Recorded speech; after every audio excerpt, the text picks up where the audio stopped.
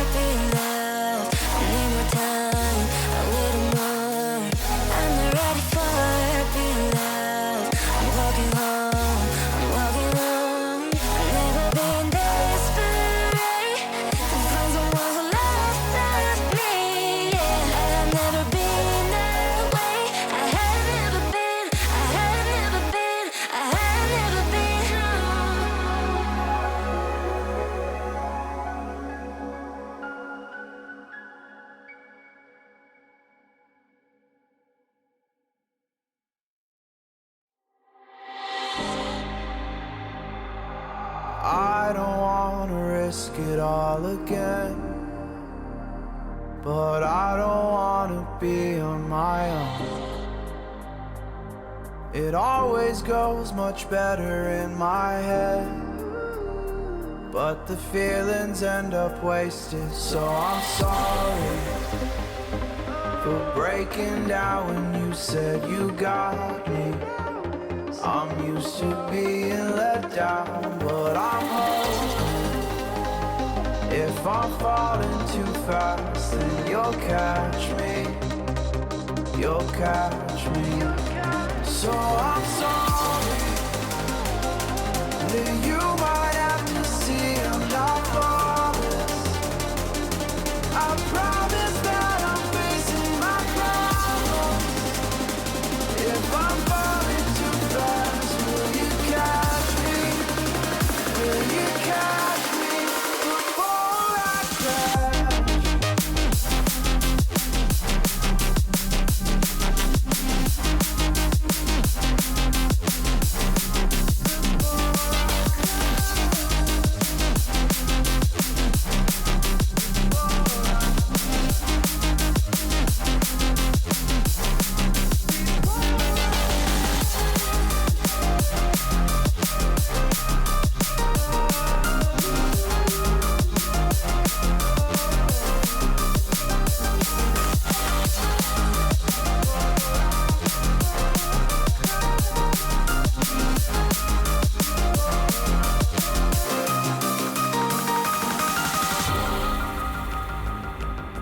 I'm so afraid that you'll run out of patience.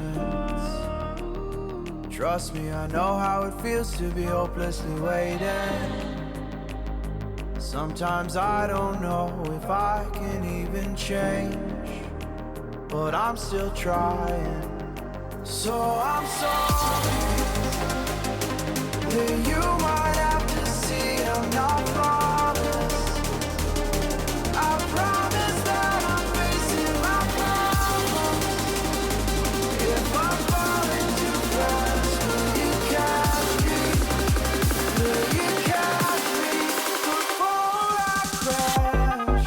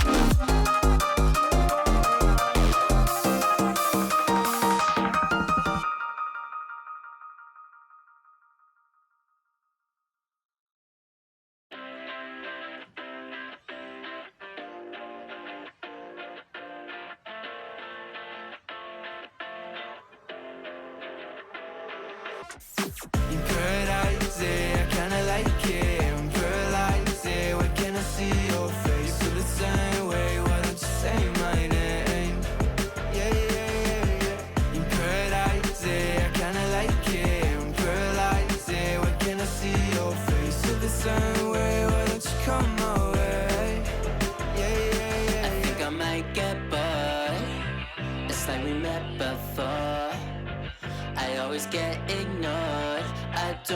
boxes. I'm sick.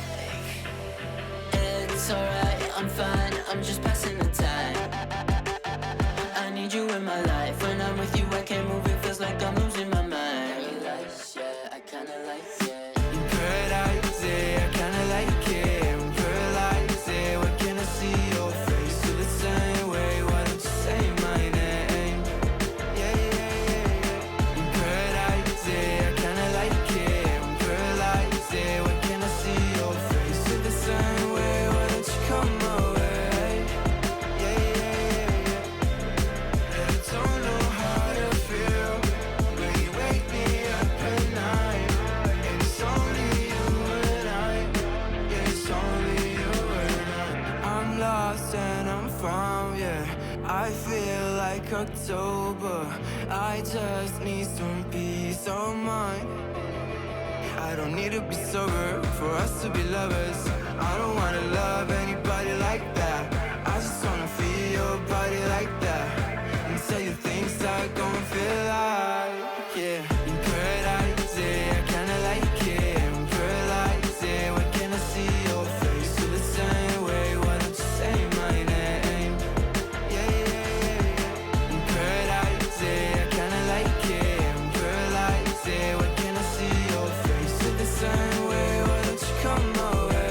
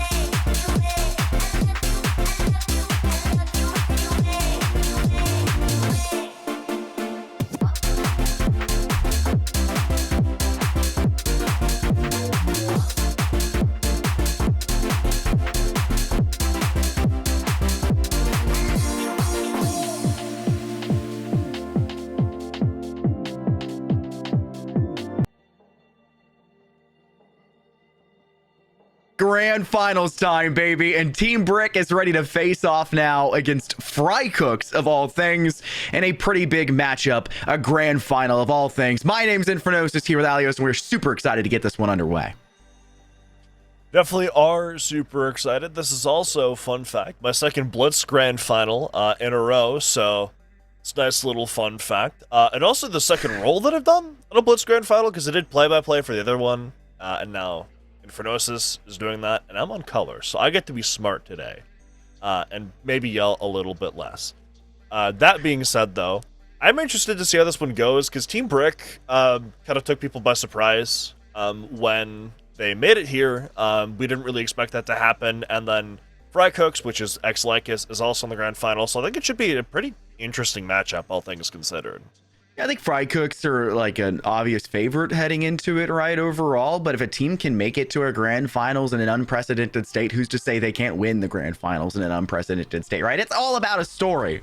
And who doesn't want a storybook ending like a unexpected underdog rising to the top and usurping a team that is expected to be so much better than them? I'm really looking forward to it, especially in a best of 5. No infinite OT, mind you. Apparently that's different from the prior grand finals that we had, and I'm so thankful for that as the play-by-play and doing a whole lot less yelling than you did last time.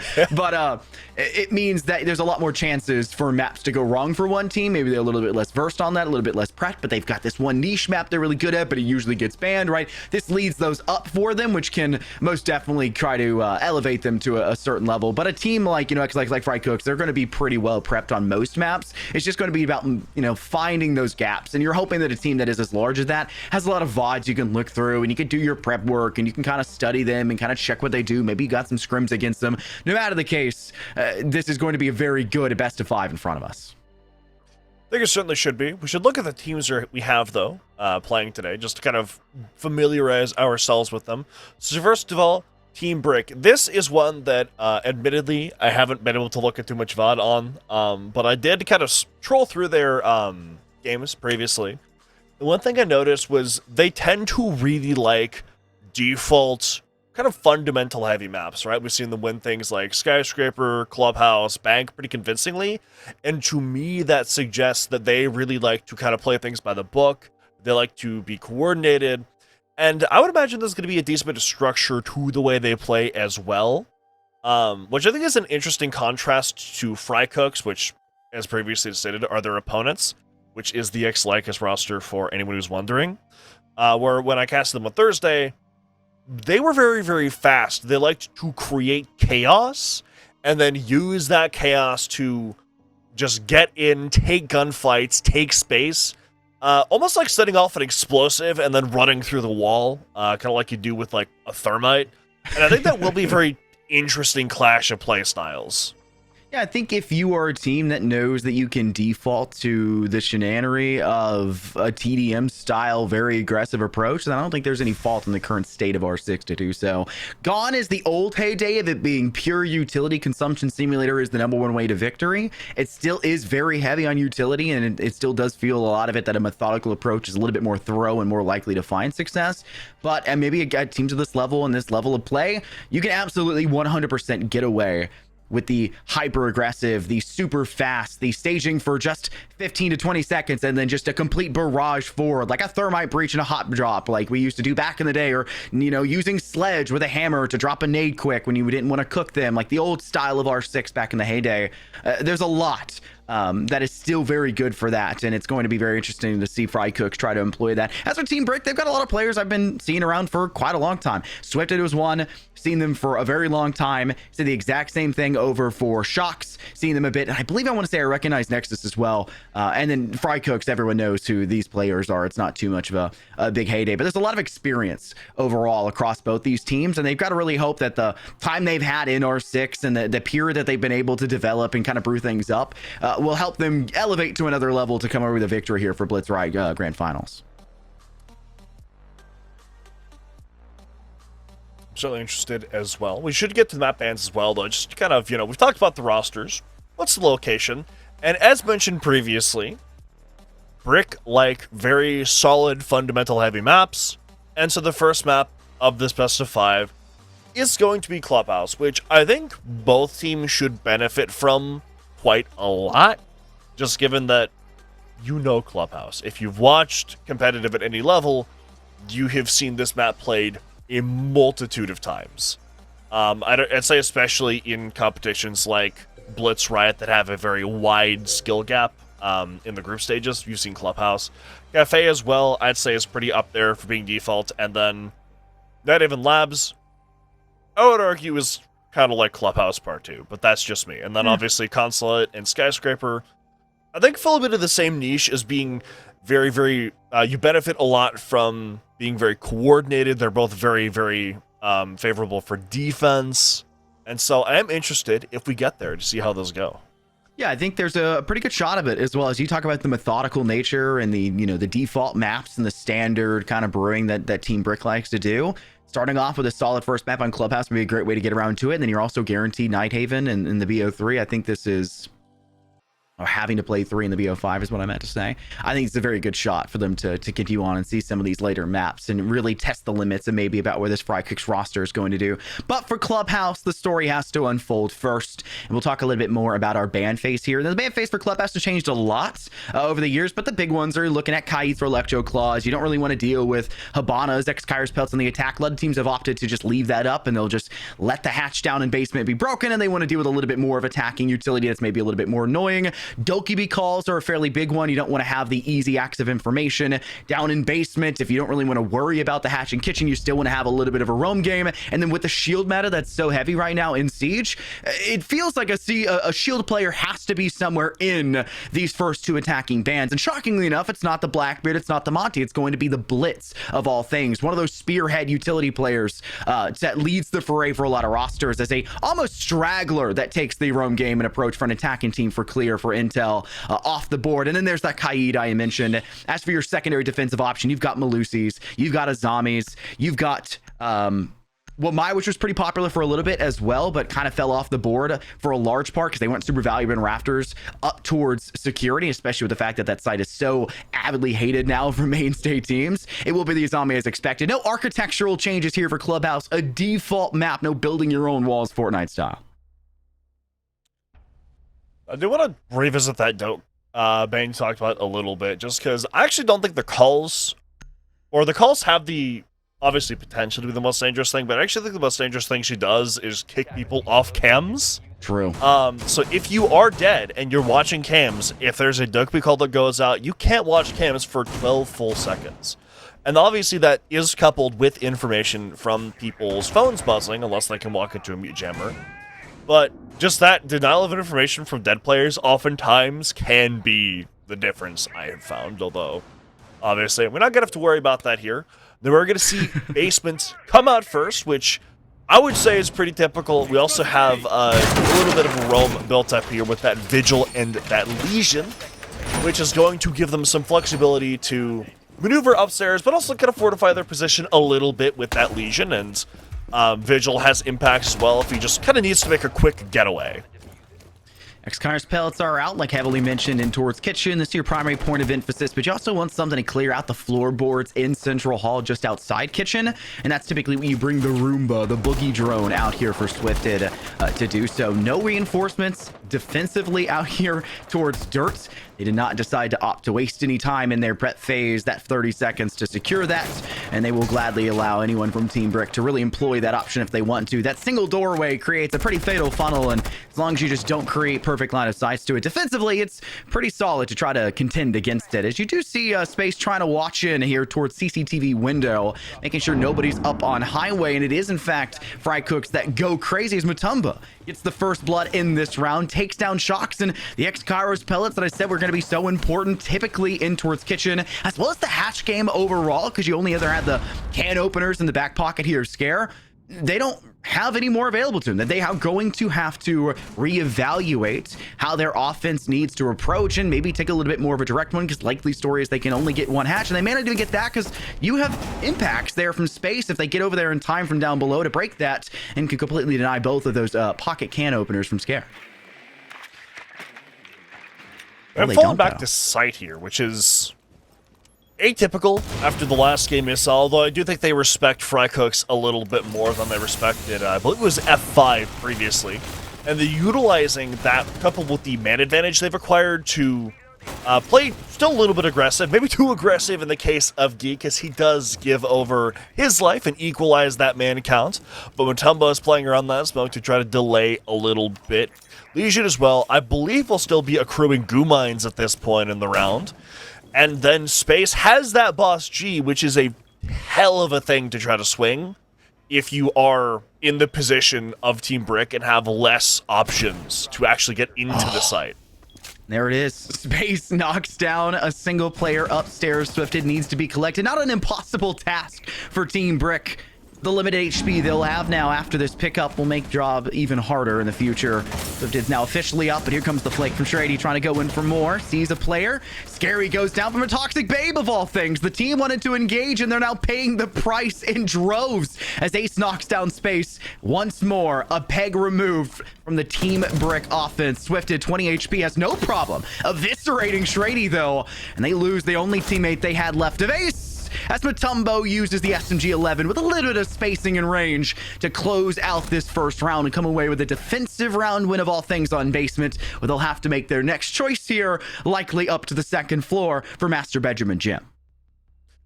So first, a little bit of housekeeping. Probably should have said it before. Tiny Jerry is scarping. So right. Just if you are wondering who that is who it is.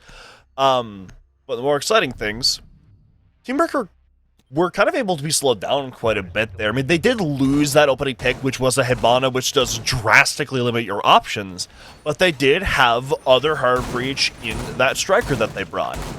But then we saw Frycooks fall back down to the site and then just still lash out a little bit so Team Brick couldn't get comfortably around the site.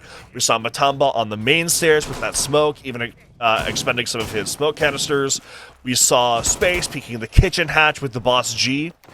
And even if those things weren't necessarily netting kills, it was creating an aura of uncomfortability around the site that Team Brick had to contend with. And it did waste a ton of time and mean that they kind of had to walk into the waiting arms of several people with guns. Are you accusing them of aura farming the basement side with a quick step back towards site? Was looking for the right word there. I'm not a linguist, fun facts. For Frycooks this round. We aura farm here for Blitz Riots. Though how quick they step back towards the basement is kind of an expected approach for them, right? And it obviously came away with a victory for them, but you pick up be a little bit quicker.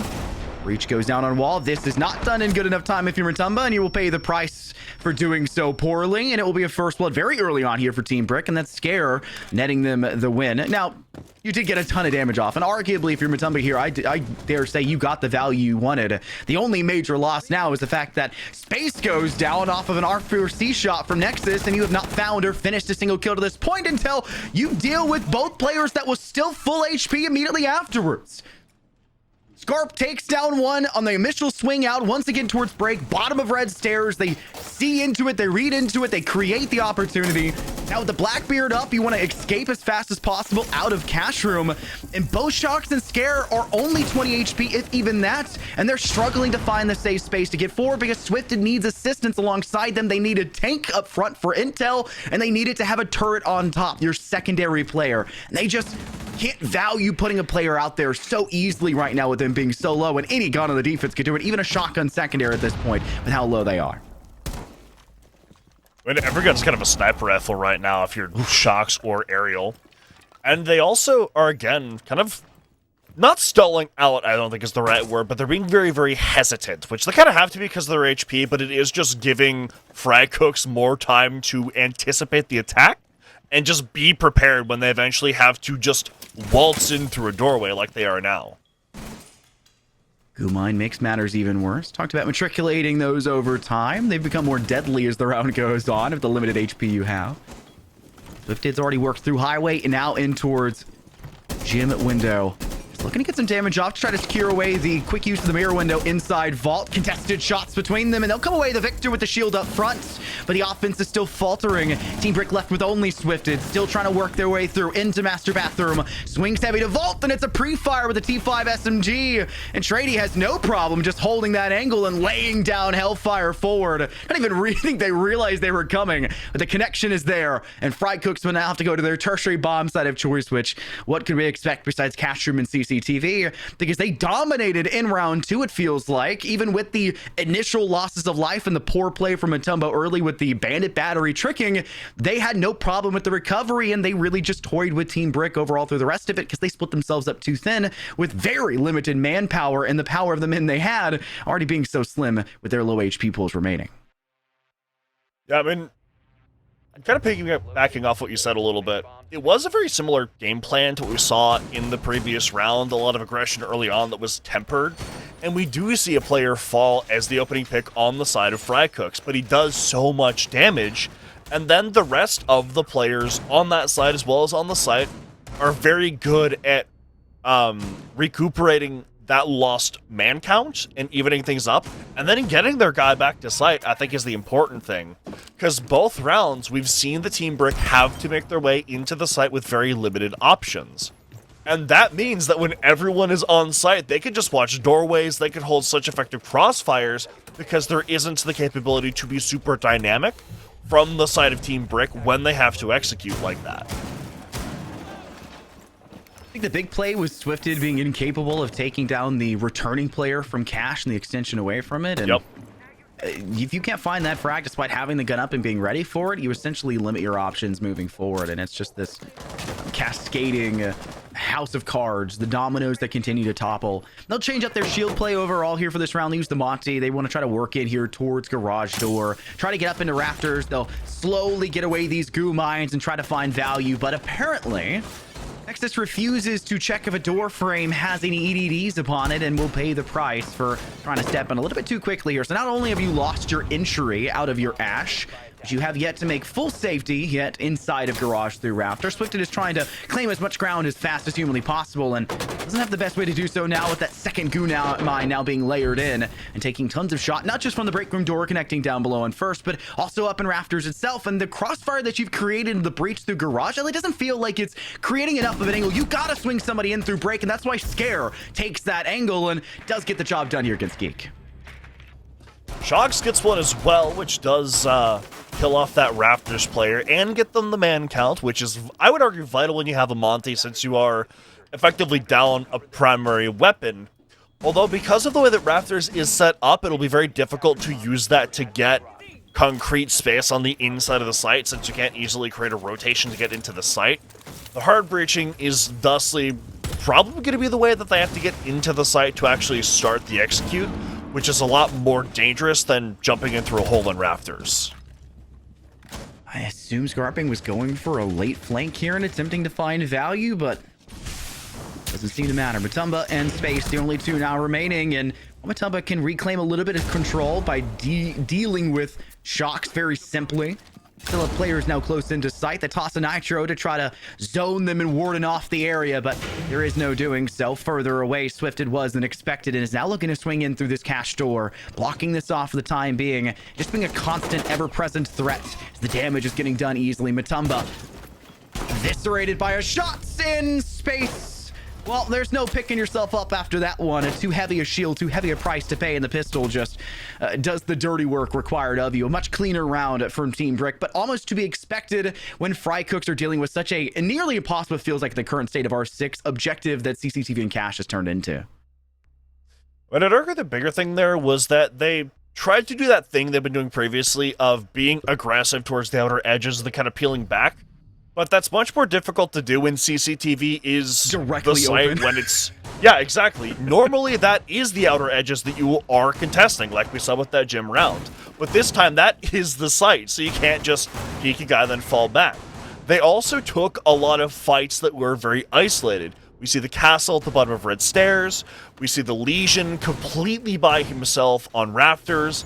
And that just combines to give Team Brick a way to get into the round, and Monty will become exponentially more powerful the less guns are up on the other team, because he has more powerful in that man imbalance to corral people and cut off angles, and he's just kind of an ever-present wall that you have to be aware of. And they use that to sort of isolate those last couple fights, and then just close things out on the frags. Back down to the basement we go, the rally, and I'm gonna be honest, Team Brick didn't preen themselves correctly to prep for this, right? A lot of the problems did come obviously off of losing X-Kairos pellet unit or their Habana. They felt like they had to get the hatch open with the can openers instead. They couldn't use those for the other hatches. They wanted to get towards Moto.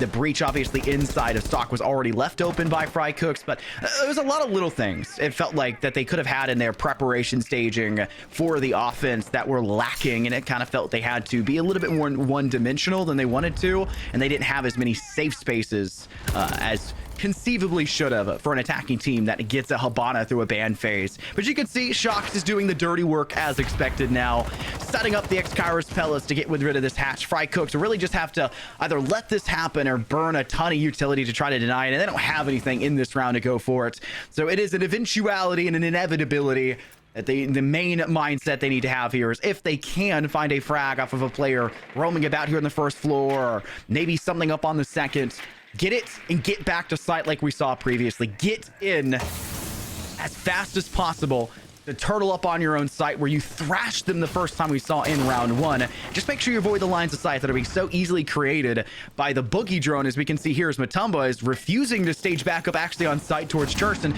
wants to sit up on central stairs and pick a fight here as they've used their last toxic bait with still 90 seconds left in the round and the SMG-11 out. But he wants to fight here. He wants to get something to make that game plan of just falling back to the side and holding angles more potent. But the hard breach has been utilized much more extensively than it was before, and there's just more redundancy in it with the addition of the Grim. And so if he doesn't get a pick here, it'll be very difficult to fall back one, but it also just makes their lives harder since there's versatility in the ways that Brick can get into the site now. Harsh pellets now onto Church Wall. How many sightlines can you possibly try to create for yourselves? May not matter though. Scarp works in the other side. Scarp has been pretty darn good about the roam game. 6 kills so far in this series within just 4 rounds now, and still more conceivably on the docket.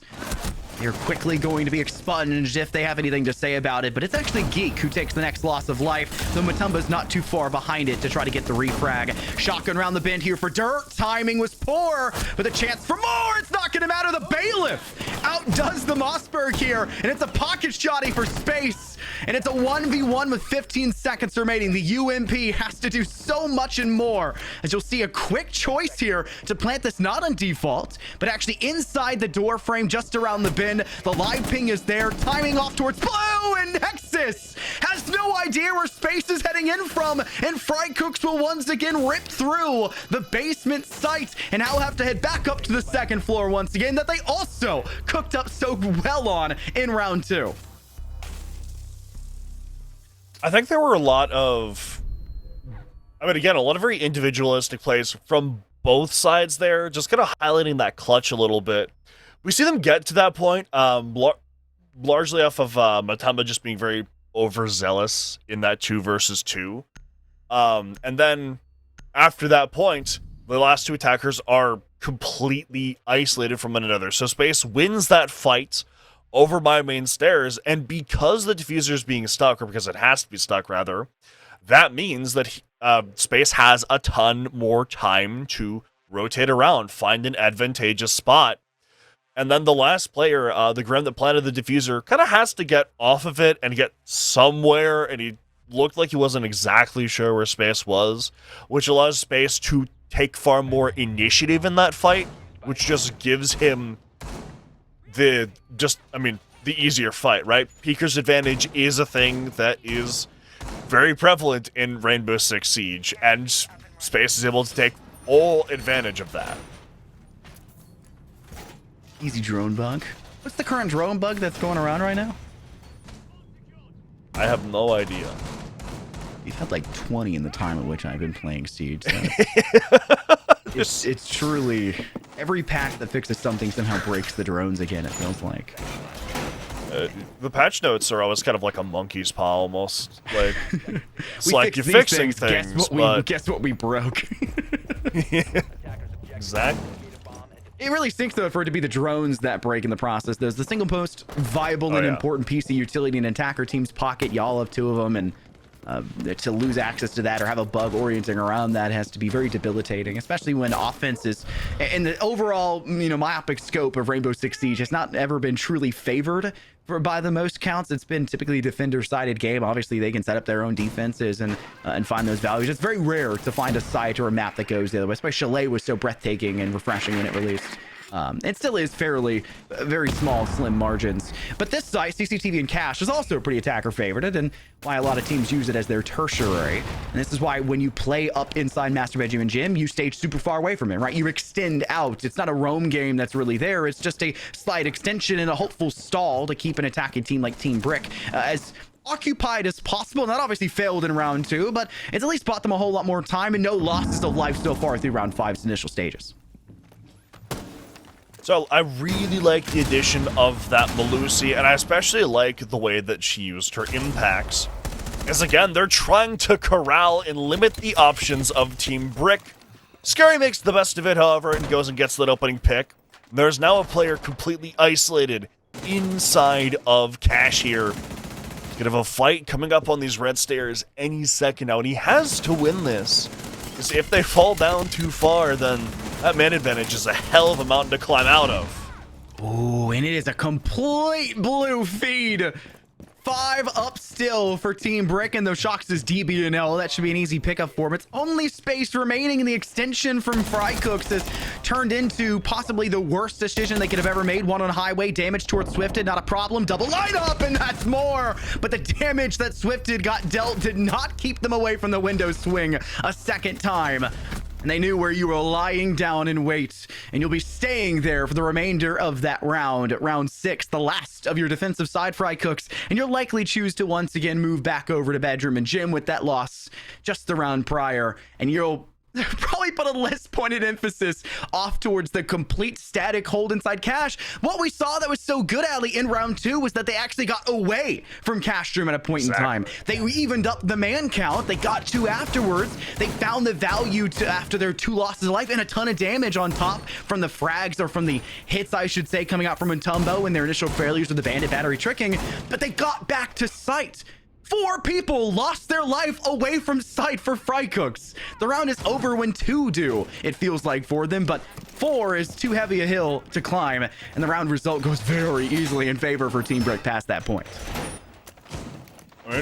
Yeah, like you said, they did make, I think, good adaptations over on that side, right? The way they tried to use the Malusi, impact tricking the ace charges off the wall to just waste some of them, as well as limit some options.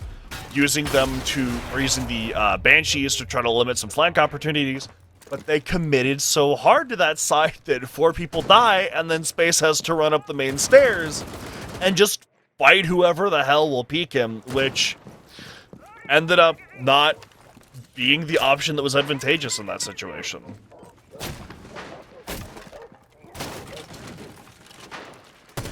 Initial step up here for Nexus, and we talked a lot about how Nexus's loss of life 2 rounds ago was a pretty poor way to get things oriented, but they obviously had recovered because it was a CCTV side. Swift had got a lot of instantaneous value up into rafters, the garage breach, the lounge clear. For Team Brick, you're playing the exact same objective, and they know that their win came off of this cash room frag. You could see the complete vacancy that Frycooks have given to this. They're like, we don't want to deal with this whatsoever. They put up the walls, they lay some initial utility, and then the moment that they feel any contention, whether that's on highway and through CCTV window or maybe a rafters run through, they sprint back to site. They want no dog in that fight, it feels like here, Ali, and I don't think that's the wrong decision considering the end result we had previously, as the utility not going to be an issue when everyone's now stacked up on site ready to hold an angle and tear down anyone on Team Brick that tries to get in towards them, as the highway util is working to clear out these mirror windows. First one now here inside of Vault, and the other one likely to be closer in towards master bedroom, or bathroom I should say, to try to get a little bit more on top. They wanted to try to break away the mirror window still with it being broken, but no access there for Swifted. They'll rotate over and likely try to get some flashes and a hot drop that direction instead. The thing that has worked very well for Frycooks in this defensive half so far is just to limit the options that Team Brick has to actually get in, but they're giving away so many picks again in Infernosis. It's a 1 versus 3 for Space now. Space, no difficult task in front of them that they can't do. They pulled off some crazy things towards the end of last round, lots of damage, but it may be too much to overcome here. Having to pull out the secondary. Heavy swing to bathroom, and Shocks is tucked inside the stall waiting for more. The chances too easy, it feels like, for Team Brick once they're given an avenue of approach, and it just felt like maybe a little too static for Frycooks. A lot of where we've seen them be able to fall back to site safely, they've already gotten 1 kill, they've already gotten 2, or when they've fallen back, they still have Scarping roaming about on the 2nd floor, technically 1st floor when they played basement in round 3. Or sorry, round 4, I apologize. Their 2nd time around for it. It wasn't everybody just there. It did feel like there were secondary options. There was something to bring another point home, right? There was always a second layer to the onion, and instead, Philly feels like the last 2 rounds, they peeled too quickly, and instead of letting themselves get peeled bit by bit, they just let themselves get chopped in half. That is not how you deal with an onion, and you're gonna have to face the tears that come from cutting onions. That is not a great half for Frycooks, despite the solid start from them. A 3-3 ending after that is a tough pill to swallow. I mean, just the aggression, I think, is... I mean, it's a very double-edged blade, which obviously, great for cutting onions, great for dicing onions, but you don't want to get diced in the process of trying to utilize that blade. As, I mean, right, like you just said, they started off with that phenomenal first half of that defense, up 2-1, and then they go up 3-1 as well, and it looks like they're going to have a very concrete advantage going in, but they just can't stop giving up those picks. They need to stay up in those late rounds, so they actually have the bodies to hold on to the site and plug holes that the attack is finding. First 30 seconds of the round for Frycooks will be them just creating multiple avenues, as Mason likes to say, and we don't like to say a lot of things Mason likes to say, but phantom pressure, the term's oh so colloquialized. Just create as many avenues, make it so that Team Brick can't stay still so extended.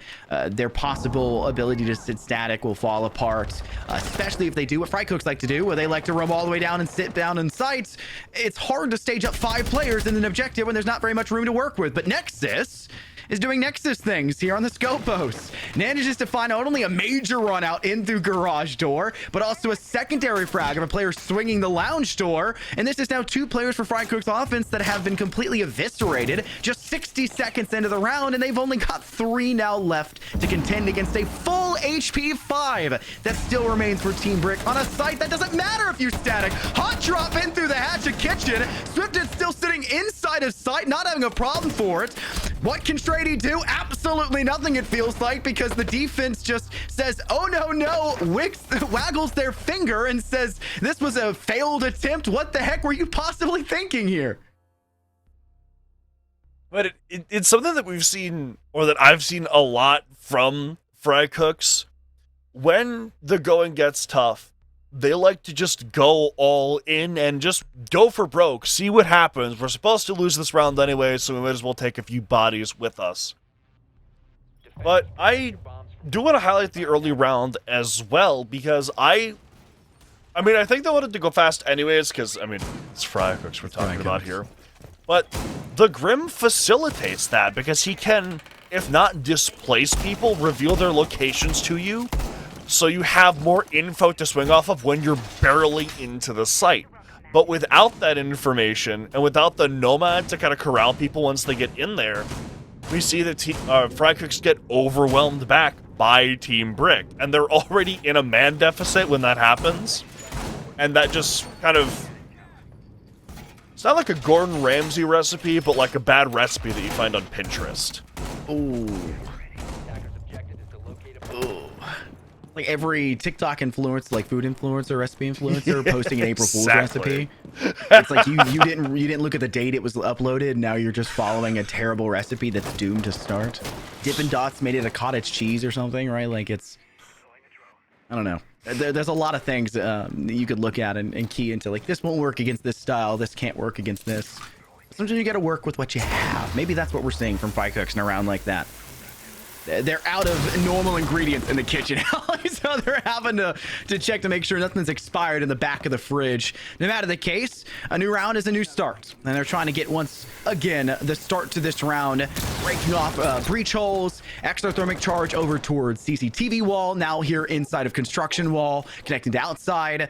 They also would like to get control of cash room fairly quickly, maybe put some pressure towards the Logi hatch to get an angle, maybe to force Shocks to be a little bit more honest inside of vault. And once again, get control off here towards Cash, where what a cheeky angle from Scary there behind the shield as well to get the first frag. Thankfully for Frycooks, refragged back by Strady, but the damage has been done. You've lost Mutumba. Mutumba's been a pretty clear player so far for the Frycooks when it came to their defense. I mean, all in all, it's not the worst possible trade, but if the precedent is set, if they're going to set the precedent of losing that opening pick consistently, that is very difficult to come back from when the team you're playing against is competent at setting up crossfires and falling back to the site. Which, thus far, off of our one-round sample size, which admittedly was kind of strange, that is something that Team Brick are perfectly capable of, is setting up the site in a way where they are able to take very good gunfights with crossfires. And we have about a minute left here with Frycooks still kind of working the extremities of the site itself, getting people in positions, but Team Brick also have phenomenal positions on the site that they're just gonna sit and hold. And they don't even feel nearly as congested as it looked like Frycooks were feeling in their previous attempts up on this side. The two that failed obviously at the end there, and everything else in between. Sometimes it feels like even if you can get all 5 or even 4 players back to static on a site, there's a couple that just don't know where to stand. They're too close to others, and you lose the... you almost create vacancies because it feels almost like you're overexpending manpower where it shouldn't be. One player, though, inside Jim, and it seems like Geek is aware of that, but just hasn't really found the availability to get that frag. You were trying to send Scarping off that direction, but Nexus is now doing Nexus things and not only getting a single kill, but also lapping back in for more to take down every possible player that's approaching you. This has been a showcase these first 2 rounds, a lot like Frycooks' first 2 defensive rounds from Team Brick, but with the fact that they were able to even out at 3-3 at half and secure such a solid state for themselves with a huge spree in a row from them on their victories at the end of their attack. It feels like Team Brick are starting to feel completely in control overall for the series, and it's up to Frycooks to adapt and overcome, and hopefully a victory here in CCTV, the more likely of their objectives to find a victory on, would be a good way to put their foot in the door to make sure it doesn't close completely on them for Clubhouse. I think part of what we're seeing right now is the fact that, and with the defense, it's just easier to get away with shenanigans because you have the advantage of being the ones to set up the map, and the attack has to come to you. They have to make stuff happen. So you can utilize a little bit more tomfoolery than you can on the attack. But Frycooks, in trying to keep up that spirit transitioning into attack, it hasn't worked nearly as well, and Team Brick have had a much easier time rebuffing it than I think was anticipated with them not being the defenders. And so the game plan needs to change up a little bit, right? You don't want to give up that spirit of being unpredictable and being aggressive, but that needs to be balanced with a little bit of strategy so that you're not just running in and dying. Sometimes you actually have to think, I think is what you're getting at. There has to be a thought process, on some occasion. level of methodology, right? You give yourself even an option for a fallback or more. But no matter the case, 30 seconds into this 9th round, the top level here for Team Brick is just trying to have some extension. CCTV is hard to stay into. You want to put a player close to Logi. You can get a crossfire towards construction breach. There's a lot of options for attack approach. For Frycooks, you could have done what Team Brick did, where you put Swifted on Monty and worked your way into rafters, and you took the breach to the garage, got a couple frags pretty successfully, shockingly, through lounge door, as well as eventually clearing the rafters as a whole to get the breach there on CCTV wall. But instead, it looks like we're seeing the hot tub approach instead from Frycooks. Get the hot tub wall, jacuzzi wall, start to stage up on this side of the map. Take that very east to west approach. Make sure that you have this double-sided pressure, which does limit the man count overall for both sides because you're spreading yourself thin. But the availability of crossfires, and like we said, Team Brick are really good at making sure those crossfires are advantageous towards themselves instead of others. But trying to claim that advantage for yourself and make sure they have to stay on site is the best way that Frycooks can conceivably find success for the round. It's too bad they don't have something like a Ying to make the job a little bit easier towards red stairs for clearance, or even any nades to try to zone away. It's going to be a little bit harder of a battle for them overall to ensure that once they swing this door, they're not immediately set up by a crossfire from red stairs and then cut in cubby corner for cash, or even inside CCTV if no one's watching that highway window. I don't think I see the idea for the Frycooks attack, which I think is going to be largely an execute in towards cash with someone sitting outside of the main bridge, probably space, just to kind of cut the side in half. But you still need to displace that red player like you were talking about, because that's a pretty damn powerful position. And there's at least one player inside of CCTV that Space really hasn't been able to dislodge, although he does opt to move out himself to try to get a little bit aggressive. Ooh. Scarping goes for a pretty dangerous swing off towards Swift, and it will get them, but damage was dealt in return, and the same fell swoop Space gets taken out by an opposing player, and it evens out the count for 4-on-4. Scary not able to win a fight against Shrady. Shrady working from a pretty dominant position, trying to take that CCTV. Plants and gets 2 more at top of red stairs. Talked about the cut that need to be held. Well, this cut strikes true, and it's only 1 now remaining. Ace and nowhere to go with them. There's no ace up their sleeve, that's for sure. And a 1v4, that's a nigh impossible task.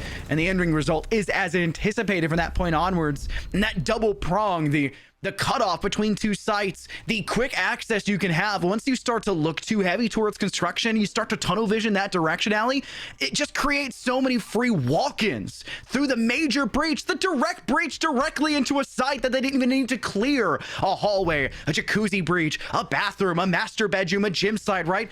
The direct wall that they were lapelled on for the entire 2 minutes after that point. They could just walk straight through that breach and have direct sight lines to the Team Brick side that, like we mentioned a lot with Frycooks, felt like there were too many players with nowhere to go, and they were all stacked up upon themselves, creating this unfortunate happenstance of nowhere to go and everywhere to be shot from. I mean, I really like that walk-in from that main breach from Shrady. That's typically a position that you will hold while on rappel, which I think is what Team Brick were expecting, right? But there isn't really a better option that Frycooks have to dislodge players from red. So the idea they had was just to play on red and wait for the execute to happen so they could just win the fights. But Shrady walks in and he is the dislodging utility in that case from a completely unexpected angle, and then the rest of the players move with him as well.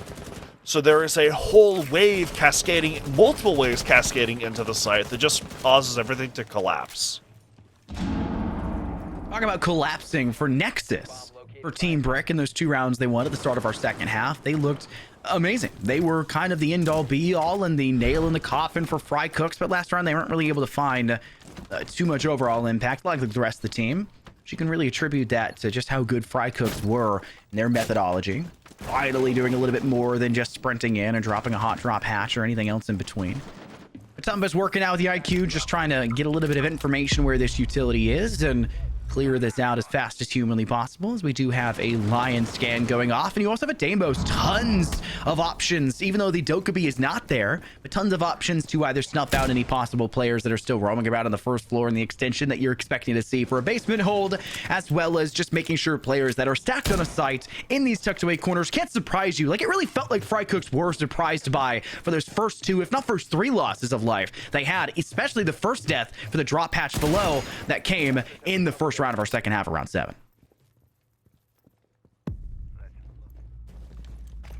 Pretty standard so far what we're seeing, I think, from this attack from Frycooks. There's been a lot less of an extension, I think, than what was expected, which is allow them to get in, make pretty efficient usage of those secondary hard breach canisters that Geek has. Just open things up, find where some defenders are. They got rid of the potential scope-less flank. And now, for the next minute, 10 seconds or so, the goal is going to be to work the site, open up as many angles as you can, dislodge players where you actually want to go for the execute, and then set up the crossfires so they can't get back in to contest that execute when you actually want to go for it. A nade kill in 25? Not on my bingo card. Not on the bingo card. Still, refragged back, not too far away, and who else but Nexus to actually find 2 in a row. The drop through Moto falters for Frycooks, but Shrady, what a twist and a turn, and now it's only Shox and Shrady in a 1v1 after the Nitro is sent off towards Matumba. Shox is just toast cucked in here towards blue. Swings wide, and the Vector for Shox of all things. Expecting them to see Endure, a last chance swing, and almost didn't get the flick off in time, but was able to get the initial swing up to the head to get the shot to finish the job. And Team Brick recover throughout the end of the first half. 2 in a row, 2 to start it. A little bit of a faltering step, only now giving Frycooks 1, as you'd expect on a site like CCTV. And now the name of the game once again is in Frycooks' hands to say we have to win Master Bedroom and Gym. We have to see them fail here twice like we did, because if we don't, even a single mistake feels like Nexus alone could capitalize on it and take us down. We cannot let the rest of the 4 also start to key it in and take us down, because while this, yes, is a pretty easy map, we should be just as good at this as any other team. I don't hate the idea of going for a Moto kind of execute like they went for, but then you kind of need to watch that, I call it ash wall or Kool-Aid, that wall that Nexus was looking through, is those feed holes are just so common, and that would be my first thought if I knew my opponents were going for a church execute, is to hold the ash footholes. And that's exactly what he does. And he gets, I believe it was 2 kills off of it. One onto the initial player, the one onto the refrag. And that, I think, kind of alone undid the execute almost entirely. And then there was another kill as well elsewhere on the site, which then just leaves the rest of Frycook in a really bad position, which Shreddy did his damnedest to try to bring back, but just didn't end up working out in the end, as Vamir kind of has the advantage in that fight. At some point, you have to think about bringing smoke canisters or anything. You don't even have to put a player there to direct watch it at bottom stairs, right? Just throw a smoke canister up. Or have a drone through there initially instead. Like, there's so much in front of you as for options for Frycooks. I didn't feel like they did their due diligence, but speaking of due diligence, put Scarping as far forward as you possibly can. Nade toss out as well to try to clear out the Frost Shield. Well, it is dealt with, and you don't really have to worry too much about Scary, who found a great angle for this just a few rounds prior when T-Brek were playing this and got that first play before it was refragged back by Scarping, if I recollect correctly. Maybe Shreddy at the time. Don't really want to leave them too long inside construction. And overall, it feels like Frycooks are doing a much faster approach here towards Highway to get this pressure here. And with a Cali for space, it feels like they should have a much easier job overall, making sure they can control these dangerous outlooks, the dangerous viewpoints like inside vaults, creating a sight line through these walls towards the gym utility equipment, as well as making sure that nobody can kind of swing into the central door of Master Bedroom that connects the outside hall. But you would like to maybe get a little bit more towards Jacuzzi Wall, just create a second option for approach, because I don't really feel like Cash has given anything just yet for Frycooks. Matumba is still stalled out over here, not really sure about where they need to head to. I mean, I think there is a justifiable concern with that edge of the map, because our observer just showed Nexus has his other Scopo spot pre-placed inside of Garage, specifically for a flank. And he's been an absolute menace on those off angles, although Matumba is now going to die, and he was the one primarily watching that flank, and I mean, everyone else just falls as well. Everything happens so quickly, you can't even see what happens. How do you lose that fight too? Map 1 is done. It's into the books, and Team Brick throws a brick into the face. Unfortunate as it is, they bore witness to just how demoralizing a loss in Clubhouse can be, and they felt in control the moment that round 5 actually really cooked into the books for them. You get a little bit of success over on CCTV and Cash, and I just felt like that was this ego booster overall, a morale booster. We're saying, okay, that felt pretty comfortable. We made mistakes and we still came away with a win. Why can't we do that any other objective? And the storybook is written. They gave him 2 rounds past that point, the rest of the first half and the start of the second half. Just a very clear-cut victory, and we definitely saw the methodical nature. They like to play these strategic maps. They like to play the standard maps, and they look really good on them. Yeah, they did look, I mean, just phenomenal when they had a little bit more opportunity to set things up for themselves, and even just attacking the sites that were very well set up for Frycooks. In the end, those 2 gym wins in a row, I think, really were what, or those 2 gym attacking wins in a row, I think is what really sealed the deal on that game. As if one of those had gone the other way, we'd still be in the game, or even potentially in overtime, which is not infinite overtime for this series, but it is still a significantly more advantageous position for Frycooks than losing 4-7.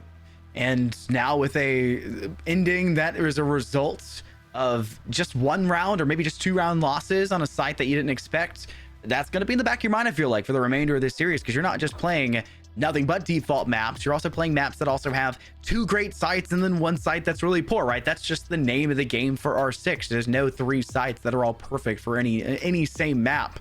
And you cannot let small mistakes, giving up an objective, be something that throws it out the window, especially when your start to that second half for you, Frycooks, was so abysmal. Especially in the first one where you just sent 3 players with a hot trap into a hatch and prayed, right?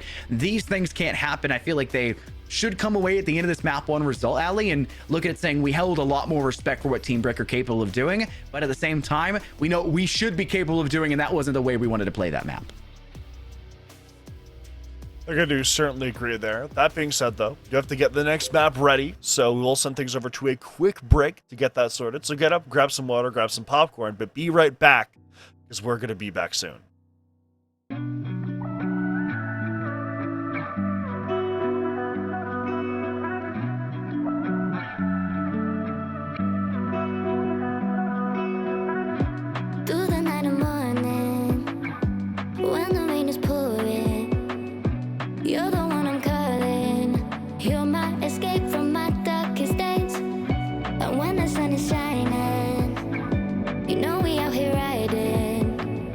chasing the horizon with you.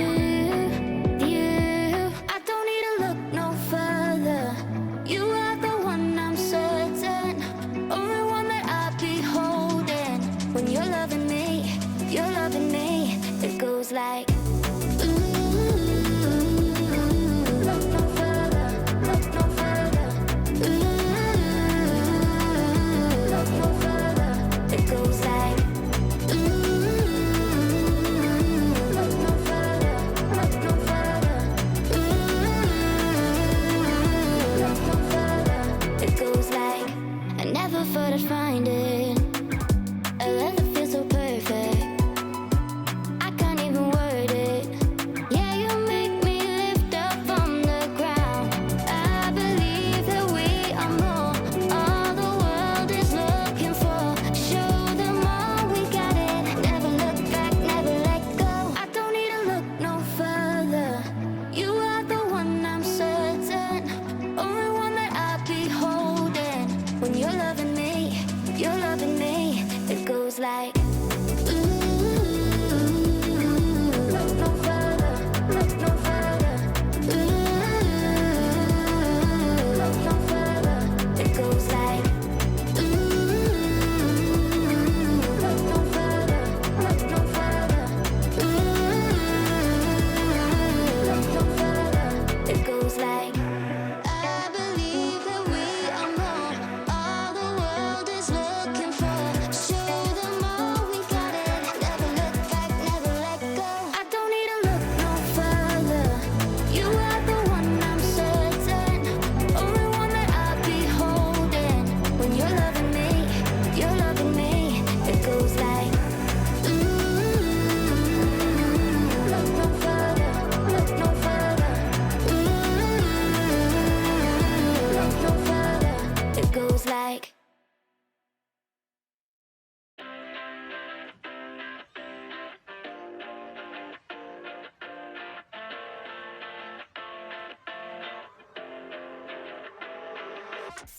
You paradise it, I kinda like it. I'm paralyzed it, when can I see your face? Feel the same way, why don't you say my name?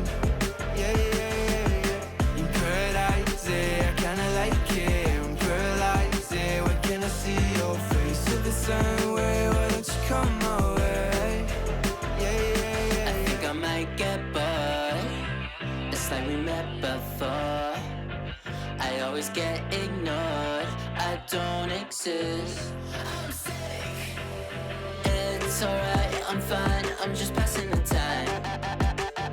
I need you in my life. When I'm with you, I can't move. It feels like I'm losing my mind. Paralyzed, yeah, I kinda like it. You paradise it, I kinda like it. I'm paralyzed it, when can I see your face? Feel the same way, why don't you say my name?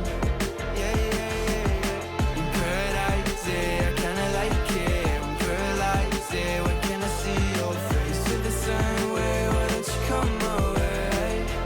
Yeah, yeah, yeah, yeah. I don't know how to feel, but you wake me up at night. And it's only you and I. Yeah, it's only you and I.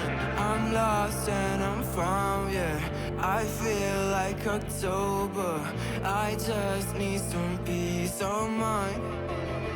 I don't need to be sober for us to be lovers. I don't wanna love anybody like that. I just wanna feel your body like that. And tell you things that gon' feel like, yeah. In paradise, yeah, I kinda like it. I'm paralyzed, yeah, when can I see your face? Feel the same way, why don't you say my name? Yeah, yeah, yeah, yeah. In paradise, yeah, I kinda like it. I'm paralyzed, yeah, when can I see your face? Feel the same way, why don't you come my way?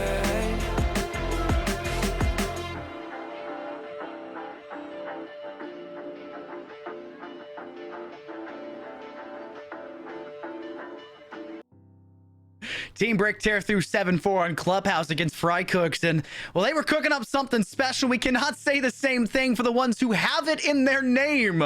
Their play style, the results, and everything in between left us wanting more. So map 2 on the horizon in our best of 5 series for the grand finals of Blitz Riot. Can they leave us with something more than we had at the end result of the first map of Clubhouse? We'll have to see, Ali. I mean, I would hope so, given that this is Frycooks map pick. It's also Cafe, which does play differently than Clubhouse does in several ways. It's a lot more vertical play heavy, for example. Although, provided Team Brick has chosen to start on the defense, I'd imagine they can translate a little bit of that magic we saw towards the latter half of Clubhouse onto Cafe, just with the way that some of the sites work. Although I think there is going to be a lot more room for Frycooks to mess around and just get in weird places than there was before. Yeah, how many unexpected angles can there possibly be for a map? Or Cafe's got a whole heck of a lot of them. It feels like there are so many corners, so many avenues, so many times where a drone is important to ensure full offensive acuity, which honestly for Frycooks, I felt like that was really lacking on their offense in the second half. A lot of what they were losing out to, especially in the early rounds, round 7 and 8 in particular, it felt like they just didn't do their drone work, didn't do their due diligence. The hot drop down below into Moto as well. They should have had a drone on Central Staircase. They should have seen that there was somebody watching through Kool-Aid Wall, that there was a Scopos laying prone with the foothold angles. They should have seen that and known that. That's just such an easy read that I think when you're in the heat of action, sometimes you can forget a lot of things, but that's why you have 5 people. They're not likely to forget everything, and I think somebody just has to speak up and be willing to think outside the box maybe a little bit, even though how clearly that feels like it should be an in-the-box thought. Sometimes it can elude some rosters. It is what it is. Blackbeard will be banned, though, for the first ban of this map. The second one will be Deimos to follow suit. Frycooks really don't want to have to deal with that tracker. And now for their defensive side of things, for Cafe, there's plenty of options. It's a fairly large map, so Valkyrie is a pain in the rear by all accounts, but it's not like you're too hard-pressed to bring an IQ in the first place. You could counter that fairly well. You just don't want to deal with the Kiba barricades.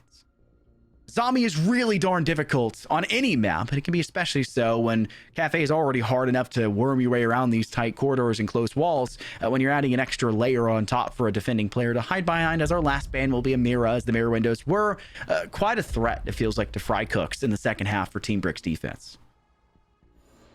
That's the inside vault. Right. Yeah, I would also argue that Cafe just is a very, very Mira-friendly map. She can be utilized extremely effectively on all 4 sites, I would argue. And that's something that, I mean, neither team's really going to want to deal with, although Team Brick is going to be the one that bans that out, even though they do start on the defense.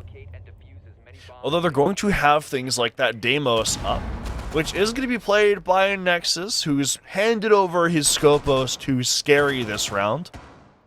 And honestly, that combined with the Valkyrie, just that combination provides a lot of potential for aggression of information. And the Valkyrie, especially if she's down below, if you throw a cam like in Piano, when the attack tries to take into that area, that can be a pretty easy C4, which Frycooks are going to have to deal with, either by getting rid of the information, being really good at playing some evil, twisted, Saw version of Wipeout, or by going down below and dislodging that Valkyrie. Saw version of Wipeout. Came up with that on the fly. I love that, actually. I love that. That's great. Did we get that movie made? Oh my goodness. Who do we get to make it? Do we get Ubisoft a movie studio and just call it a Tom Clancy movie of all things? Tom Clancy's Saw Wipeout. The IP purchasing would be crazy, though. The expenses for it. Speaking of expensive, losing out on Geek early is a pretty heavy price to pay in the first 30 seconds of a round. It was also comes at the cost of a Valkyrie cam for Swifted. I mentioned that you typically are bringing IQ a bit for this map if you know the Valkyrie's been left unbanned, just to get rid of utility and kind of know where everything is. But they didn't opt to do so, and it would have been useful anyways, because by all accounts, you're not expecting that to be up there for the 6 seconds it survives outside or whatever it is these days.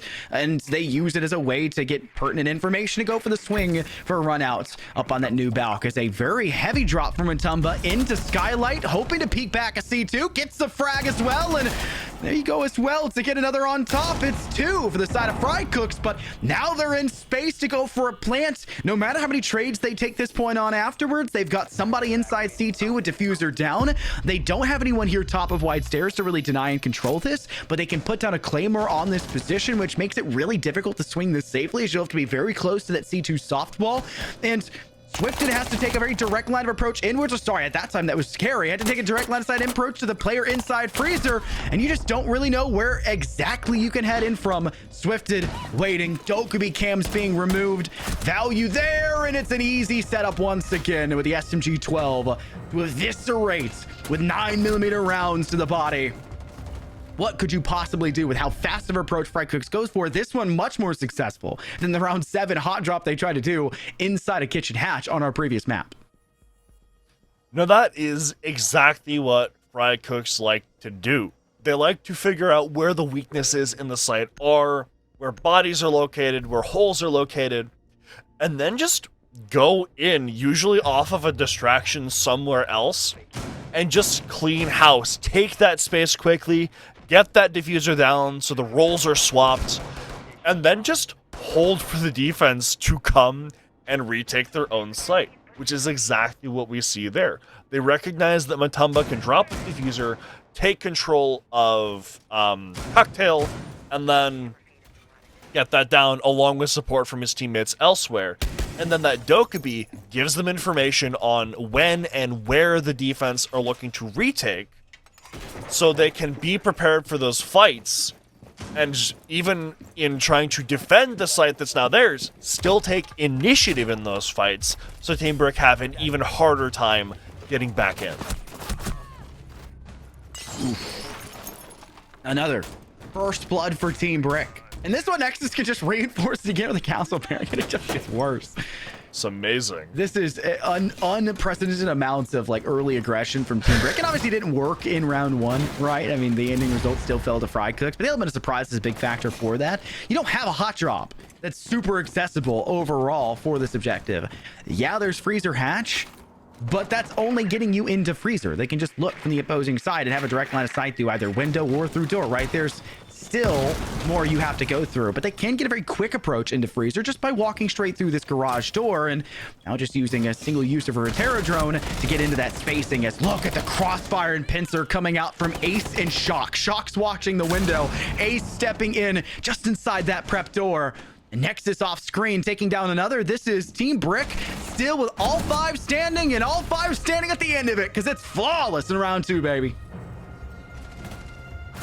But they thought they had another gap hit, but I think that after that first round, Brick were kind of prepared for that sort of play that Frycooks were going to make. They knew that someone was going to try to open up something and just walk in the site, and you hear the big explosion by Freezer, then you hear the clunk clunk of the Monty. Really doesn't take a rocket scientist to figure out where they're going to try to go in from, so they reinforce that position. Additionally, with the castle barricades placed over by Whiskey Bar and by the window inside of Closet, when you have all that set up, no one can really get a good alternate angle onto the site to help with that execute, and everyone's kind of funneled into areas that you want them, rather than just being wherever the hell they can get themselves into. And honestly, I think that was semi-intentional, leaving that freezer open, just because, I mean, that's the obvious entry point that Frycooks are going to take, and Team Brick were very prepared to contest that entry. Well, obviously, round 1 goes in favor for Frycooks, and a lot of that comes off of the top floor and the skylight hatch and the speed and veracity at which Frycooks come into it, which we kind of talked a little during the break there. It's like they play crazy. Like Frycooks, they play diffy, right? Like this is what we're the only thing we can really say for them. You default back to a more standard feeling site for Team Brick down inside kitchen, where there isn't that super available swiftness, and any swiftness you leave up, it feels like you mentioned, they kind of do so on purpose. Obviously the freezer wall being left soft. That is now kind of the same story when you talk about both objectives on the second floor for Team Brick. There's not a super easy available access to just take a hatch directly through to the site. And Hot Drop, maybe you could argue through Train, as you do have the hatch above that's inside Lounge. But at the end of the day, most avenues are much more methodical requirements in front of them, and yeah, you could lose top floor control by another Skylight hatch drop, which kind of looks like Frycooks are prepping for something here. But at the end of the day, you know that they've done this before, and it's just about kind of keying into that and wisening up to it. As both nades will be tossed here to the top of wide stairs, and a Nitro also got tossed, but the nade comes away with nothing. But man, oh man, does that Nitro find a target, and it's a first blood finally a minute in. That's the IQ as well. So you've talked about being a phenomenal counter for Valkyrie, and also the third uncontested opening pick in a row for Team Brick. And on a site where they've really forced Frycooks to slow down and take things in suboptimal ways. They're going to try to go over to mining here, but no, the Capcan worsens that man advantage, and he can still play here and just hold on because he has a piece of cover that he can play around. Shots connecting there from space. Oh, and it gets worse. Matumba gets two. And out of nowhere, Team Brick don't have any players to stand on. Space eviscerates Shocks. And Nexus, we've seen Nexus pull off 9 miracles at map 1. But 3 players in front of them being the only one standing. Still 50 seconds of wiggle room for Frycooks to duck and dive around these bins. It feels impossible, but anything can happen in R6. It's the first one now with the Vector off towards space. Closed corner direct here, cross into Z, but you know, one player's close inside mining, but you don't have the freedom or the liberty to swing past that. Do you see the feed across under the table? Just on the other side of the bomb chassis, diffuser is down, and time now in the hands of Frycooks. And both players are so darn close to each other. There's the shot through the chair, but it may not matter. Your crossfire, your secondary swing, something Frycooks weren't great about at map 1. Now keying into it a little bit more for Cafe, as you'd expect after a loss of a map. Working much better together. I mean, I think we're seeing the Frycooks look a lot more practice on Cafe, in my opinion, than Team Brick do. And I think that last map, or that last round rather, is a very good example of kind of why, where Team Brick got a very good early advantage. They got a 2-body lead, but then we see multiple people in a row all caught extremely out of position to where then what was a fairly convincing man lead for Team Brick just ends up being a domino effect for Frycooks. We saw the player instead of mining, which I think was a less egregious example, but still ends up getting a kill with the Capcan, and then just kind of having to swing something, and then he gets killed. But then the player following that Matumba killed off inside of 90 Hall, that kind of thing can't be happening. You need to be aware there.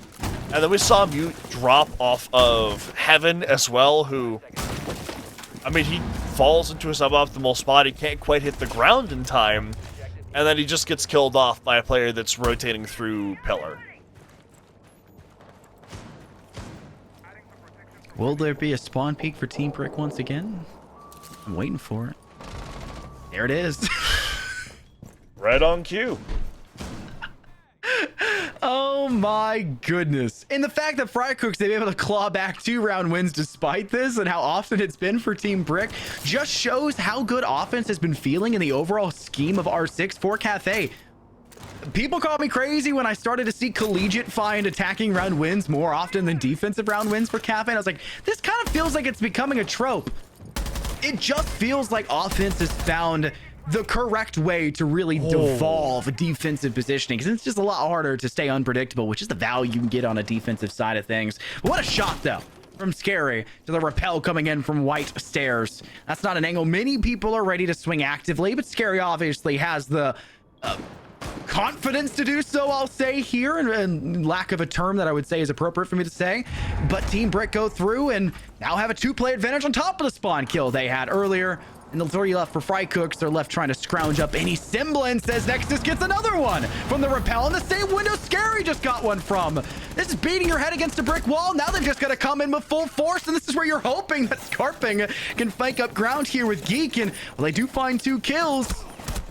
is that far enough? Because you've got more players ready to have the crossfire. It's just up to Team Brick not to peak these on solo hero missions, which has been a problem the last 2 rounds. But they have a Nitro to alleviate any of the concerns and a Vector for Ace to ensure this round ends, and they'll tie up this series still with only a couple more rounds left in this half. When Team Brick have been able to figure out where is the aggression coming from and where, just in general, are the bodies on Frycooks, they're able to rebuff that aggression quite effectively. Round 2, great example of that. When they figured out that Frycooks wanted to go for Freezer, they just kicked him out of there. And that last round, they figure out what windows they're peeking after that spawn peak. And then 2 players, 2 whole bodies, fell trying to contest fights on that white stairs window. And then that just leaves 2 people who could actually have their feet planted inside of the building, which just isn't nearly enough, because they did get 2 kills, but then they're trapped in there because of the Goyo canisters and because of the castle barricades. And so you just have a barrel with 2 fish in it, which Team Brick are more than happy to just load up with as many rounds as they have in their guns. Honestly, it feels like they're tossing nades into it instead. Like, they know what has to be done. It's just put everything in. All your proverbial eggs in one basket. in the fish barrel. Fish in a barrel. Hey, the easiest way to fish is just to use explosives like they used to do back in the day, right? Like, exactly. Will there be a spawn peak once again for Team Brick? We're running out of rounds in the first half to continue to do so, and you'd like to think that Frycooks would learn at a certain point. There's an attempt now coming out from Scary, and while some damage is dealt to space in the process of all of this early setup, they don't actually get the frag just yet. There's still a chance. Maybe have a... see if they can cook up something just yet. Finally being spotted once again. They see them through, and it will go the other way, finally, for Frycooks. But they get a start to a round that comes their way with a first blood in their favor. But it is only Scary at this point, meaning the roam game will be a little bit less concerning, maybe, for you. And maybe, and I'm really looking at the Blitz pick right now here for Geek. That'll be a great way to spearhead your way through, to cut off and really help out that swift approach that the Frycooks really love to cook up. This position from Nexus is going to be quite pivotal, as they're going to go for it really quickly. But the Blitz and Sledge overwhelm him. Swifted has gotten a pick elsewhere, but it might be ineffectual with the space that's just been taken by Frycooks and the options they're creating for themselves.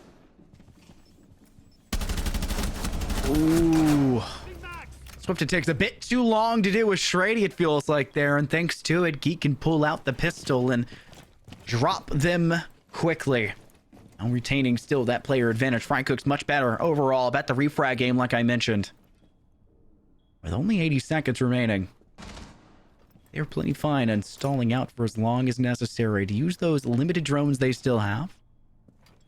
Poke for maybe where these players are lying in wait. Maybe use a nade. You've got one in Scarping's hands. They've got a ton of smoke canisters. They've got a free swing, and there's an easy flash and blind there to Shocks. And that just leaves the isolated, lonesome remaining player of Ace to fall victim as they try to take a wild lap around in through Small Bakery there. And Frycooks, with a first blood start, use that as a man advantage to constantly play the numbers game. It leads to a successful round 5 victory, where we could still see a 3-3 half a lot like we had previously, but it does not have the momentum swing that Team Brick had at the end of Clubhouse's first half on map 1. But you have to start rounds off right, like we see Frycooks do there. We see, again, that heavy leaning into that early gunfight on 2 players outside of the building from a defender. But this time, Space was prepared for it, and he met that gunfight head on, and he took advantage of it. He kills off Scary and gets that opening pick, which is a ton of the off-site pressure dealt with early on. And then they use the Blitz and the Sledge as well to break through that armor that had been created with the castle barricades on those outer edges of the site and overwhelm the player inside a closet as well, so he's not able to really do anything. And then from that point on, once they managed to worm the way into a man advantage when they knew the defenders were isolated, again, they used that Blitz as a spearhead to go in and get picks and space for them, so they can just clean house. Final chance, Team Brick. Do not let me down. Oh, they let me down. So it goes for the run out. Nothing there for Frycooks. No one spotted at the other end. This will be the only second time we've seen T-Brick come up dry, it feels like, for an initial run out. And everyone otherwise for Frycooks have already made their way pretty clearly over to the windows up here on our subroof. Trying to get some point of emphasis towards mining window and maybe the red stair window as well in outer hall. They did get some damage off towards Matumba in the process overall for the start in the first 50 seconds so far in this round. And they know someone's above. Nexus wants to go above and beyond. And the run out's there, Vector in hand, and it's more. So while it's not an initial spawn peak, it's still a dastardly run out overall for Team Brick. And Nexus is having a hoot thinking about what they just got away with alongside the secondary swing from Swifted thereafter. My goodness, Frycooks. They are tasting their own platter that got dished up in the attempts they brought for Clubhouse. Maybe they'll also bring it out in the second half. I don't know. This defense from Team Brick feels very pointed, almost, is what I would describe it as. It feels like they're just replicating what Frycooks does. I mean, with teams like Frycooks, when you're able to set the pace ahead of them and prevent them from moving like they want to, it oftentimes is the thing that kills their attacks in their infancy before they have the chance to properly blossom into something successful. And the runouts earlier were paying crazy dividends, and that was a triple run or a 2 for 3 run out there, where you kill off the Blitz as well, which is absolutely massive, and it's forced them into such an awkward position. But Scarping is trying to make the best of it still. Base now has full control over here. Checks to see no one laundry. Did they notice anyone in drop? They'll throw smoke canister nonetheless. Now shots coming from it. They can confirm that someone is there. They'll toss out a drone for the teammates to watch. Scary wants to Stewie this. No way. I know Wildcard was in R6, but they're now back in CS if you're Stu. There's the Nitro toss from Shocks. Chance swing from Shocks again. Gets the better end of the damage against Space, but neither side is willing to give up just yet. Oh, it's down the hatch. The diffuser's dropped hatch. Shocks is trapped inside laundry, though. Has nowhere to go. Has to push it, and no way does Space pay the price for it. Down they go, Shocks. With our drop into laundry in the first place from up in C2 all the way down. And it's Team Brick evening us up at halftime. The scoreline 3-3, similar.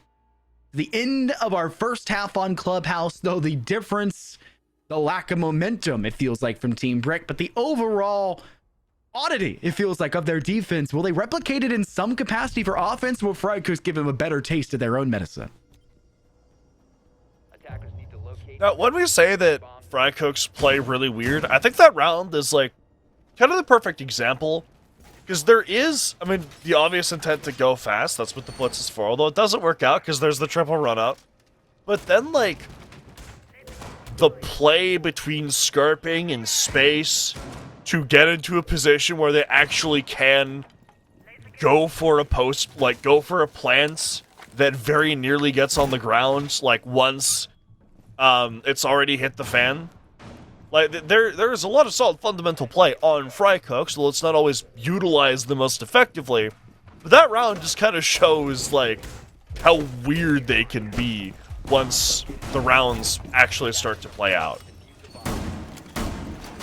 R6 is not a very simple esport these days.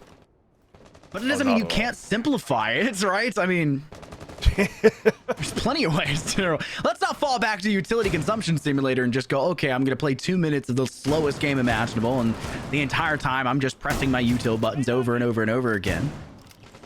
But you also can be pretty simple in just the nature at which you push forward with the team, right? I think there's levels to it, there's staging to it, and especially for the amateur side, T3 and T4, R6 has leaps and bounds of growth still available to these players in front of them, and the experience will only add up as time goes on, as Mute Jammer will likely keep that drone steered away from the door frame just yet. They know where this Mute Jammer is likely to be, but they don't really have the best way to clear it out just yet. They'll look to maybe clear out new balcony hatch, maybe try to get some sort of sight lane towards the feed if possible, just to create that pressure. As no, it's already been open. They'll use a nade instead. Wise idea, and send a drone thereafter. Does that clear out that mute jammer? That's the bigger question in front of them. I think it happened to. Oh, it may not matter though. Drop quick from Swifted. They pay the price now with the Mossberg toss. And the reset for the barricade. Oh, not good for Team Brick's first chance of offense here.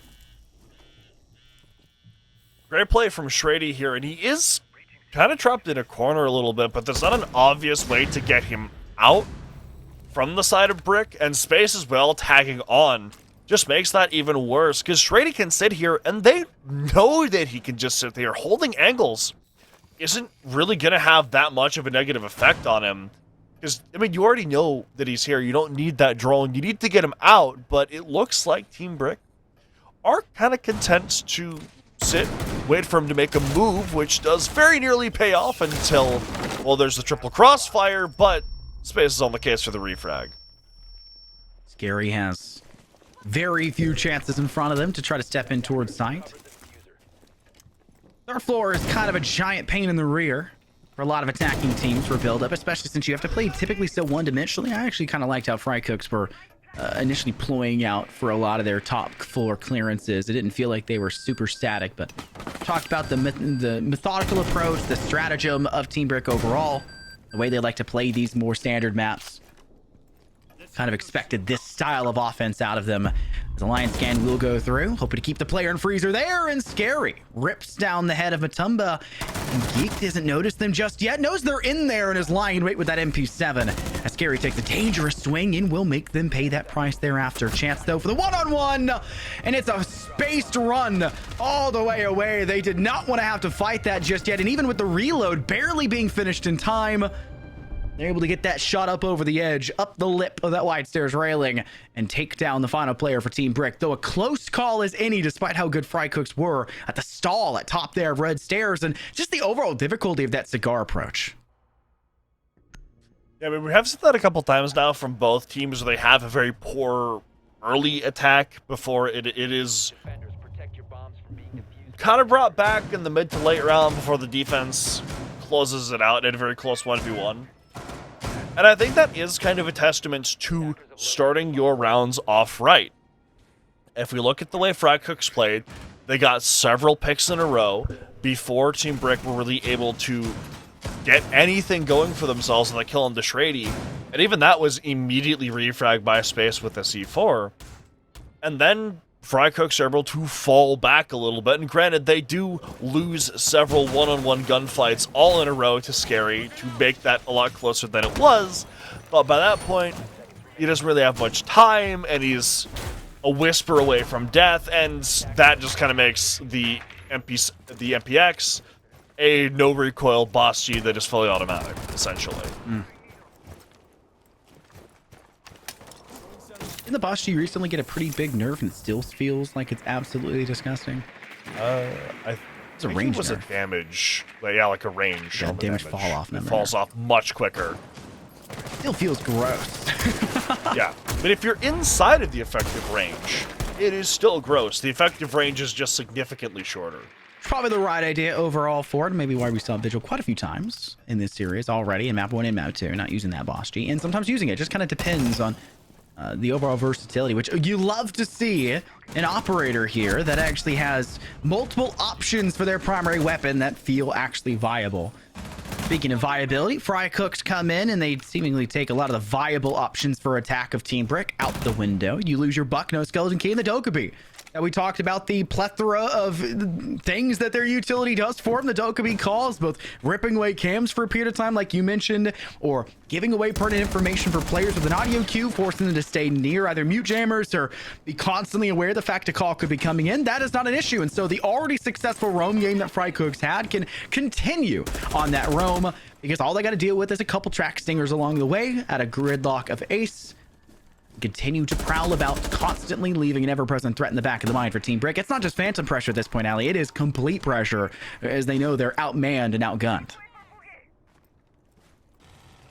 Now, if you're like me and you've been watching this game since map 1, you might notice this is kind of reminiscent of the way that Frycooks played the Church and Arsenal site back on a Clubhouse. they get the early fights off site, and then they fall back and hold angles. And there is a lot of potential for vertical play here if it doesn't get impact netted before it can be utilized. But even with that, the positions around the site that can't be killed off through vert that Frycooks are holding, those are going to be what's really potent in this game, and what Team Brick are going to have such a hard time clearing in these final 45 seconds. Chances are not looking high for Team Brick. Tumbo, the UMP alone, still behind Small Bar, was able to get 2 in the process. Must Swifty can refrag that. The damage has been done, folks. And Swifted is left with now no HP after a very big swing coming out from Scarping. And this is what you'd kind of expect from a defense that knows that they have the advantage on these swings. Peeker's advantage to take in engagements. And a lot of the problems that I was highlighting for Frycooks on their offense previously, and the lack of drone economy and not really knowing any pertinent information and not doing what I like to highlight a lot is due diligence. I kind of been seeing that right now from Team Brick. And some of their early losses aren't entirely due to that. Or they have the information, they're just losing out on these fights and paying the price accordingly.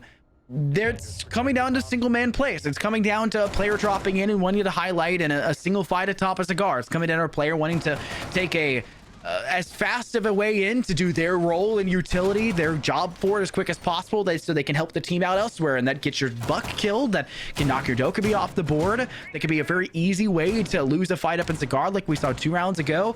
Team Brick just need to nip a lot of the problems in the bud here.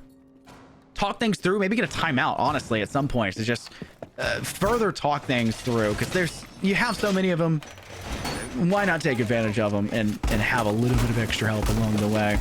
Round 9 will hopefully be a different story. We're back up to a really annoying 3rd floor hold overall when you extend up here in general. And this is where we've seen Frycooks do so darn good, like we saw in their first attempt, completely locking out for 2+ minutes. It felt like that cigar door top of red stairs. Yeah, it's not a position that's going to be held as intensely as Shreddy did last time, although I'd imagine they're going to try to contest that area as... I mean, there's no reason not to with how the gunfights have been going. Although, I do want to highlight really quickly that it is interesting that a lot of the opening picks from Frycooks in this half have been when the attack is inside of the building, as opposed to how Team Brick was doing it, but that is sort of a minor difference in the grand scheme of... Oh, there could be a pick here. Although, he's going to move a little bit, get himself out of dodge, but ultimately still wants to try to fight this. They want to make Team Brick uncomfortable throughout the whole round, so they never have a proper foothold to actively clear anything. First blood, though, does come from Matumbo. Look at the drop. 2 players heavily in, top of red stairs through the hatch. No initial contention, no Surya gate, no player holding strong at range. It's just Frycooks sitting in C2, sitting top of C3, having control of Freezer Hall and letting the side of Team Brick just run at them. Scary now the only one to find a kill up until Shocks does also net 1. But it's a hard ground to reclaim control over the losses they faced in the round, but 2 players and 2 players alone are capable of doing so, that being Scary and Shocks. And look what we have here. Now an even 2-on-2, 80 seconds remaining in the round. The drone game. Set these up, have your teammates watch them, keep an eye out, because Frycooks are waiting for their chance. Shreddy and Geek get another opportunity for a crossfire for more. They'll break up some phantom pressure, even if they don't use that wall to breach for more. They just want to have it as a viable option in the later stages. Very short amount of time to work with here, but given that it's a 2 versus 2, it is totally doable, although it's going to be effectively a 1 versus 2 once Scary actually tries to put the bomb down, and that's probably when Geek and Shreddy are looking to strike. Box alarm. Free information off the audio cue. 1 player bottom of Y stairs. That's what Shocks was looking for, to have an angle to maybe shut down. Scary is in desperate need of that assistance now, though, and this is a wise idea for Frycooks. Just stall. Wait things out. You know, they have the advantage. Head is spotted, but nothing goes the way of Scary, and that may be their only chance to actually find that kill and alleviate that pressure from bottom of White Stairs. The rush in towards Library falls apart as Shrady eviscerates him with a T5 SMG. The goo mine now forcing Scary to have to go for this plant, and they know that the moment they try to stick this down, it would already be a loss, so they'll just take it on the chin. Frycooks will take round 9 in a pretty big manner there towards the end, despite the fact that we saw Team Brick just try to get control back with only 2, needing 3 kills to even up the odds. It never felt like Frycooks were out of that round. And it's now match point in map 2 to tie this series up 1-1 here, Ali, and guarantee we have 4 maps on the horizon.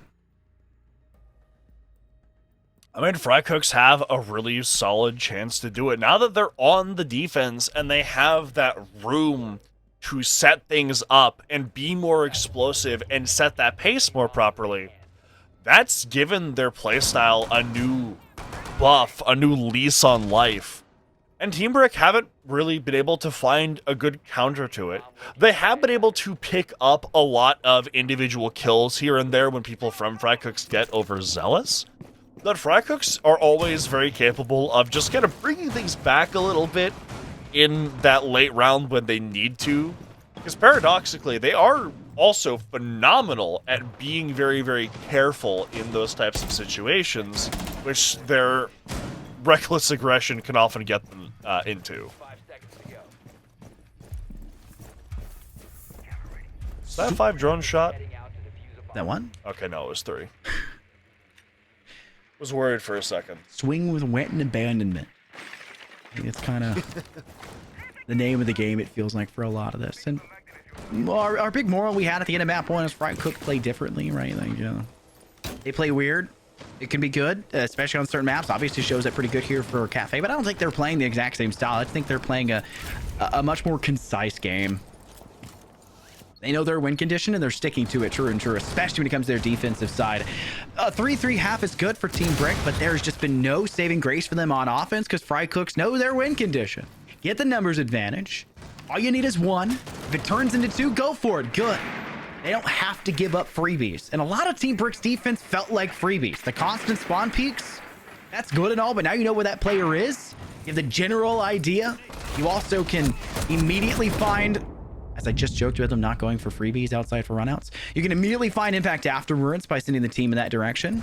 And if you get the refrag, we saw the quick runout to the subroof outside museum and train window, it's not as big of a problem as it could have been. But Frycooks just, they want to stick to their rest on their laurels a little bit, let Team Brick come to them, hold these angles, do their utility role to a measured T, and then go from that point onwards. As Team Brick know, they are in a desperate point of time. There goes Scarfing, who does get 1. Eventually will fall to the hands of Nexus. Mark 14 EBR is pretty good about getting refrags in these spots, especially at range. Now you have your Rooney of Geek, who wants to try to create an option just behind this short bar. While they were breaking it, they were also giving away a lot of information off towards Scary, who's able to clean out that kill. It's a 3-on-1. Seemingly the first time we've seen Team Brick actually have a player advantage, and look what it brings to them. A round 10 victory and more rounds to go inside of map 2 on Cafe. But I think there was a little bit of a throwaway round almost from Frycooks.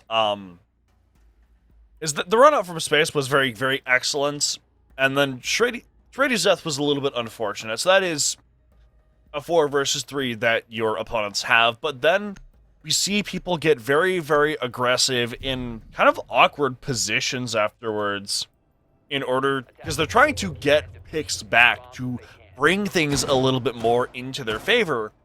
But that just ends up being weaknesses that Team Brick identify and then exploits, which then ends up with them cascading that man count into their favor and eventually just into a whole new filled graveyard with their opponents having no players left alive. Down into the kitchen we go. A lot of where we saw Frycooks find value here previously was Matumba, of all things, just behind our short bar.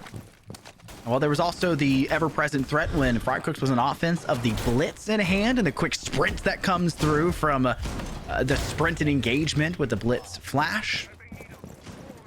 Likely to see Team Brick try to go over the same thing. They'll make the swap over with Ace for it. and bring a pretty interesting overall operator selection off the top. And speed maybe will be the name of the game, as for Nexus is starting to prep up. 3 players outside small bakery. Drone has already cleared out bakery as a whole. Nexus will break the barricade, now giving a chance for the whole team to maybe extend it. They'll go ahead and place the shield off to the hall wall, and now have the chance to send the whole team into bakery, and they have a crossfire set up there to Geek. Geek's dusted. Nexus even finding 2 in one fell swoop. Where can space go except to the afterlife, as the team wants to go heavy-handed now into cooking, and they're completely ignoring that prep hall for the time being. They want this breach, but Shrady wants themselves to kill, and they'll get it. Nexus finally down. Scary on the refract. 4 on 2 now for Team Brick, and the numbers advantage, something that helped them out towards the end of last round, should be a whole lot cleaner once these smoke canisters start to cut off these sight lines. And look where we are now. Canisters out, plant on the horizon, you'd assume, and any information on site for Frycooks will be hard pressed to find impact thereafter. Scary has been DB&O'd, but you know what player is pretty darn close to this space? And that goo mine could be something to be concerned with if they toss it once more. The Rotero drone to break that breach even more. You want Ace to get into that space, but Ace doesn't want to trust it, knows their feet are very vulnerable. They'll turn, and they're flashed. Scarping had to turn back away from their own teammate's utility at that point, tossed from Swifted. But it may not matter. There's the ram, and there's the instantaneously kill afterwards from Ace. And we are not out of Cafe just yet here, Ali. It's a phenomenal switch up in pace from Team Brick. When they tried to play things slower and more methodically, it really didn't work at all. And so that round, they just go in and immediately run down the first defender they know is vulnerable. And they also use that new shield on the doorway to block off the line of sight, so Blitz can quickly get in and then kill off Geek inside of Kitchen, because he had rotate in that wall, which no one was really going to be able to reinforce with how quickly they got in. So that is just a free hole into the site. And then from that point on, you just have to make sure that the defense can't retake back onto you, and they sent that Blitz up very far in off of smoke grenades and flashes and all this other utility, so the defense were never able to be comfortable in mounting a retake, or even really mount a retake at all, because of the way the attack played that when they were actually physically in the site.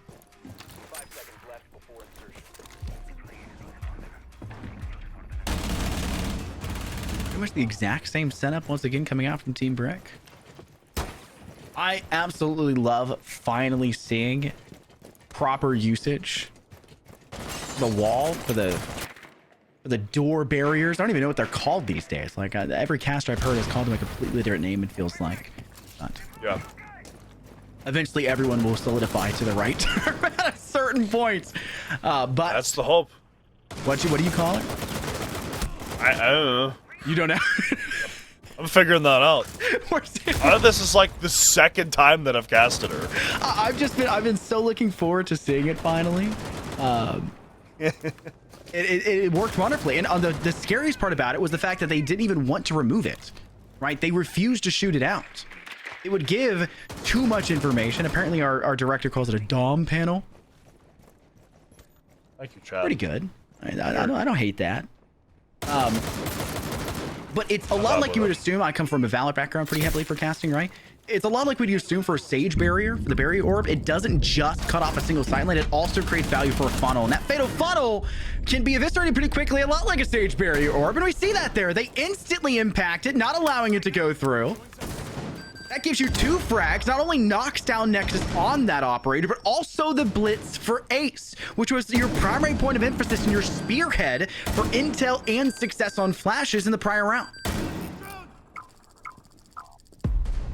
I mean, you have to switch things up. They were prepared for that. That's what, like, the Ella with the impacts just impacts that, and then one player from the rotate on the Spellbeck wall, and then another player from inside Red Hall, both collapse on that Blitz and dismantle that point of attack. And now with the Echo is still up, there's a minute left to play with, but there's some good information going the way of the defense, and the Matumba is going to add on to that and make it even harder for the attack to get back into this. Jox will toss out some util, maybe trying to clear out something on that hole just around the bend into service. Someone's just on the stairway to your left, and it's an easy frag for Scarping. It's one now left. Swifted has to basically pull off the impossible and gets hit pretty heavily there by a drone up on the roof, the Yokai. That's map number 2 over with the docket. And Team Brick was able to get pretty darn close, it feels like there, Ali. But at the end of the day, Frycooks felt pretty heavily in control. The only time we saw Team Brick look really darn good was when they were trying to bring out something unpredictable. And guess what happened the next round? They were easily predictable because they did the same damn thing. This is an esport that has to have such an unprecedentedly high amount of adaptability in it because you're limited to just 6 rounds and a half, 6 rounds of playing a defense, 6 rounds of playing an offense. This isn't CS or Val with 13 to a half, right? You don't get that break. So what do you have to do as an individual? Make every round something new, even if it's the same objective and you just won with this. You can't bring out the same thing. They're too good at this level. You're in a grand finals, for goodness sake. They did not just walk their way here on an easy coasting stance, so they'd like to pretend they did. We all know that's not necessarily the case. They're going to adapt better than you, and look at just how fast your entire strategy in that last round evolved. Yeah, I mean, when I saw the exact same setup, I was a little bit worried. I won't lie, because I kind of thought, like, there's no way they do the same thing again, right? There's got to be a new plan somewhere along the line. But when Frycooks know what the game plan is, and when you try to do it again, you're gonna have the yellow saying, look what this guy's doing, and then immediately throwing the impact grenade and getting the crossfire with the teammate that is already on the small bakery wall specifically to hold the crossfire that he did. And it's a very weird way to go to map 1, I feel, because Team Brick were doing very well in those 3 rounds up until that point, but just how the cookie crumbles sometimes. And you're facing a bunch of Frycooks, so if they know how to make a good cookie crumble, then they're going to do it. But that is the story. They were on kitchen, so hey, that is true. Home field advantage. Kitchen in a bakery of all things, right? Like that was. That is the story, though, of map 2, Cafe Falls, on over to Frycooks in a pretty good fashion, though not as big of a scoreline difference to map 1. It still is enough to confidently say you came here with a victory. How will map 3 pan out? Will it be a story to be sung for Team Brick, say over to their map pick, or will Frycooks pull it off once again? No matter the case, we've got 4 guaranteed maps to go, or in this series possible overall. Let's see if we can get all 5 in a grand finals. We'd love to see it. But until then, we have a break. So stay tuned. We'll be back with more.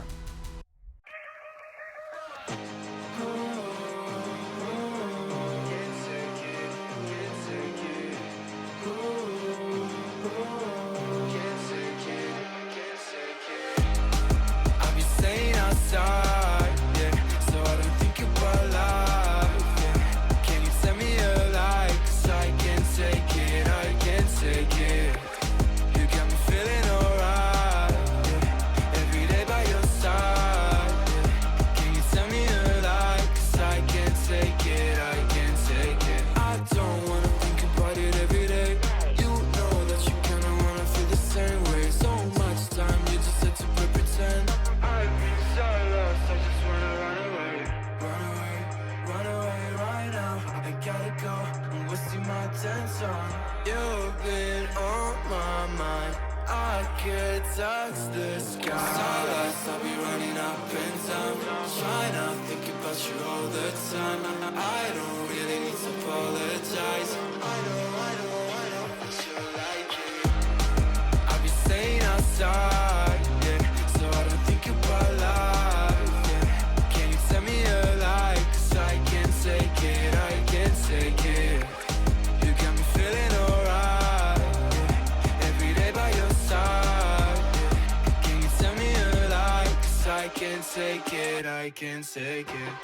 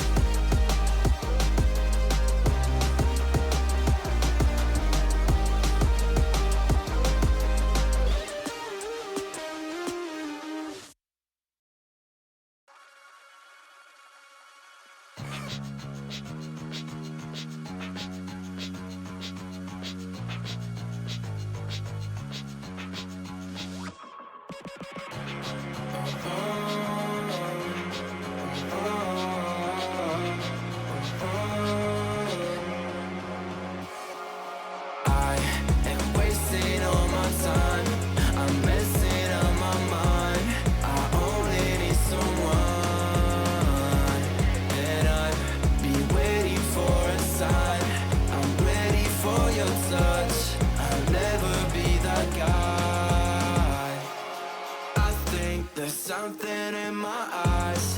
I cannot see your lies. You think that I'm surprised. Fall back into your trap. Send me your eyes. Don't you think it's time for something else? I asked for something more. You gave me so much less. I wonder why I stayed.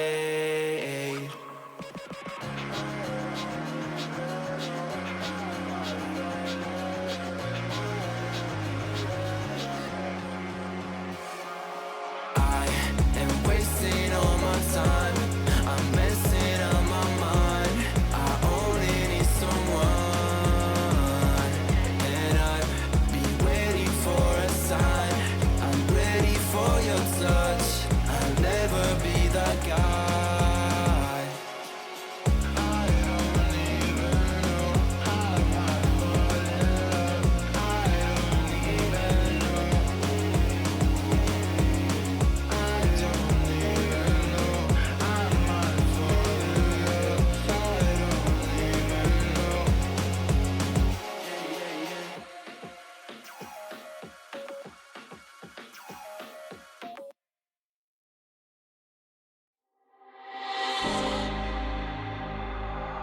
I don't wanna risk it all again, but I don't wanna be on my own.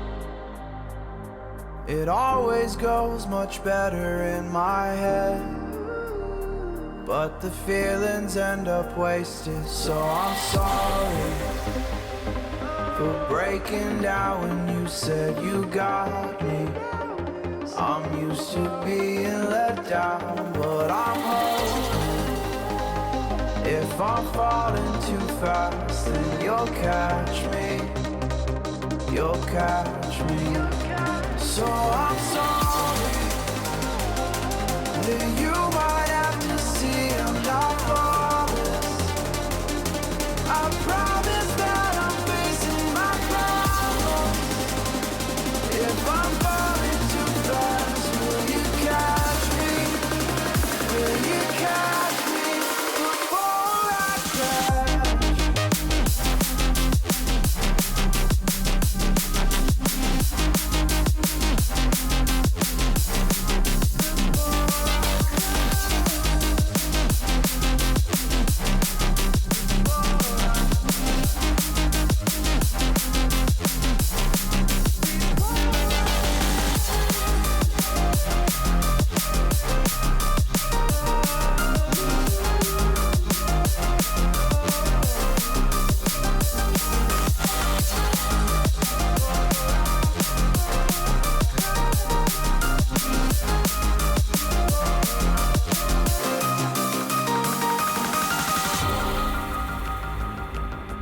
I'm so afraid that you'll run out of patience.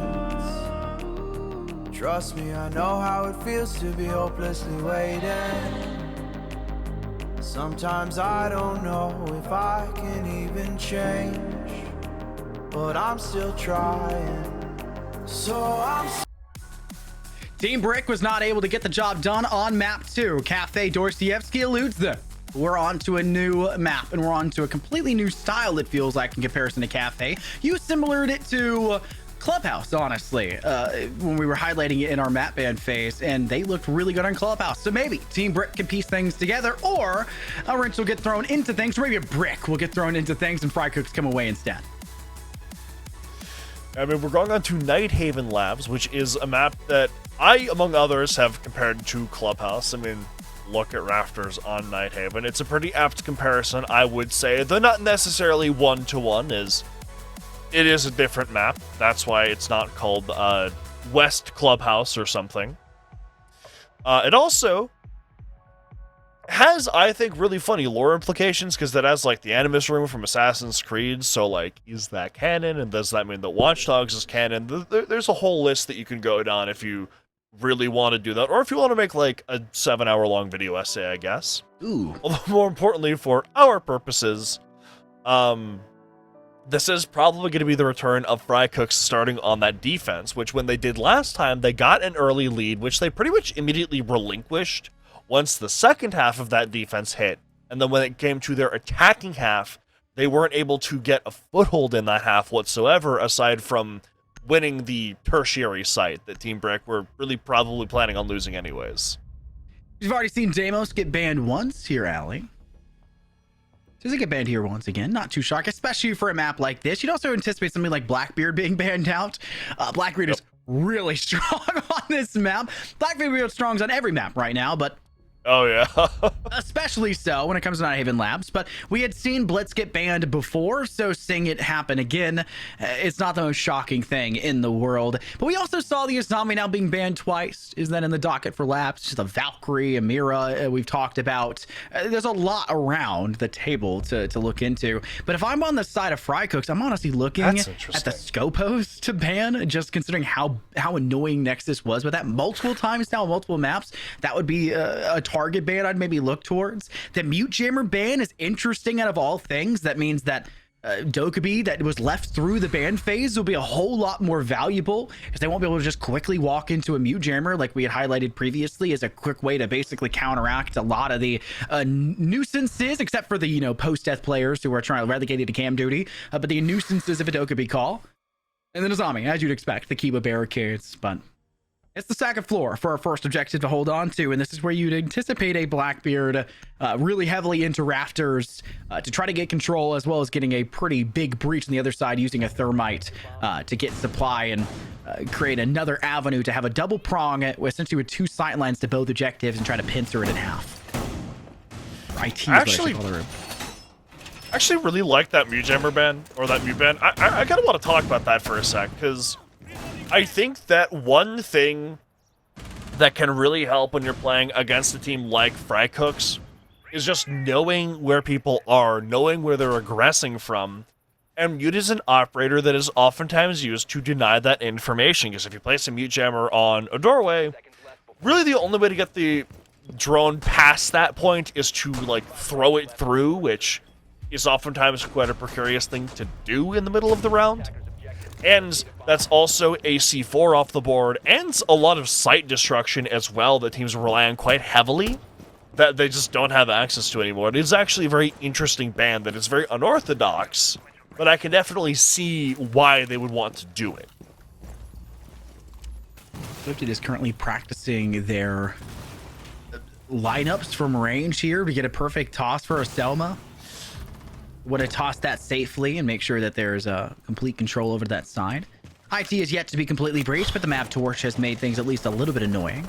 They've lost their glass, which is a primary point of emphasis, I would feel like, for long-range safety and control for Team Brick. They opted to go for no shield user whatsoever in this round, which means Rafters is going to be a bit more of a pain in the rear overall. They may want to go towards top of blue stairs instead and try to find some semblance of value that way. There are Terra Jones from Ash. Or Shocks, I should say here, just trying to destabilize as much of the defensive composition as possible, whether that be off of an attempt for breaking a wall or anything else there between. Did that Terror drone actually get destroyed in its step up towards the wall to breach? That was very close call for that. But eventually they'll get it down, and there's your IT wall completely breached it up for the taking, as you have two players staged on either side here. Your value is going to come from connector and the IT pins. But if a player is an electrical and they're unknown and maybe the drones just aren't there, this could be a free way to go for more. But look at the drop play from Scary. Nexus off screen even nets one of their own. You've now torn apart two. That tied things up for just a moment, especially when you have this kill go back the other way against Nexus. You maybe like to move a player back that direction to try to assist, but that's why you've left a player there on your offense. It's a 2-1 pronged approach. And you have Scary, who has the viability and the versatility to go either direction to elevate any side they need, but also to play into the open space that's created from either man now finding a frag. And it was Swifted who finds two in the final few moments. Scary that last to secure themselves a round one win. It is definitely a rocky start to that, and I did think the Glaz death early on was going to severely hinder the attack that Team Brick wanted to go for. But even when they lost 2 opening picks in a row, they're very careful throughout that round. They still go throughout the steps, go down the checklist, open up the walls, figure out where the defenders are, and then they started pressuring them, right? Like they realize the player on Raptors is vulnerable, then that causes the player inside of the name of the room is escaping me right now, but the command center room, I believe it's called. That forces him to move, which then means that it's a 3 versus 1 effectively. And that sort of domino effect of working specific space that you know you have an advantage on, which then forces other people to move to counter that, and it just kind of becomes a whole thing that Frycooks now have to deal with when they thought they were just going to be able to kind of take the even 3v3 team fight, which they probably would have won if we're going by what has historically happened on their defenses.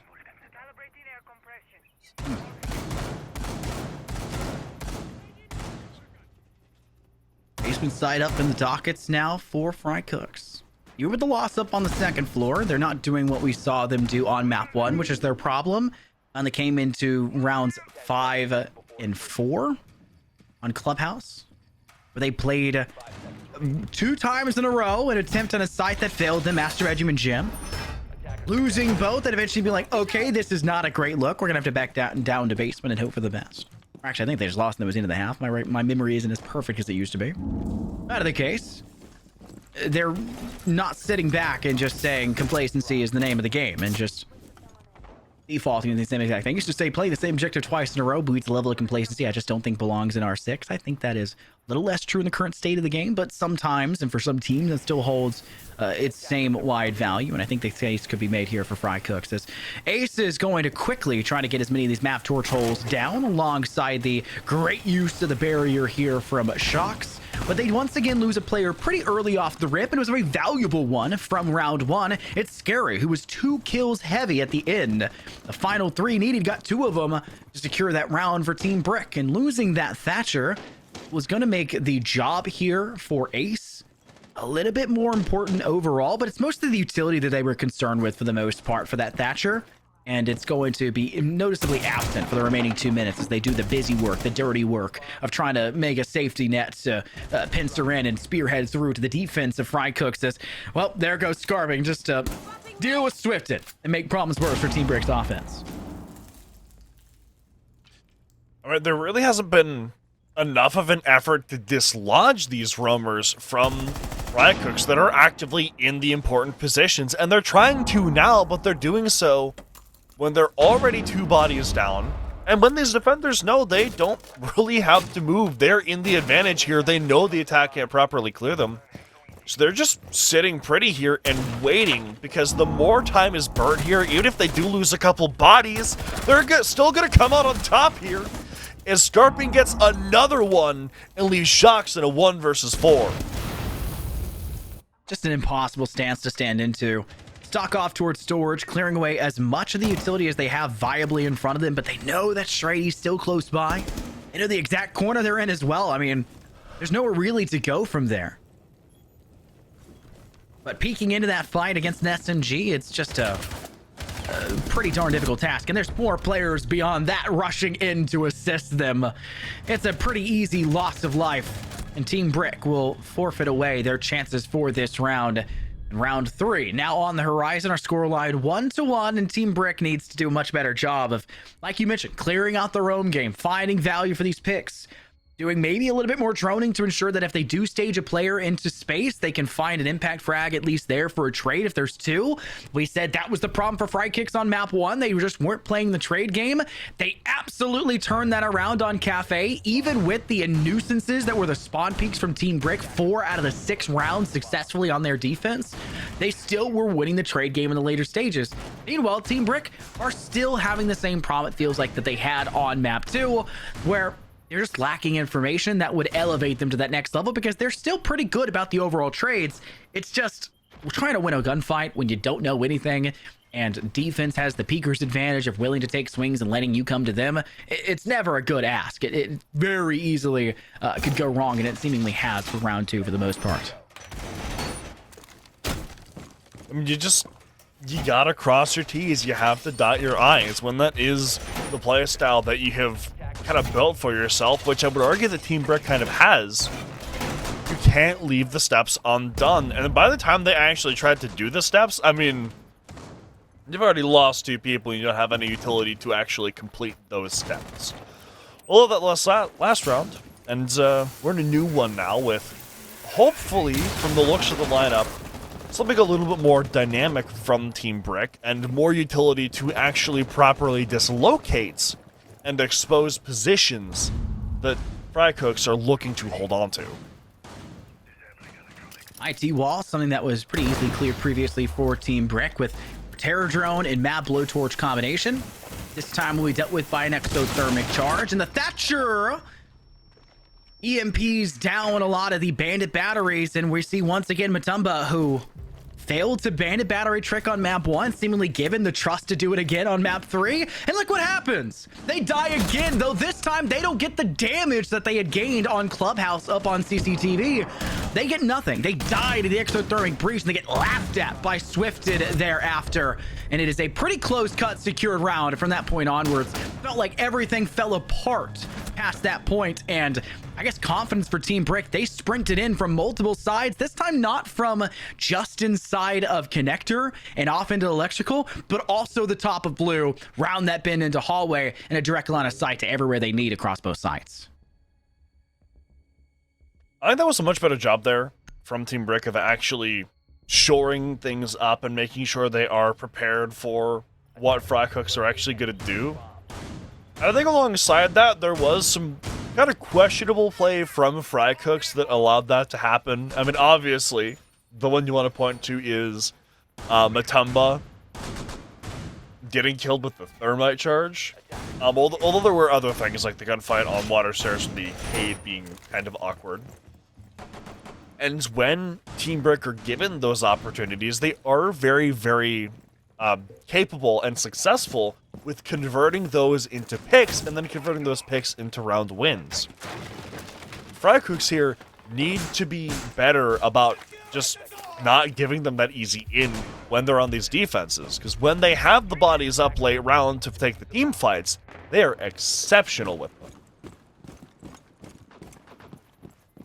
We've seen just how exceptional they can be and have been. It's up to the other team to try to force engagements that don't allow them to levy that talent, right? And you'll go into lots of games and lots of esport titles and in lots of different things where someone's just going to be better than you, like, clinically. But it requires a team to win. There's no I in team, unless you spell it in Comic Sans and you use the little space in the A to pretend there's an I in there. If you do that, we hate you. Oh, and that is an unfortunate use there. Last round, such a good change up for the exothermic charge. This one, not so good right off the rip. Waiting for a second use now here for an EMP or more. Shock's trying to wait things out, and the timing isn't perfect. Tiny Jerry just gets a perfect nitro cell in to deal with Nexus, and that's your Maverick. And with the lack of success so far with the exothermic charge, if Shocks can't get this done on this wall, which it's very unlikely to do so now with the 2 brow canisters coming out, the chances are, oh no, they'll get it eventually. They'll clear that with a side angle from Sister. Thank goodness. The chances are you won't get a single wall breached open in this round to help out this team, because you don't even have pocket canisters in that back pocket. And the blowtorch didn't, I don't even think got IT out for any capacity for the side here of Team Brick.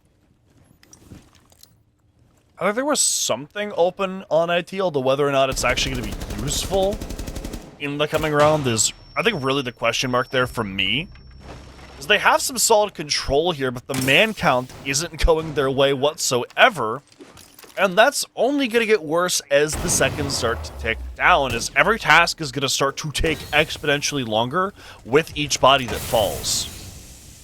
Get bodies falling. They're starting to matriculate in this round. So far, 3 players have been removed. 2 still from Team Brick.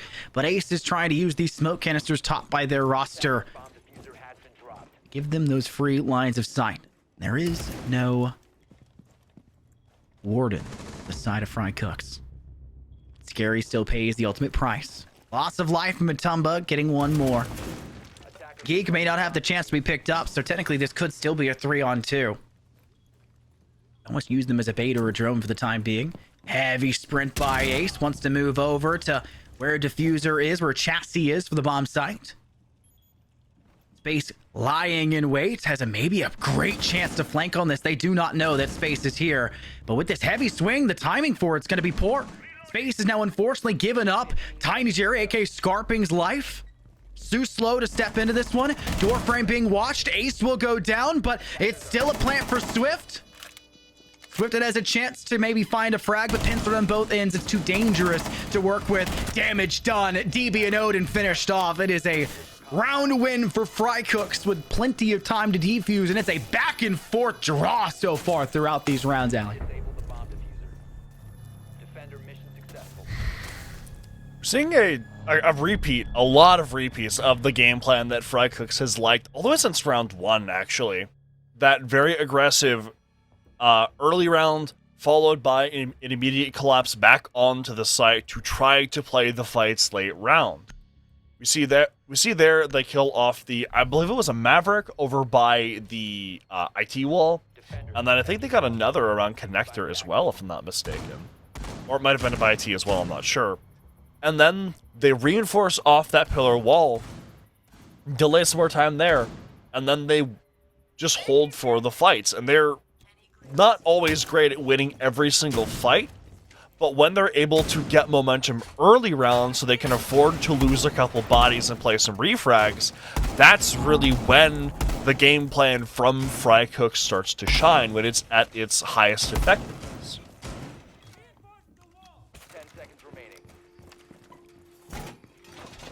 A lot of where we've seen Frycooks' defense fall apart is when Team Brick are just doing the setup, right, to get into the map safely. And obviously, when you're talking about basement side and having to deal with, assembly big wall or anything else in between, then that was a different story for Team Brick. Everything fell apart the moment they lost. At the time, I believe it was Scary was their first person they lost in that round attempt.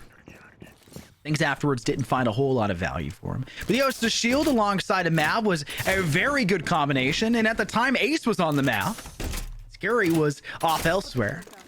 They'll once again set up this wombo combo tandem crew to start to break down this triple wall. This is a double at this point. Depth perception's not my forte. Double wall. It is a double. They'll break down this double wall with map torches to get perfect line of sight, and that will make the job much easier for Team Brick in later stages to very quickly get down through vending. Look at the speed at which they've done this. Already in 50 seconds, they're fully down into vending. They've got all of EXO to the taking. Yes, they're worried about players up above, but with the speed of Veracity which they've stepped into, your smoke canister down, and a slightly different spot to plant would be a very viable option, but unfortunately no canisters in their back pockets. They'll need perfect coverage, and they'll try to use the Lion EDD to do exactly that. They've got to watch. Quick sprint, cover from the window, and Scary's there. This is where they fell apart the time prior. And while the player is DBNO, that being Nexus, they were still successful, and the time now falls into Frycooks' laps. No chance they can retake this if they're not playing safe. Space and Matumba have to still move despite the scan going their way. Crossfire a little bit weak there from Swift, but they still got the job done. One down through vending stairs. Chance for a second swing from Space. They get it. EXO player is Ace. And it's only now Matumba. 3 players to deal with, gets the first, no problem, but they can't find Scary, nor could they find more outside, waiting with perfect line of sight. Keep in mind, they took the entire site and got a plant down with just 3 against the 5 that were there. Honestly, that was kind of reminiscent of what we see a lot of Frycooks attacks look like, where they figure out what the weakness is, then they all just rush into that weakness, no hesitation, and completely take control over the site. But this round, obviously, Team Brick doing that as they're the ones on the attack.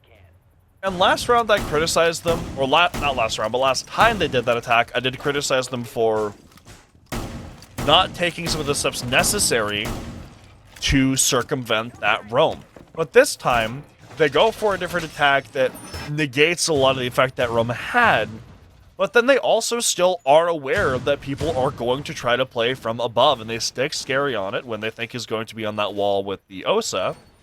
While everyone else is running into the site and getting the plant down, it's a very potent combination of pressure that Team Brick exerts over the site that allows them to get the diffuser down quite comfortably. Comfortable or not, a much more impressive round than we've seen from Team Brick before, especially when it comes to their offense. Typically on defense, we see them go a lot more even, but the offense can be a little tricky. Frycooks feels like even with how aggressive they are in their offense, the defense tends to be really solid for them that's just one where they weren't given the space to finally fight back, which is where a lot of their value comes. These peaks, these angles, these refrags, even these engagements that are kind of cheeky and unknown. Nitros have also been pretty good for them. One of the big ones previously was Nitro tossed over here on the IT wall. And they'll go for a double breach to try to play against this. The exothermic charge will go down, but they're looking to get the Selma with full breach in control. And while that does go, I honestly would have preferred to have the Exo breach go in, but one is one, and you're happy with either one. If you're Team Brick, you have an extra exothermic charge to use elsewhere if you'd like, but Swifted has now expunged all of their Selmas. And it's going to be a play here for Nexus to be fast and swifty up into the Raptors side, in through warehouse door. Now trying to play in for control as an assisting player of Scary, just breaking into the Raptors door up above. And also with that IT breach being controlled, you essentially have full control over this side, and you don't have anyone towards connector, which means, well, you don't play the double prong that we're so used to seeing Team Brick do. Ellie, you still have so much on the side of your screen, ready to embroil yourself upon the side and take these fights. Although that does have the disadvantage of making not making Frycooks have to watch their backs at all. They can all focus almost entirely on this Raptors and IT pressure, which is what they're doing right now, and it is working out as Shrady gets the pick onto Nexus. Although they're going to try to come down on him as soon as they can. Swifted manages to get one, but Shrady is still stalwart in this position. Shotgun in hand. There's the swing from Shrady.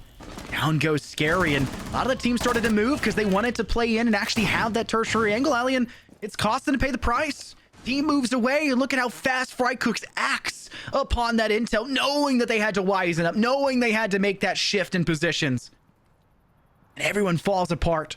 Vision spotted of a wide swing just through the IT door. They're using the slight shelf to their advantage. And look at Swifted. Down goes Matumba. 2-on-3 quickly turns to 2-on-2. A shot from Shocks. Space is even saying insane. It's a 2 versus 2 with 30 seconds left. You've got direct line of sight into IT and all the way through to the back of that site. But you gotta quickly get down to the floor below, or at least try to fight for something if you're on the side of Frycooks. Shrady goes for that swing with that T5 SMG, deals with Swifted. Shocks now alone. Knows no idea where Geek is. Just lagging around the bin, goes for a wide swing, makes them pay that price, and Shocks will rush all the way over to control the plant now just on the inside of the divider. And Shrady has to make this drop. Hopes it's in B, nothing there visually, spots the other way, tries to rush around, gets shot at by Shocks, and now they know where Shocks is. But do they have the means in which to retake control over this site in the next 35 seconds? They're pre-firing. Shocks has the range advantage here with the Mark 14 EBR, but this site's not super good about playing that range until you find the cheekiest angle imaginable, and playing through 2 walls across 2 angles on 3 breaches feels like there's just nothing that SMG user can do against you. Team Brick go positive at half and keep Frycooks in a net negative state, the scoreline 4-2 when we make our swap. I mean, Team Brick is going on to the defense with that round advantage, and normally the attack does struggle quite a lot on this map to get even equality going into the second half, but that advantage, if they're able to play the defense as well as they play the clubhouse, is going to be quite potent to deal with, as it also allows them to kind of give up the tertiary site a little bit more comfortably. Is if they win the first 2 rounds of this defense, then lose the tertiary, that's still 5-3. No, excuse me, 6-3. That's a 6-3 lead. That puts you on a map points. That is a very comfortable position for Team Brick to be in. And given the comparisons that can be made to Clubhouse with this map, that just compounds on that comfortability that Team Brick are going to be feeling here. Overall, Frycooks have a lot of steps to take in front of them. I think the bigger one's going to be to try to make up for the can be disappointing attacking setups, right, for them. Maybe the lack of swiftness, or maybe they're trying to be too swift. This map we had mentioned, or you had mentioned, I guess I should say, that very similar in failing to Clubhouse, which Team Brick obviously came away with victory, and their defense was a pretty clear picture to be told in that second half. They gave up a single round, and past that, they were pretty much flawless. it was about as much as you could ask for out of a defending team. And a lot of those rounds, I think one of them actually was lost, but a lot of those rounds were pretty lopsidedly in favor for Team Brick, and they didn't need to do what they did on Cafe. They didn't need to go for spawn peaks. They didn't have to play this window, then this next window, then a run out from here, throw a Valkyrie cam outside. They defaulted, they played a very good strategic game, and they just outperformed Frycooks. A lot of it was off of a weird parallel play for them. With the confidence that Frycooks were able to build up on map 2 and their defensive playstyle there, as well as the, while we could say limited success, because the scoreline's obviously 4-2, but with the playstyle success I would argue that Frycooks have had on this map, still managing to get through quite a bit, I would very much so make an argument that as long as they don't default to just running in like they were on Clubhouse for a good part, we very well could see this go to OT, if not them to make a full return, because Team Brick have, it's been a while since we've seen the success that they had on Clubhouse. That too didn't bring them that much in comparison, especially when they were not winning gunfights on their defense. They were purely getting ahead off of the go-ahead for these spawn peaks, and that's not really a big option here for this map. I mean, spawn picks are certainly an option, although Cafe, with it just being a very large, tall building in the center of the map, which the attack have to run to, it's much simpler to peek outside of it, but this map has a lot less going on in that, or a lot of different things going on in that department, I should say, which enables the attack to get closer to the building much more comfortably. Really, what I'm going to be looking for here is, honestly, a lot like you said. Is there a game plan from Frycooks that I can confidently point to as something they're trying to do to catch Team Brick off guard and take the map control they need and make people move on their own without just kind of going unga bunga caveman brain and walking in? It really does kind of feel like that quite a bit, doesn't it, for him? Me make fire, me swing with ash. Me Ooh, make fire, space. me swing with Oryx. What in the world is happening right now? Nexus was so good on the Scopos previously, and for this map, Scopos is very viable. But Oryx can be pretty darn good too, and I'm not really sure. Are you just shooting for fun? I don't know if you should dog in the person that just absolutely obliterated you off of an attempt there, but Team Brick go for something early. They pay the price. Now they'll be at a player disadvantage, and really nothing to say for it so far. Geek taking what? 15 damage, maybe 20 damage total for it. They weren't even the one to really worry about. Now it's just the hard breach game of slowly setting this up. They'll get rid of that right wall for IT, and that should be an easy clear past that point. What will they use to break it? Likely to be something along the lines of the skeleton key. Or they could use Scarping with a nade, but Scarping's prepping their nade first here on the Blackbeard to send in through this window. Maybe also get one towards Dora, top of Blue Water, but doesn't have to be any requirement. You're more concerned about the possibility of Rafters. The team is looking to go for a pretty heavy hit. There's a player up close to go for this. The Tuber wants to toss utility to make them slow down just a wee bit. And that could have been just enough, and seemingly was just enough to get them back into sight safely where they could try to hole up, as that nade will clear that shield and get some good damage off to Swifted. They can get in and potentially get another pick. They do have a lot of solid control to work with here. Matumba does just that. Which Jacques is going to make things a little bit easier for his team, though not drastically so. But Matumba is still on top of things, so that skeleton key. And them Rafters. Taking a pretty aggressive swing, wanting to isolate Scarping, but couldn't do it. But you got two players to help out. Scary and Swifted combo for more, and unfortunately Swifted thought they could fall back to Rafters. That window should have been an easy key, and that they'd be there knowing how heavily and how hard they hit that side on that outside Rafter, but apparently not. And now it's a 1v1 with Space and Scary. Space, you open things up, wants to go beyond for Scary. The Mira crouching under the shots from the SMG, deals their own back in return. The Vector tears through every just visceral part of the body and secures Team Brick a defensive round win after an already solid 4 rounds in the first half. They're already up to 5-2 away from potentially closing this map out and sending us on over to console pretty darn quick, it feels like, especially when you consider that Frycooks only got a 4-2 half on their defense. That last rounds was honestly a little bit of a roller coaster, because I mean, Frycooks got such a good early round situation built for themselves. Space got the opening pick onto Nexus, who has been a monster in the fracking department, which is just a weight off your shoulders. And then they get another kill onto the site through Matumba with the vertical play. And they have the Blackbeard pressuring water stairs. They have some pressure on rafters. They have IT open. It looks like things are going really, really well for Frycooks. But then they just let things fall through the cracks. They let people get in position to take gunfights and get those picks back. And advantages of this game can be quite fragile, especially when it's defenders you're playing against, since they're gonna have some more opportunities, or at least depending on the situation, to maneuver around the bomb site and get those picks. And that's something that Frycooks need to respect, that Team Brick had the ability to do that.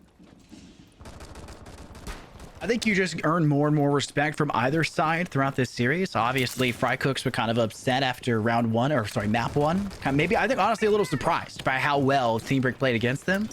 Turn that over to map 2. There was plenty of rounds where you could obviously have some copium, be like, well, Team Brick get ahead because of spawn peaks or everything else in between. They're employing everything. They're having to dig into the bottom of the barrel. But for Team Brick, you're obviously like, wow, Frycooks, they absolutely can outgun us. And they performed a whole lot like a team that is a scary threat to contend with. Turn this over now to map 3, and it's kind of the same story. A lot of the rounds have been close, but at the same time, it does feel like Team Brick have been able, on these round wins, to pull something out of nothing, which is the most impressive part of this, which means Frycooks can never rest. They can't sit back. They can't stay static. It can never be, okay, we're 3 kills ahead. What's after past this point? Never. Nothing. You have to stay as scary a force in a 4v2 as you are in a 5v5. Now, as the first frags go both directions, unfortunately for the side of Frycooks, they lose out on their Blackbeard, that being Scarping. So they arguably have the worst loss in that initial stage, but you're refragging back not too far after, and with the first blood off towards Scary, you can at least confirm you have the player advantage, and it's just matriculating further in their favor, with Matumba taking down Shocks. Now, you just said they have to be just as scary in the 5 versus 5, or in the 4 versus 2 as they're in the 5 versus 5, and that's the situation we find ourselves in yet again. Now, granted, retaking onto this attack would be a little bit more difficult since they do have to walk up staircases and give up the site to do so. But Frycooks do have to make sure that they are aware of where these last 2 Team Brick players are and how they can prevent them from confidently retaking. Although Space, you gotta start off that job, because that forces Ace to rotate. Where can Ace possibly go from here? All the way up the stairs and into the loving arms of Matumba. Round not nearly as successful for Team Brick as the other ones have been.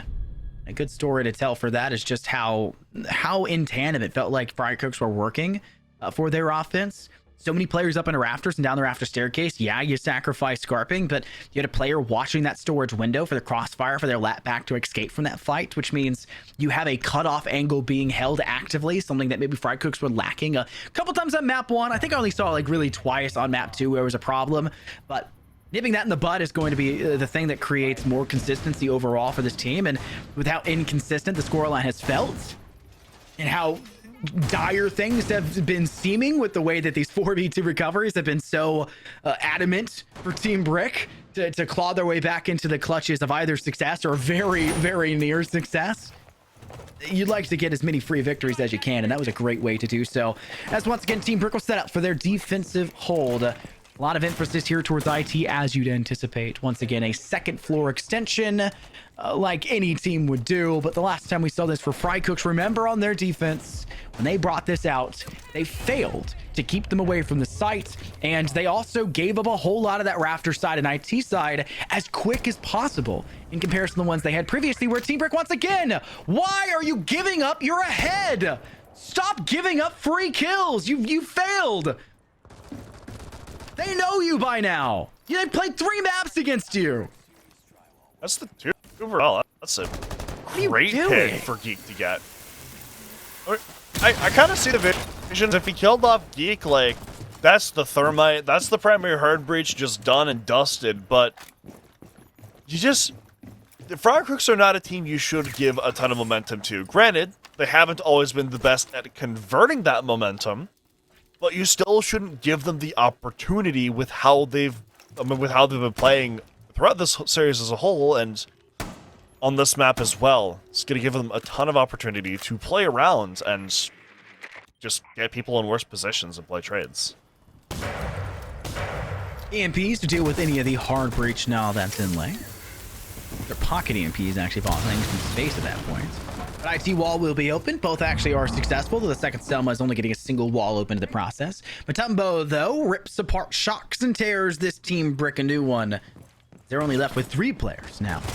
Well, Shrady does get DB'd and finished.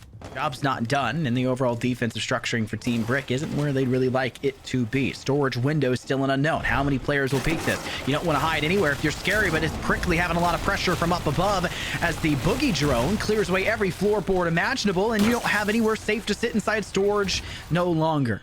You're also concerned about the possibility of your cams having been stolen. You clear away the bulletproof. Everything is a threat, even your own util. There's a player retaking up Aqua, it looks like, but that honestly probably is just going to be an opportunity to take onto the side aggressively here for Frycooks with an advantage. Fallback has to be made by Scary. No way, Scary! Gets it done with the SMG-12, and while Ace also found one, eventually Scary overextends themselves, outstays their welcome, and falls apart. And it's nothing but Nexus. Heavy swing possible. They're trading opposing sides now. The chance from above in their space watching Frycooks from being down and out are making their way back into this map. And Nighthaven Labs is anything but boring. It's 5-on-4. One round would elevate Team Prick to match point to secure map 4 of Consulate, ever so closer. But Frycooks want to win it. They want to take then their map pick for Consulate. Worst case comes to worst, our 5th map that's on the books, which is what? Bank, if I recollect. I'm really bad at memory for map bans. There's too many maps. Sky. Skyscraper. That playstyle, really good for a map like that for Frycooks, especially with how much better it feels like their shield play has been over Team Brick. I mean, I think Frycooks hurt us a little bit with that. You got to be good on the 4 versus 2, because since that round, they haven't really let that slip through their fingers at all on this attacking half. They've been good about getting and then maintaining that early man advantage, which a lot of that has been Brick giving them early advantages with some poorly calculated peaks, but the ability to maintain that I mean, obviously is going to be more important than how you get it. Although here, I am interested to see if Team Brick switch up their playstyle at all, and maybe if they specifically work to prevent that opening from ever presenting itself, so Frycooks have to make it happen. How Frycooks opt to head in for round 10. Second floor is not an easy one necessarily to go into, but a Twitch drone makes the job a whole lot easier when the mirror window placed inside IT is completely useless, and the one also inside command is rendered null and void. That is a whole heck of a lot of value from Matumba, who's already been the most valuable player in the kill department for their side. 14-6, the top frag of this map. And defensively, even though they lost majority of the rounds, Matumba was absolutely steadfast in how solid they were in that Rotero drone even from space. Look at the drone game right now from Frycooks. They're forcing everyone to different positions. There's a nade. They want to try to get this Twitch out of there, and Scary has nowhere to go. You're playing a spot that's doomed to die. The moment that mirror window's gone, why are you still sticking out in there in IT? It's something I see, I believe it's in RIOT do on core a lot, but I'd wager there's a little bit of a skill gap between between BLITZ, RIOT, and Element. That's just me, though. Well, now, they got into this kind of position last time, and they had Matumba do some good work below, but he's going to fall this swifted. He's not watching the angle, and that allows a lot of this Raptors pressure to be maintained, and it creates a crossfire that Blackbeard has to walk into. Oh, Team Brick swifted! Tears apart too, and Nexus had to get another in the same fell swoop, but Shrady wants to pull off their own Team Brick miracle. They've got 2 up from inside Aqua. Chances for more. Nexus not too far away, and Ace tucked to the opposing side, waiting. A Selma that hits the chair. Looks like a headrest. It's not gonna matter. Heavy swing. You get a little information from Ace's touch in a dip. And so Nexus joins in, and it's a frag win. Win condition cleanly there for Team Brick, and they'll be the first team to reach match point for Nighthaven Labs. And this best of 5 is turning into a pretty darn good series so far here, Ali. Honestly, I agree with Swift in all chat there. How do you let him do that?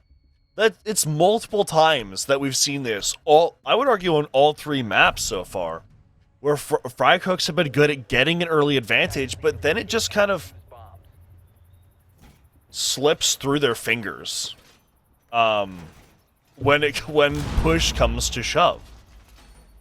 Like it's a very strange thing to watch because they're making very simple mistakes that are kind of being made in a row that are allowing these things to happen from Team Brick, right? That domino effect starts with Matumba not being aware of the player on Rafters and getting killed off, and then the rest of Frycooks trying to proceed as normal anyways, in spite of that player on Rafters, which allows them to get, I mean, just killed by one guy in a corner, effectively.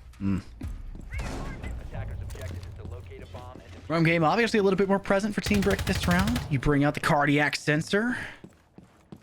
You got the Mozzie to be a pest around the map as well. The Vigil on top. There's just a whole heck of a lot of mobility right now for Team Brick. I'm just thankful we don't see the Oryx go for a spawn peek and die instantly, though we did see Scary go for it. Thankfully, they also didn't just die instantly. For Frycooks, it's once again them just doing their due diligence right off the rip. No double shield. Just the single use here for Scarping, who's been pretty darn good about it so far. I feel like there's not been anything that can complain here for Scarping. When it comes to the Blackbeard play, I do think they're a little bit more consistent overall with the shield. Even with the Blitz we saw previously. Bomb located by attackers. It's really up into their hands to go the extra step to prove themselves. A lot of players on this first floor, and Frycooks can choose to avoid that and go very direct from down below, directly into Animus, which looks to be the case here for Geek. Or they can go into that first floor and play for the direct clear. I think they're going for a split. Say 2 players direct through Animus, one with the ability to lap back through to the other side door inside Nano, or putting 3 up above and trying to clear those out slowly but surely. They have the Roombas. They want to use the Boogie Drones to do exactly that here, Ali. And I think they wanted to try to use that as a distraction so Shrady can kind of get this plant down unimpeded, along with the Blackbeard and the entry upstairs. There's a solid game plan to do it, especially with that opening kill from Geek. 2 opening kills from Geek. Wow. Oh, it just gets worse. There was a chance there for Shrady to even frag back. But Scary gets the better end. Damage off in contention, but Nexus does win that next fight off towards Scarping. And it's a 1-on-3, and it is all over for Frycooks, securing themselves the victory in this round and elevating themselves once again to edge closer to what Brick Team have done. Team Brick have done. But it's still match point. And they have to get this 6. The Frycooks wants to stay alive at Nighthaven Labs. And we talked a little bit about how it felt like map 1's big loss for Frycooks was them losing 2 defensive rounds in a row on the same site. It could be the same thing we see here, where them losing too many rounds on their defense cost them despite the effectiveness of their offense in the second half. And I think we're seeing that here. But Team Brick cannot make a big enough mistake for this one. They go to the first floor. They'll extend up to the second to play that top down. And they cannot give up a spawn peak first blood again, please. You can't give the momentum to your opponents. I mean, they're already good on the attack, right? But actually, we're seeing an attacker side tonight, which is very unorthodox. But I do like the way that Frycooks play. I think I should say that, right? Because they're very good at identifying weaknesses and even creating weaknesses, right? Like, as I predicted last round, they caused chaos upstairs, then used that to get Shrady and Geek deep into the site so they can try to get that diffuser down. And the player dies while doing that. But that fundamental game plan is still excellent, and we've seen it pay off a number of times. They just need to be better at shoring that up and relying less on Team Brick presenting them opportunities. So thermic charge, cinematic as always. Thank you, Observer.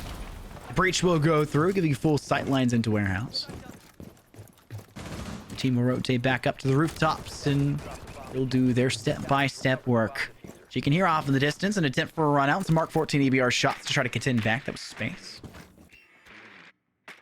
They once again want to go for the pretty direct lines of sight where possible. Put some pressure into basement, clear that second floor then for your primary point of emphasis, and then move back into a transition for first.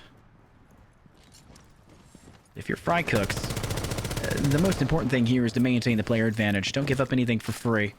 And if you ever have to peek something, let there be two. Because the refrag game is what really elevated you on Cafe, and you need to make sure you can maintain that dominance and stick to what your best win condition is for a third map, especially when you're bearing down the wrong end of the barrel for match point. Looks like they're having trouble getting this IT wall open, which is, I mean, just kind of a necessity on this site if you want to try to play it inside of control, since it has such good vertical capabilities. And the Dokumi call is going to ring out to little effect, at least thus far, as Blackbeard is going to make his way in towards electrical, so he can try to take control of some of the space from a different point of view. But he is very solo in this position, which can oftentimes be quite deadly. Swing heavy here from Nexus. They'll get punished if you're on the side of Frycooks. More chances in front of them, though. Swifted off to space. But in the same fell swoop, Shrady and Matumba each find a frag, and Frycooks are trying to stay within the resolve. All up on the second floor. Everyone for Team Brick has fallen to the first, but you do have Swifted working up through Aqua, wanting to apply pressure and make sure the top down isn't a consistent factor for success. Time is not on your side if you're on the offense, and Frycooks has to realize that. 33 seconds. Diffuser, there's not Valor, and up on the second floor still. You got to keep Shrady live as long as possible. Can the 15 frags from Matumba elevate this Frycooks team to get into overtime? Nobody down below. Storage seemingly clear. Work on instead off towards B side, and it may not matter. A objective, and it may not matter. DB and Otis Matumba. Just Shrady. Damage off towards Scary. Fall back if you're Shocks. You don't have to peek anything. They'll swing the door, and Shocks rips apart the final remaining number. And Team Brick will do what they did on Clubhouse, though the scoreline just as harrowing as it was for Cafe on the side of Frycooks. They'll win it out. 7-5, and OT almost plagued us. Thankfully not infinite OT here for this grand final, but it almost plagued us nonetheless here, Ali. But man, oh man, what a ridiculously good third map that we had there as we now move over to our fourth. We're already starting to lose mathematical capabilities at this point crazy, of the night. It's been a lot going on. It's been very, very action-packed 3 maps thus far. And the fourth map that we're going to be going to is going to be yet again a Frycooks pick, and that is going to be Consulate. Which, I mean, I like Consulate. It's one of my preferred maps to cast, I would say. Wasn't one I really vibed with a ton as a player, but now that I'm just kind of a professional armchair analyst, I do like it quite a bit. Although, that's in the future and currently in the present right now, so we are going to send things over to a quick break to transition us into the future. So get up, grab some water, but make sure you're back soon, because we're going to come right back at you.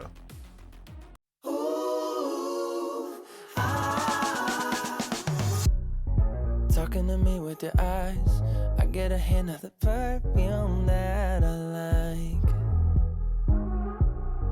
Wear it like a disguise, I come around with the perfect alibi. Midnight, pouring my heart out like it's water. Tick-tock, you know this night ain't getting younger. Feels like chasing a star up and down in the sky. I can't get enough of sweet, sweet love, like we're just a couple bees, please. I'm glued to you, honey, like leave me, and I'll be sticking to you. I'm glued to you, honey. I'm glued to you, honey. Hey. Ooh, ah, ooh, I'm glued to you, honey.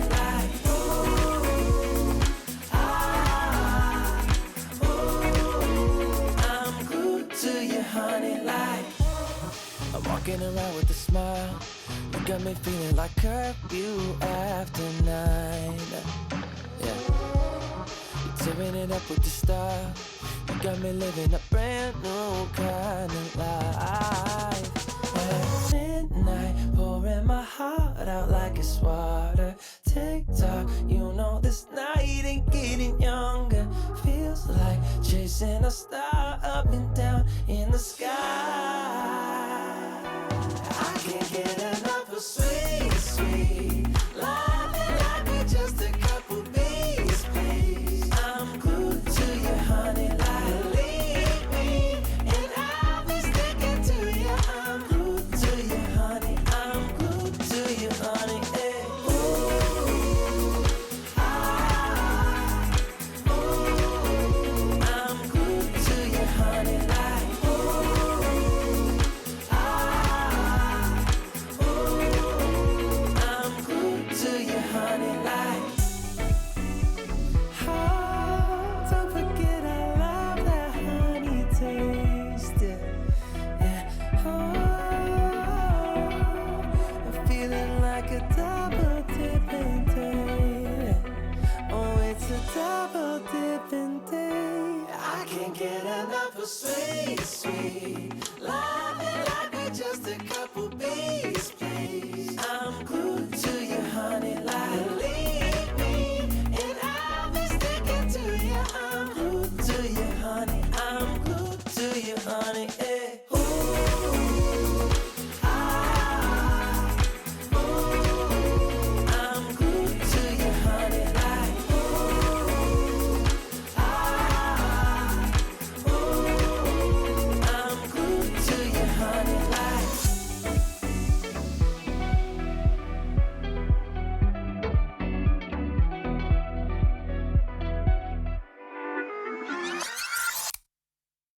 All the barricades, I wanna know why they hold me back.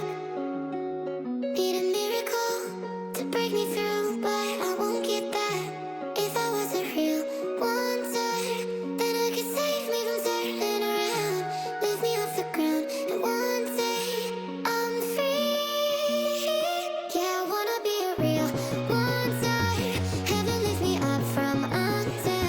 Wishing I could be somehow stronger now, so I can fight away all the pain inside me. Never be afraid of the fate that finds me.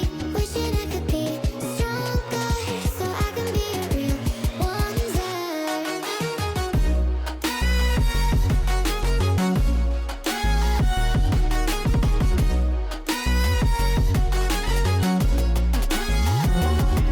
If you wanna be a wonder, baby, come and show it. Tell me what you feel in your heart and your soul. There's nothing I would take for granted. With me, we'll make it through. Takes two hearts to fix heartbreak. We grew apart, I made a mistake, but I'll try to make it up to you, my darling.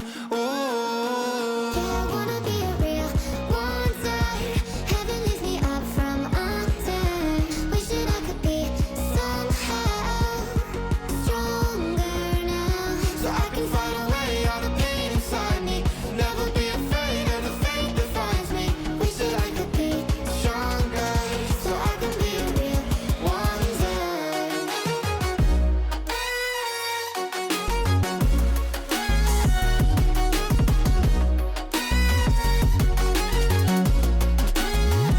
So I can fight away all the pain inside me. Never be afraid of the fate that finds me.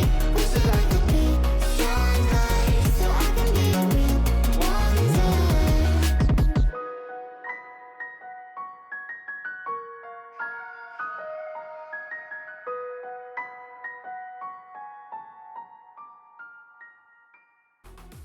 Our series lies 2-1, and Team Brick are looking to finish things off, needing only 4 maps in the grand finals here for Blitz Riot. Can they get the job done? Consulate is all that stands between them and a grand final victory. But this is a team that does not roll over nicely, and even in the maps that they lose, much like our last one, they don't go over smoothly. It's 7-5 for our last map. And man, oh man, was it a close one here, Allie. It was I mean, even in situations that I didn't expect it to be very, very back and forth, I thought that Team Brick being allowed to go into defense with a 4-2 half was going to be the death nail, which it arguably was, but there was a very impressive comeback mounted on the attack for, how did I just forget their name? For Frycooks, which, oh, production chat. Which was very impressive to see, but in the end, didn't end up coming to fruition like they needed it to. That being said, though, we're going on to console, and I was talking to Infernosis a little bit, kind of about how I think this is going to go. And I really do think that with the way this map goes, I'm anticipating Team Brick picking defense to start, as this is their opponent's map pick. I think that they do kind of need a 5-1 or 6-0 half if they want to win this next map inside of regulation, because defense on this map is highly, highly oppressive. And if you give Frycooks the chance to play with that, I can't help but imagine that they're going to be able to take full advantage of it and really, really drive home the points of this being their map pick. And so if you give them too many rounds before they get there, that could absolutely be catastrophic.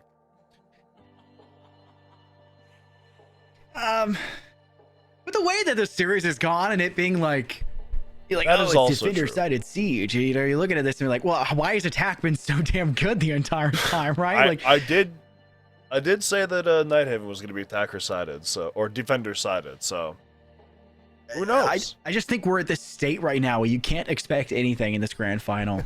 I think you could get away again somehow with a 3-3 half and pull it the other way again, like, because that's just how this series has gone. But I do agree that you want to get as much ahead as you can, because it is so darn tedious to try to claw back any semblance of control past that point. But it is truly in the hands of Team Brick to solidify their victory here against a team that they were kind of underdogs for, right? I mean, Frycooks is a very good team with a history and an org and everything else in between you could ask for, and to be able to upset them like this would be a icing on the proverbial cake alongside the cake of victory, and they get to eat it too. We'll talk a little bit about the ban phase as it goes on. We've seen a lot of Blitz getting banned so far. Shields have been a primary point of emphasis, and I was expecting that to be the first one again coming out of the docket for Team Brick as they start off on defense. They don't want to have to face off against the flash shield user themselves. No Johnny Sins allowed. And the second one will be Deimos, which was also banned previously on our last map by Frycooks as well. I mean, they left Blitz up on Cafe, and I would argue that ended quite catastrophically for them. They did use it to win a round in the end when they started to mount that comeback, but I mean, whenever they gave it to Frycooks, it was a bad time, as we in the biz like to say. Although Azami gonna follow up that Deimos, which, I mean, she's been banned every map so far with good reason. She just makes so many things so much harder to attack. And we're going to follow that up with a mute, which is, I think, a very interesting ban. Again, personally, for the same reasons like I said last time. And honestly, it's probably even more effective on this map, since there is a lot more of, like, actual clearing rooms after rooms after rooms on this map, which is kind of where mute's going to shine. Especially when you know Togebees was let through the ban phase, which is another point that was made a lot. Start of last map, right? You know, you have that let through. It just brings even more value to her kit. But we'll start up on the second floor. A lot of primary points of emphasis is to go for that B-side take in through window and the inevitable stall game that comes thereafter. You can see Frycooks are maybe leaning towards that, as they do have the Garu hook in line with the Amaru. They also have plenty of shields to go alongside it. They could use Grim Bees to force you to keep your distance. We could have a Rotero drone to try to flush out even further if they want to get players in towards, is that break? Is the double wall where old projector used to be, whatever the heck it's called now. But anywhere in between, we're catering, that's what it's called, where Ace currently is lying under a table for some reason. Hiding away from the drones, I'm assuming, as they want to make that Caviar as an unknown of an operator as humanly possible. But they will keep on to the Garu hook, and they'll bring the bees as well. It's a kind of a tandem duo, it feels like, for an offense for this map, to try to get up into that bee site, into that window, and try to get some semblance of control. And you don't really need very much map control if that's your entire win condition strategy. The rest of it's going to come down to kind of avoiding as much as you possibly can elsewhere, and that will kind of alleviate a lot of what Ace's job here is, which is to try to get stragglers, get them down, either get them silently, stealthily, and get an interrogation, or anything thereafter. It's their sole responsibility here is pretty simple and could also be completely ignored if you're very smart about this for Frycooks. Because Geek could go ahead and Garu hook up and then jump immediately back out, then Garu up and then jump immediately back out, and continuously waste utility for Team Brick. I think they also want to try to throw the Blackbeard in as a little bit of a distraction while probably having people peek a different window that Amaru isn't jumping into, which is, again, that game plan that I've highlighted them liking a lot, of creating distractions and then using that to get onto the site and take the space you need for the plant. But this Caveira is something they need to worry about. Now that Scarping is actually physically inside of the building, Caveira can strike, but it's going to come a little bit prematurely, and he's going to come out worse for wear, but still aware of the Caveira's position. Oh, look at that sprint. Scarping does not care about any of these lagging behind players trying to hold these apex corners. Value is found instantly, and look at the map control that has already been basically gained and obtained for the Frycooks offense. It just gets worse. One more for Scarping. Down goes Scary from the hands here of Geek. Can they get two there once? Ace! I know Cav's pistol kind of stinks now, but good lord, that's inexcusable. Now it's just Swifted left alone in a 1v4 while they're all low. The damage is just too much to overcome, and usurping control now. You said they needed to get like 6 defensive round wins?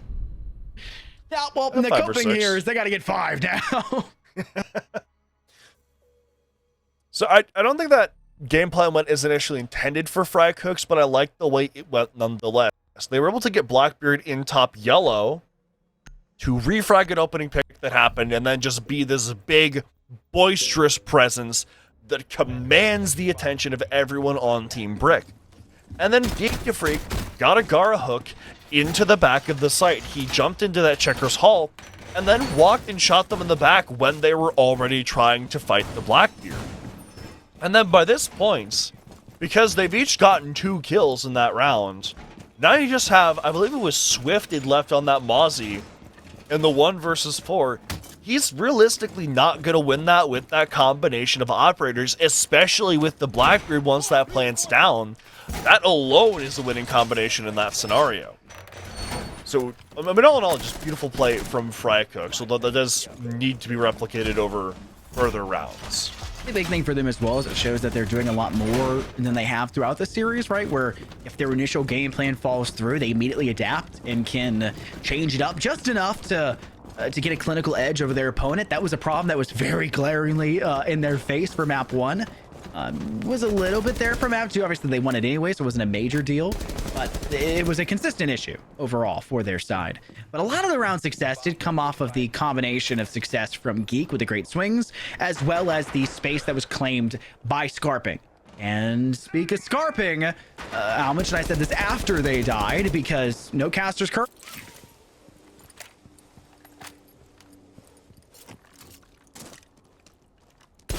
Lost pretty much the entire purpose of their offense for quickly engaging into space, and are going to be noticeably lacking a spearhead to control a lot of their offensive tempo. Yeah, I mean, you can't really use the distraction tactic of the Blackbeard if he is dead, which means that there's, again, gonna have to be adaptation, but much more difficult adaptation than what we would have seen out of them before. Because now it looks like they want to try to find this player on the bottom floor and potentially isolate him, or at least be aware of his presence. As if you could get that pick back. That puts you in inequality, but if you're at least aware of him, then you know about the C4, if nothing else. But we're seeing a lot of trouble getting physically inside of the map here, which Space does start to overcome. But he still has an uphill battle when it comes to getting these picks, one that he does not win, because Swifted kills him off and Coffin. Second swing for Swifted. Everyone's peeking the line of sight of Swifted, and they've got 3. Hunting for a 4th, knows where they are. Off towards Mail now. Both doors contested. Swings for intel, gets it, swaps to the shotty, and down goes Trady. Flawless is round 2 in return now for Team Brick. And look who elevates this roster to unparalleled levels of success. A lone man, it feels like.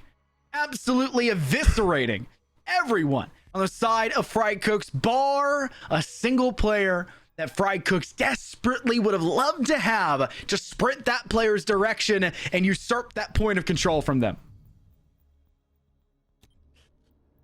Defenders, protect your I mean, honestly, I think I kind of called it in the mid-round there. The initial plan from Frycooks was pretty thoroughly dismantled just with that kill onto the Blackbeard that Team Brick had gained for themselves that I believe it was Nexus got in the early round.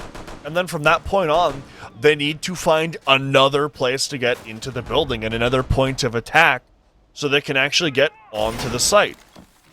And recognizing that, Team Brick hold on to those extremities on the top floor.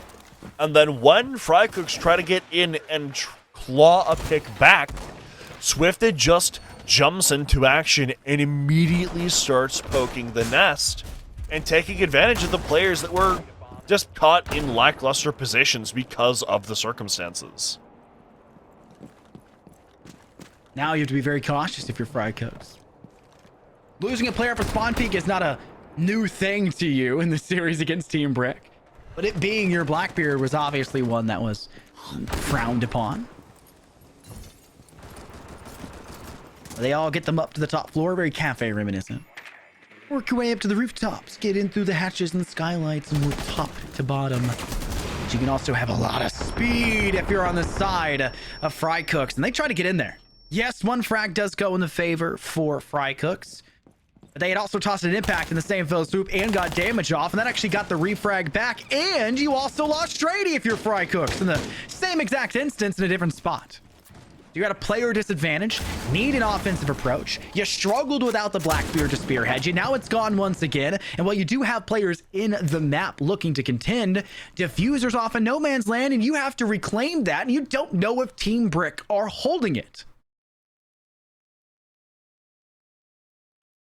Yeah, it just puts you in a kind of really terrible position if you are Frycooks. Because yet again, that Blackbeard is something that you don't bring without a significant purpose, much like every other shield. And oh, looks like we lost feed. Well, we and had it. the It thing just with was that seizure position, interesting. just we get one every other frame. We get every other frame. That's all we need. That's basically just 30 yet FPS again. then, right? Like, Yeah. We're animating on 2s now for Siege. we are not a fighting game. You don't need every pixel, okay? Like, Exactly. there is no frame perfect timing for this. Slowly but steady. Now I want to know who's taking the victory for this one. Now we don't have any idea. That was such a weird spot for Frycooks to be stuck in, and yet Team Brick, I don't know. This is strange. Who do we yell at for this? It's got to be Goose, right? You know what? Sure. Well, I'm willing to blame Goose, who's not here. I'm blaming Goose. Goose is currently playing Minecraft, so. What a goober. Maybe he's the one who stole our frames. You think? And employed them over to the Minecraft channel instead? He might have. Ooh. That would be pretty When are we getting interesting. the Blitz Hunger Games? We need the Blitz... No, we need the Blitz Bed Wars. Blitz Bed Wars. I've been saying this. We need a Bed Wars League. Okay. Alright, well... the little voice inside of my ear, which is known as chat, has informed us that we should throw over to a break, because we're experiencing some technical difficulties, unfortunately, which is kind of par for the course with Rainbow Six Siege. That being said, though, don't go anywhere far, because hopefully we're going to be right back.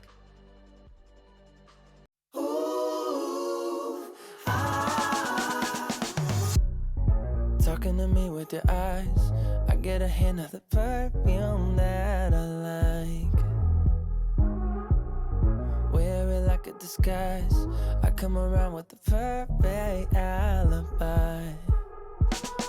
Midnight, pouring my heart out like it's water. Tick tock, you know this night ain't getting younger. Feels like chasing chasing a star up and down in the sky. I can't get enough of sweet, sweet love, and I could just a couple bees, please. I'm glued to you, honey, like leave me, and I'll be sticking to you. I'm glued to you, honey. I'm glued to you, honey. Hey. Ooh, ah, ooh, I'm glued to you, honey, like ooh, ah, ooh, I'm glued to you, honey, like. I'm walking around with a smile. You got me feeling like curfew after 9. Yeah. You're tearing it up with the style. You got me living a brand new kind of life. At midnight, pouring my heart out like it's water. Tick-tock, you know this night ain't getting younger. Feels like chasing a star up and down in the sky. I can't get enough of sweet, sweet love, and I could just a couple bees, please. I'm glued to you, honey, like leave me.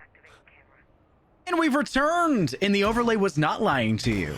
In fact, Allie, even though the overlay was saying the series results, not the actual map results, it is in fact still 2-1. Frycooks were not able to pull out from the player deficit they gained for themselves in round 3, and Team Brick were able to come away with that victory. Number 1 victory royale. As, Oh my goodness. the Zoomers like to call it. Get out.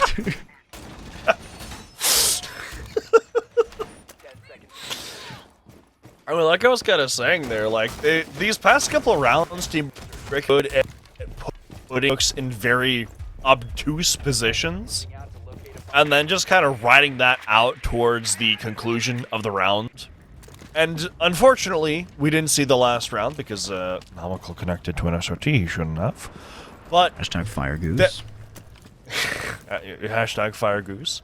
But that is, I mean, a pretty solid game plan, and especially when they've had operators they've leaned on, like shields that are dying again. It's could work out. Well, not the thing you're happiest to see in life. If you're Frycooks, where you already had so many problems keeping Scarping alive, and it's just going to get worse. This time not Scarping, though. Hey, congratulations. Somebody else. Which means that your 3-2 Scarping is still alive. But your 3-2 Geek, who's now 3-3, is not. And the Monty, which is such a pivotal part of trying to get into here safely and contend with this tertiary site, nowhere to be seen. No safety net to try to defend this plant. It's a 5-on-4. Team Brick prowling about income space, looking to see if any player may be available for a crossfire. Nexus is avoiding that initial line of sight, but just on the opposing side of that door frame. Hatch is going to go ahead and be broken. They're holding in a spot where they're likely doomed to die here, in all honesty, Ali, but this is a plenty fine spot for them to sit. Great job clearing out that frost mat there, Space. You really got it. I think it's still up. It is. Oh boy. You want to make bets on if anyone stands in it in a second? What I'm more curious about right now is the scary flank, as Nexus has gotten to pick. Scary's in position for one if they don't know he's here, but it looks like they do. And they're going to flash him out, but that just wastes time, and he's just going to say screw it and run outdoors. Which honestly is a play that I really like. There's only about a minute left here, less than now, for Frycooks to make something work in this deficit. Just keep the bodies up, make them work for it. Speaking of making things work, Team Brick is always the team that came back from major 4 versus 2s and more, right? And Frycooks has not really had the same lap of luxury. They've not had the chances. And when they are behind by these numbers, Team Brick typically finishes out flawlessly, like they had already once this map, and they did on Clubhouse once, and were pretty close to, if I recall correctly, as well on their last map of Lair with a win. And very well could turn round 4 also into the same exact stead. Scarping, who has been typically the first loss of life for the side of Frycooks, will not be this time. They'll strip away the chances for a flawless victory by removing Swifted from the equation, but they'll R6 timing at its finest, peeking the wrong direction at the wrong time, and Ace against the better end of Rainbow Six and will secure themselves a victory with that final frag, as Swifted does a no-no in the all chat, and Team Brick will come away now with 3 round wins on their defensive side. We said they needed 5, or want 5. I don't know. I mean, it does not seem hard pressed to get them to that number. And it being not easy necessarily, but sort of standard, I guess, on Consulate is kind of the reason why, right? They've looked like they've had a pretty easy time by killing off an important operator in the lineup of Frycooks, then just kind of running that out. And that's something that Frycooks will be able to do quite effectively on their own half, because this map is very oppressive for the attackers, especially when the defense is able to get under their skin, or when the attack just isn't coordinated enough to prevent that and to keep bodies up, which thus far has been the case for Frycooks, at least on these last few rounds. So Team Brick want to get as far ahead of that curve as they can, so when they go on the attack, they have more opportunities to fail before closing things out. 10 seconds into round 5, and look, no one's dead. Frycooks, big round of applause, a clap on the back. Slap on the back, maybe some 5.56 to the forehead, as we see Team Brick prepping some windows, possibly for a chance for a spawn peek. Nothing's come to fruition for them just yet, and you see Frycooks doing what they need to, laying down some claymores for the chance of that run out. Team Brick have been known to do some pretty dastardly chance encounters, like the cafe run out upstairs by piano window out onto the new balcony, and then the player running out of mining just right next to it, and winning a 3 versus 2. Everything. You cannot sleep on the idea that Team Brick will do anything possible to come away with a win condition. So a Terror Drone will make its way into quick side window of bathroom. Chance for more after. Scarping takes some damage here from an impact. Second one goes through as well. That's the only ones that were in the back pocket there, Swifted. It would be a chance to encounter to stall. Drone also moving forward, has to be cleared away. There's a player prone off into the other end there, just inside a bathroom. And they may have a great angle to try to deal with one, but that Rotero drone, something to try to clear away that player, and it's not working just yet. If you're Frycooks, you really want to get Scarping into here, Ali. You're just not really finding the way to do it perfectly just yet. There's also, I believe it's Scary on the smoke, who's in a really good position here to deny some pressure onto the site, but Scarping's gotten in. He's gonna go for that pick on the smoke. Wow. It's all out calamity on the site as they just collapse onto it, and now the defense has to respond back. And Shocks do anything here. Diffuser goes down. Now it's a nigh impossible task. You didn't even need the Amaru to get into the space here. The moment that Scarping made their presence known, the entirety of this round changed on its heel. Geek off towards Ace. Just one remaining. Shocks is no more. Who else but Scarping? And that's the way to turn what we've said is needing to be 6-0, then needing to be 5-1, and now needs to be 4-2. Otherwise, we'll see another 3-3 split for our third map in the entirety of this series. This grand final, this best of 5 routing. It has been so back and forth up until the second half when the difference has to be made.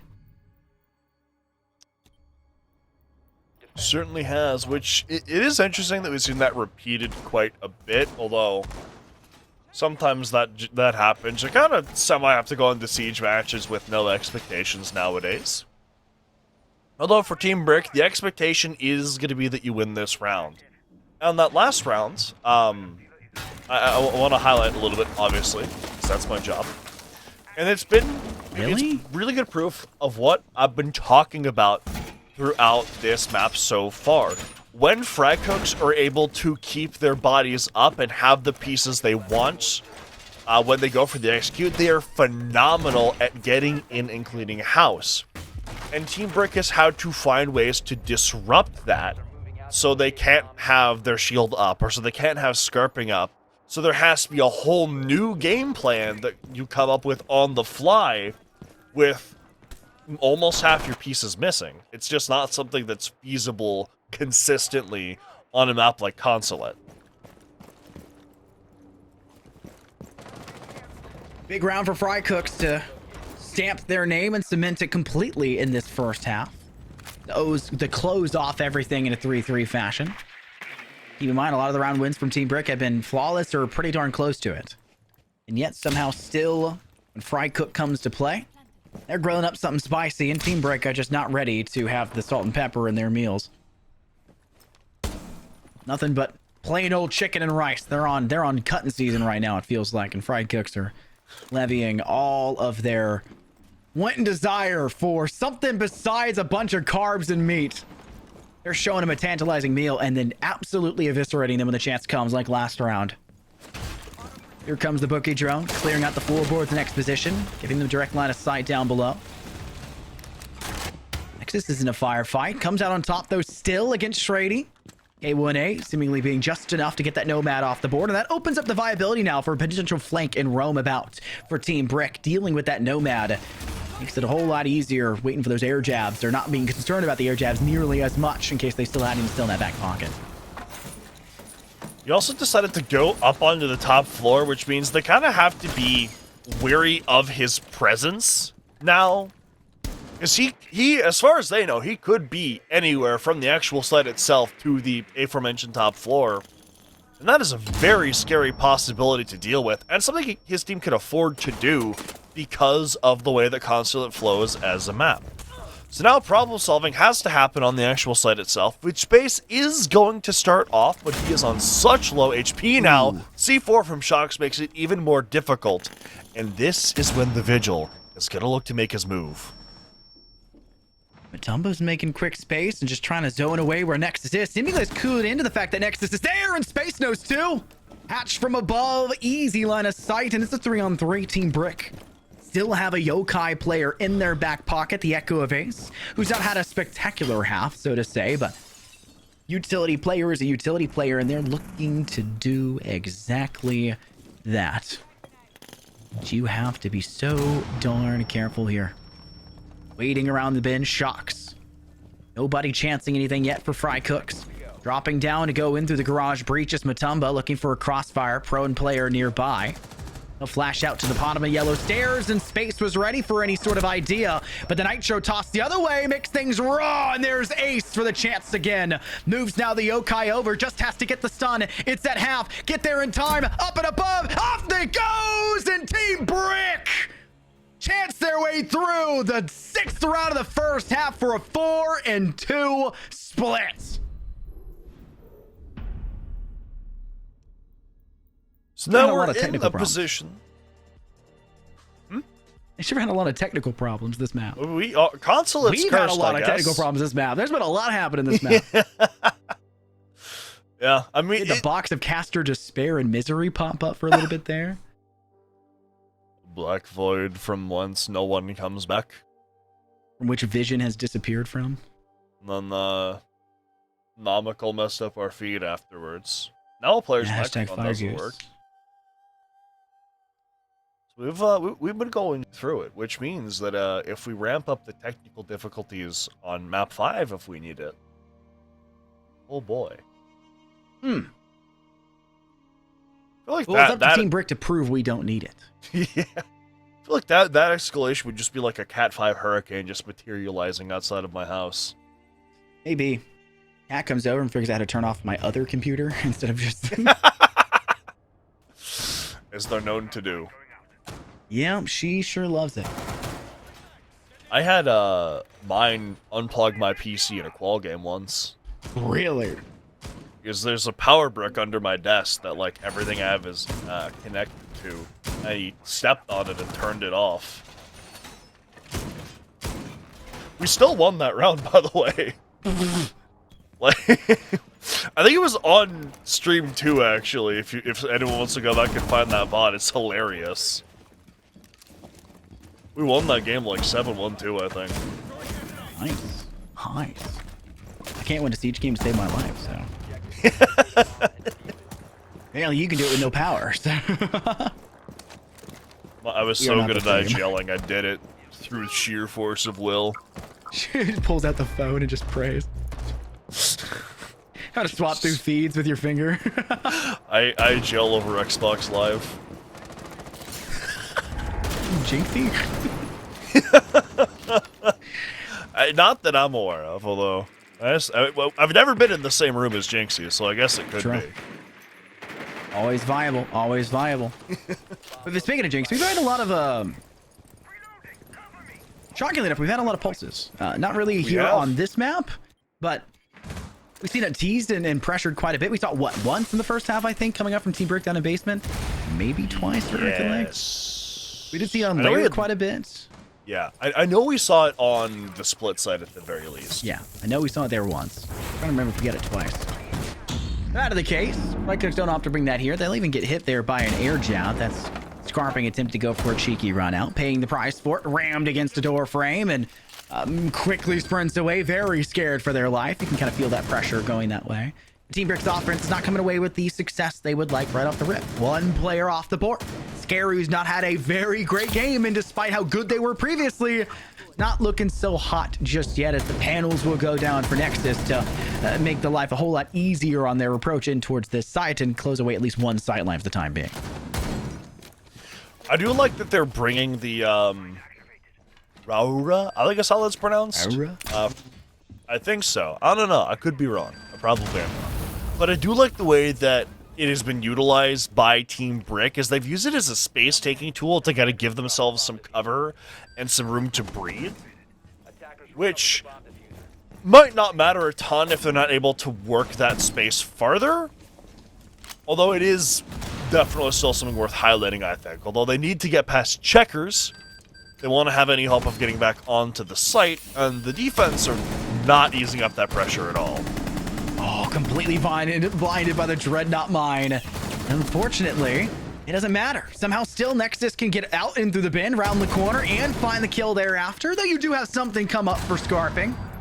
That player advantage that was attempted to be so heavily crawled back by Team Brick is still them trying to reclaim that one player deficit, and Nexus is low.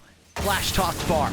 Ace having to step through a toxic babe or two, taking a lot of damage from it as well. And the goo mine makes problems worse. They can't just stick now, and it is only them remaining, as the toxic babe will get the job done in the end as they walk directly into it. It is a pretty simple round result coming out from Frycooks. I mean, Even with the honestly, Raura. not that dissimilar to how a lot of the defenses went for Team Brick on that previous half. You figure out what the game plan of your opponent is, you take out a couple pieces of it to disrupt it, and then you just hold on to the site and make sure that they don't have an easy way to get back into that to negate that advantage you just made for yourself. And that honestly has just kind of been the game plan that Frycooks has had throughout the whole series, I would argue. Although I'd say in console, the last half was anything to go by. It's going to work particularly well. But I do also really want to see the adjustments from Team Brick, because they've been able to cook up some pretty effective counter strats to what Frycooks have been doing. Although Cafe is going to work a little bit differently than console in that regard, so we'll have to see.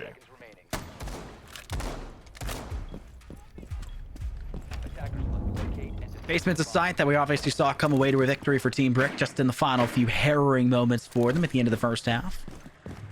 A lot of their success came off the Yokai Drone, the Echo, that was brought in play for their defense, not there. The side of Frycooks in this one. And they want a bandit battery trick. Got a lot of value here for the mirror window as well. Legion goo mines were pretty darn good, I think, last round. Obviously, it stopped the player from going for a cheeky plant even within the toxic babes. They had to pull the goo mine back out of their leg. Obviously, the last round wasn't great anyways for the side of Team Brick, but even the slight chances that they were slightly colluding to have weren't yet enough to guarantee a victory that they would have liked to confirm in their back pocket. Here comes the hard breach attempts. EMPs go out. Second EMP sent just the same. Bandit battery will get one side of this. The Selma will go clear for the other, and Swifted will try to spray and pray to ward away any use here of that bandit from going for any sort of escape backwards, but unfortunately they will get into a level of safety. That's Shrady falling all the way back now into interior hall and waiting just near where that mirror window was put before. Very slow start to this so far. I mean, the attack has been getting stuff done and the defenders have been moving, but we really haven't seen a ton of fights happening. Although I'd imagine that's going to change quite soon as we do see a lot more active pressure going onto the site, with some players from the defense still on this first floor to try to contest that. Although we also see a Blitz shield, which is not something you see like a ton, but it could potentially be a really fun addition to the late round that Team Brick are in a position to utilize it effectively. 75 seconds ticking still remaining in this round, and Team Brick have been able to keep themselves calm and collected for the time being, though Motumba almost lost their life from a cheeky fire the other way. Offensively, they've not been able to at least get a kill and usurp any sort of ground control. They're slowly cinching upon where Frycooks are lying in wait, but you can't really say they've done enough to solidify a solid standpoint at which to enter in from. And with only 50 seconds left, it has to start breaking away real fast. The leeway has to come. And Shrady will eventually be the straw that breaks the camel's back, maybe, for Team Brick. They'll get the first. Quickly refragged back, but they got a second thereafter. Shocks from up above, looking for even more sightlines at which to peruse. Throw down some track stingers just inside a garage, right through that wall, make sure nobody can cross the other way. And now wary of the idea that there is maybe a Mira hiding behind this as they heard the vector. Shots from above, and down they go too. And though a Nitro does find a kill, you're plenty fine in taking that trade. You just need the team to step down in towards sight and get that diffuser, because that's currently a no man's land.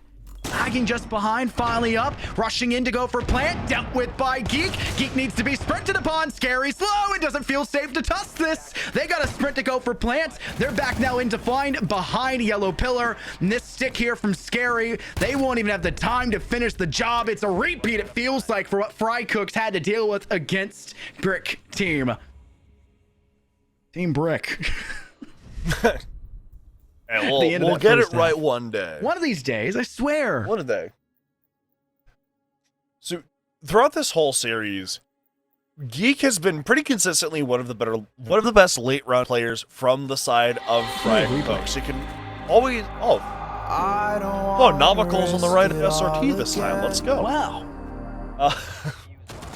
But Geek has always been, he's been alive in the late round pretty consistently. He's been a solid rock for Frycooks. He's able to get aggressive when he needs to go along with the team, but he has also been very, very good at just being a solid person to have alive late round to pick up the pieces of what's left, clean up the messes that have been left by his team, and have really solid clutch play like what we see from him last round, holding that position in towards security and just forcing his opponents to waste time and then go for a desperate last-second plant with no time left.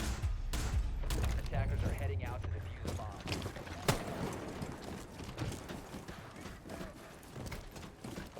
Honestly, with Team Brick staying alive so much in that last round, which, to be fair, for the whole thing was a problem they had the round prior as well, right? They were just not staying alive. They couldn't keep the team up.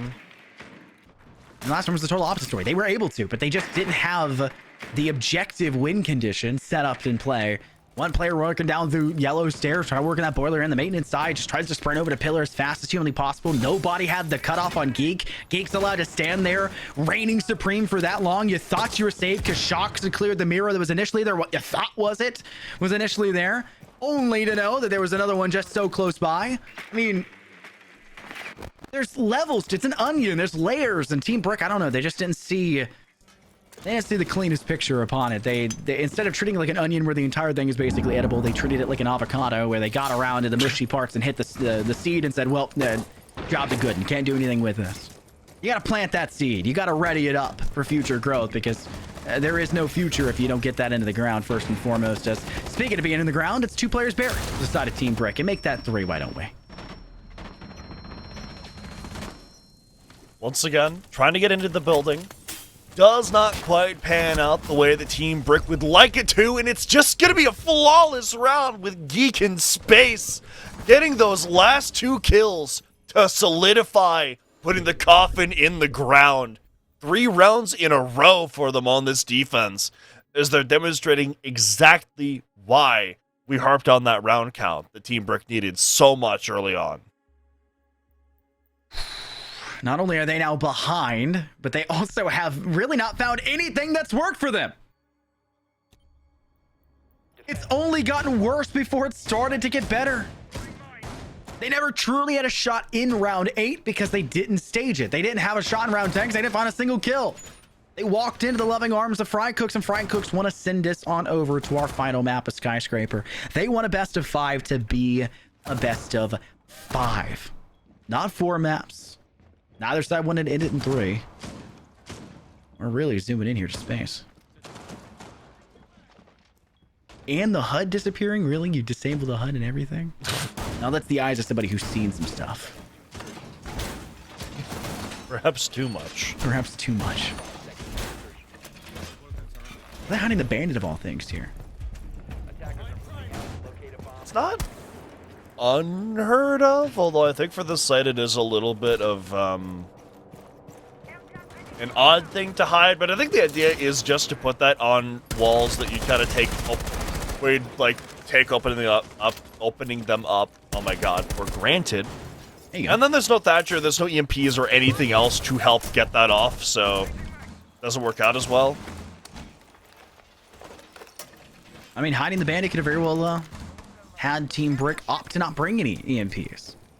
Not seeing anything they had to worry about EMPing. I mean, they do find instantaneous value off that now.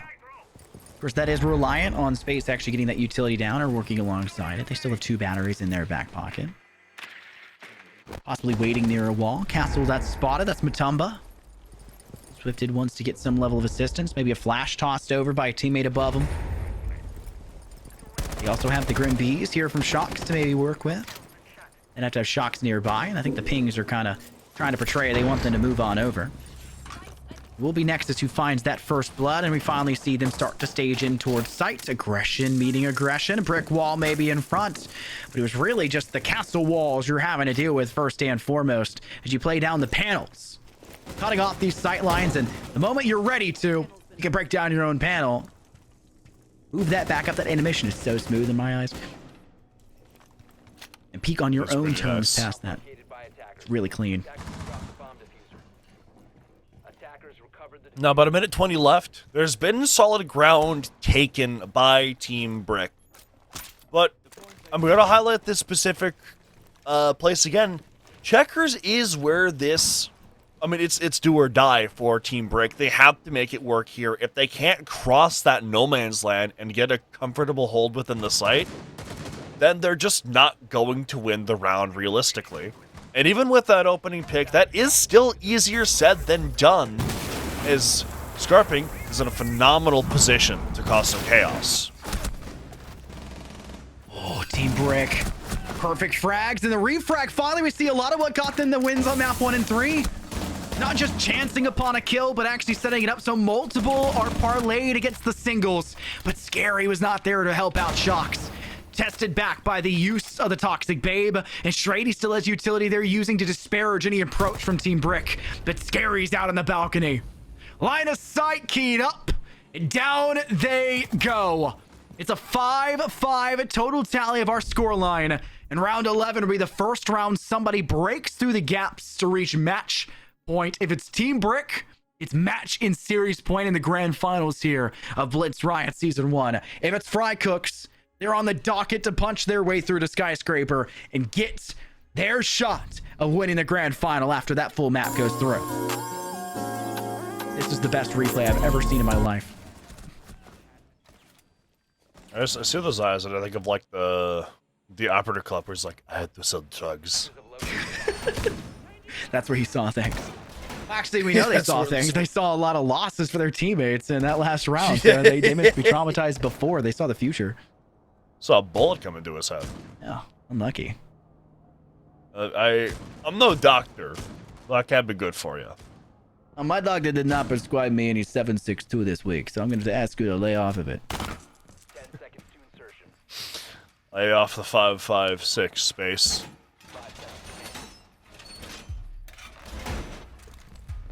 5-5. Potentially the penultimate round, provided we don't have overtime this map, which we haven't thus far, which I do find interesting. Because the last time I casted Blitz Grand Final, the first 2 maps both went 18 rounds. Infinite overtime, my favorite. Although Team Brick do have to break through a pretty strong defense here in order to get themselves onto match and series point. They're on that basement. The defense's utility is very much on point to make this as difficult as possible. And there is even a pretty extensive roam setup they have to break through as well to properly pressure the site. Attempting to pretty easily try to clear out that garage ball. Problems with that. 2 Brow canisters are laid up. Now the Selmas will go through with the pocket EMP tossed by Nexus, but they go down in the same fell swoop now as the other way. And Ace is getting that job done purely with a fuse shield pistol of all things. And Space is pissed. Once again, does a no-no. Tell myself that'll matter at the end of this. Matumba very low in HP, trying to frag back against Swifted. Swifted, you do not have the guts at which to swing that with that level of confidence. My goodness, that is a deserved death. It's Diffuser too. Why? He just has control of it as Legion. Alright, Scary has gotten it, but it's still a really weird decision, because they were in a pretty solid spot up until that point, but now with that death, it's a little bit more tricky.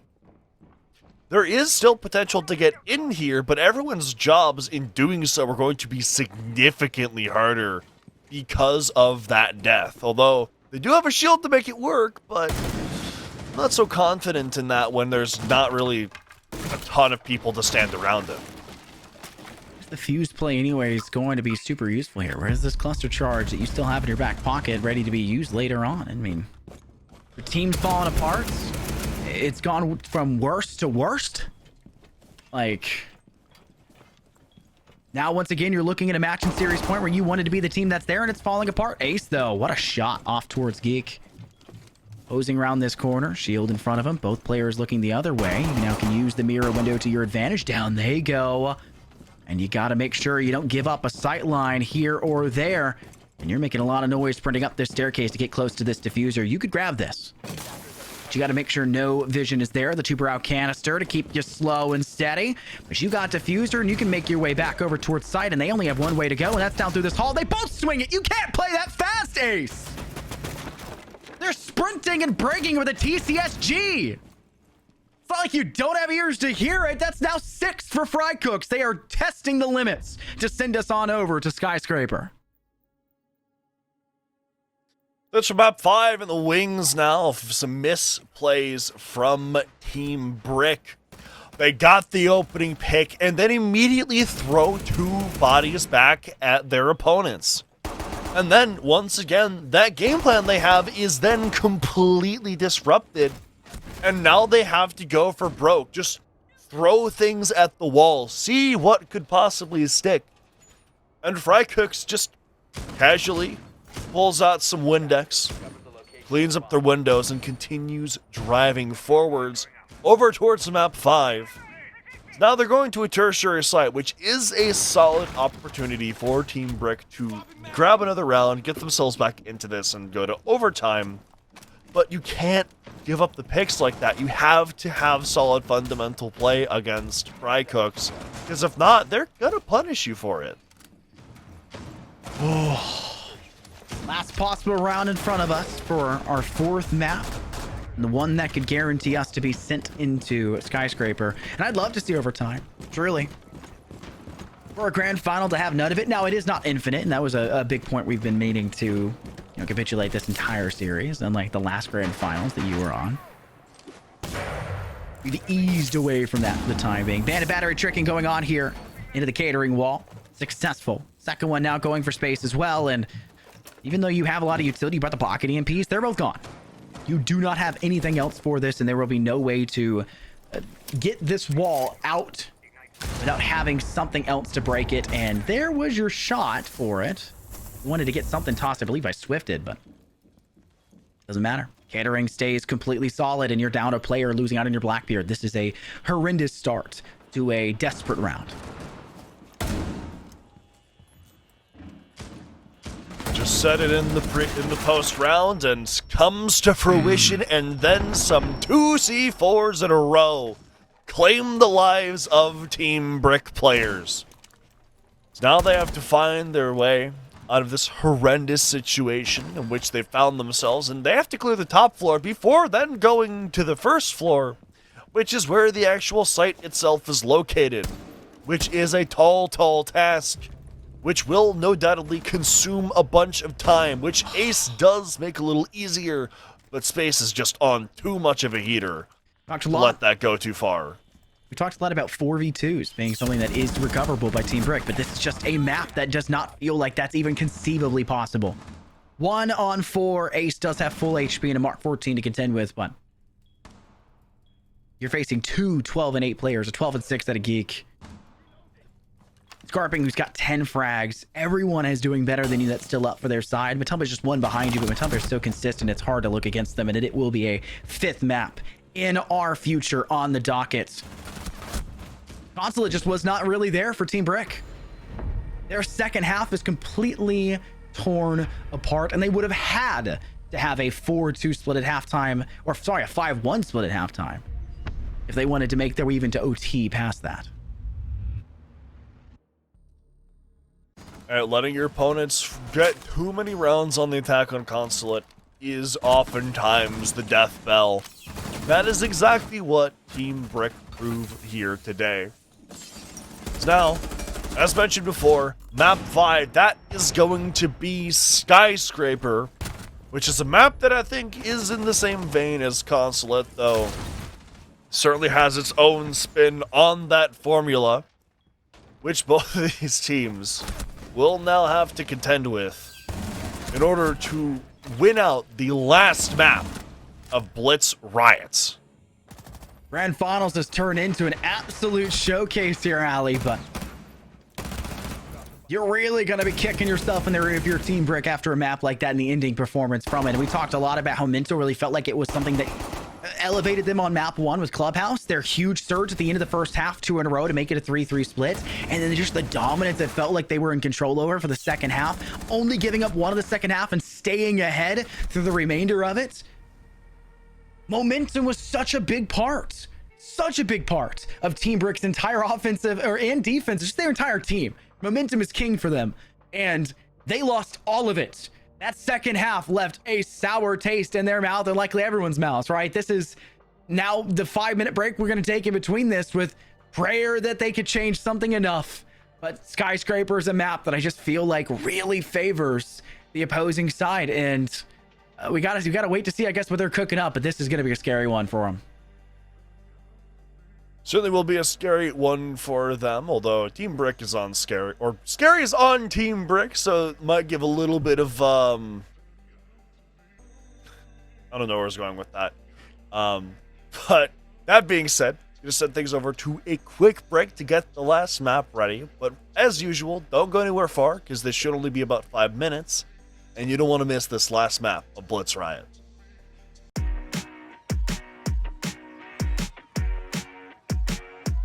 Get me out of love, yeah, call me when you want. So shut on my door, yeah, nowhere left to go. I just need to stay alone, yeah, need to stay alone. I've been on my own, yeah, I've been on my own. I know, you know, I changed a lot. The sunshine on my eyes. It's been so goddamn cold tonight. You better call me up. Whenever you're gone, I can change a lot. I don't need the shots if you're so alive, but I need you now, yeah, I need you. You better call me up. Whenever you're gone, I can change a lot. I don't need the shots if you're so alive, but I need you now, yeah, I need you. I don't know, you got me out of control. I need to let it go, yeah, let it go, yeah, let it go. Tell me how to love now, you got my heart on lockdown. I just wanna feel your body. My heart is a ghost town, I don't need no love now. That's cause I don't need nobody. I know, you know, I changed a lot. The sunshine on my eyes. It's been so goddamn cold tonight. You better call me up. Whenever you're gone, I can change a lot. I don't need the shots if you're so alive, but I need you now.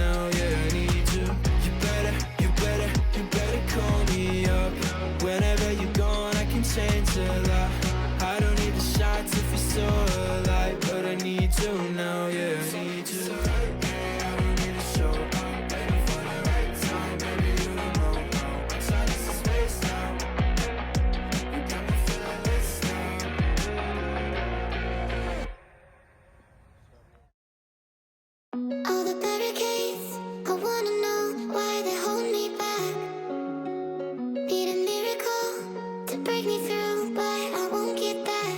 If I was a real wonder, then I could save me from turning around, lift me off the ground, and one day I'm free. Yeah, I wanna be a real wonder. Heaven lift me up from under.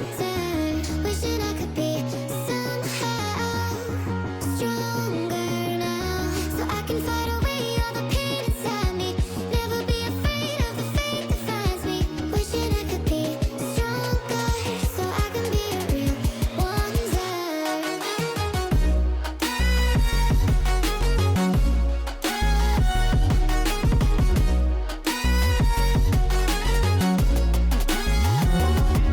If you wanna be a wonder, baby, come and show it. Tell me what you feel in your heart and your soul. There's nothing I would take for granted. With me, we'll make it through. Takes two hearts to fix heartbreak. We grew apart, I made a mistake, but I'll try to make it up to you, my darling. Ooh. Yeah, I wanna be a real wonder. Heaven lifts me up from under. Wishing I could be somehow stronger now, So I can fight away all the pain inside me. Never be afraid of the fate that finds me. wish that I could be Stronger, so I can be a real wonder.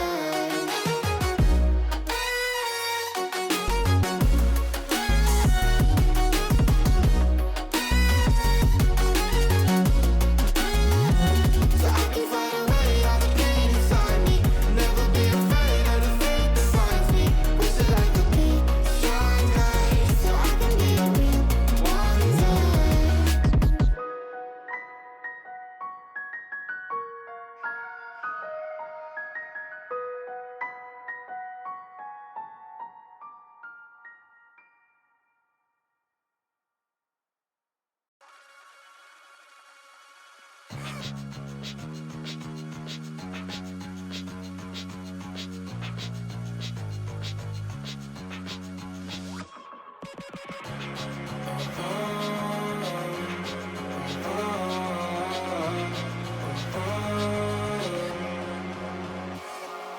I am wasting all my time.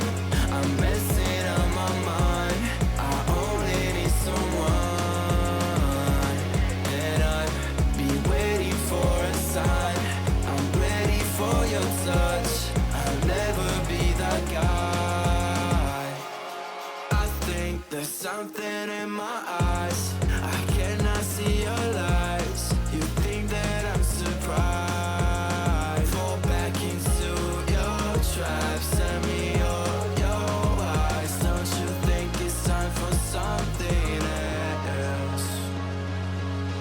I asked for something more. You gave me so much less. I wonder why I stayed.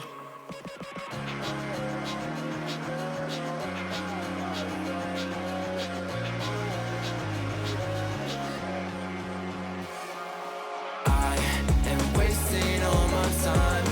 I'm messing up my mind. I only need someone, and I've been waiting for a sign. I'm ready for your touch. I'll never be that guy.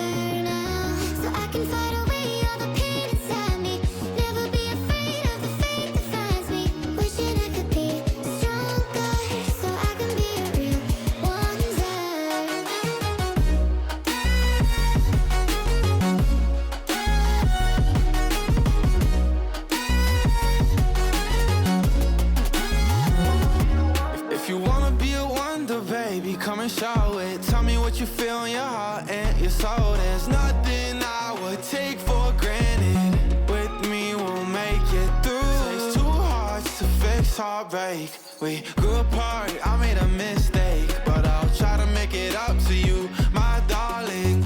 Ooh. I wanna be a real one day. Heaven leaves me up from under. Wishing I could be somehow stronger now, So I can fight away all the pain inside me. Never be afraid of the fate that finds me. wish that I could be Stronger, so I can be a real one day.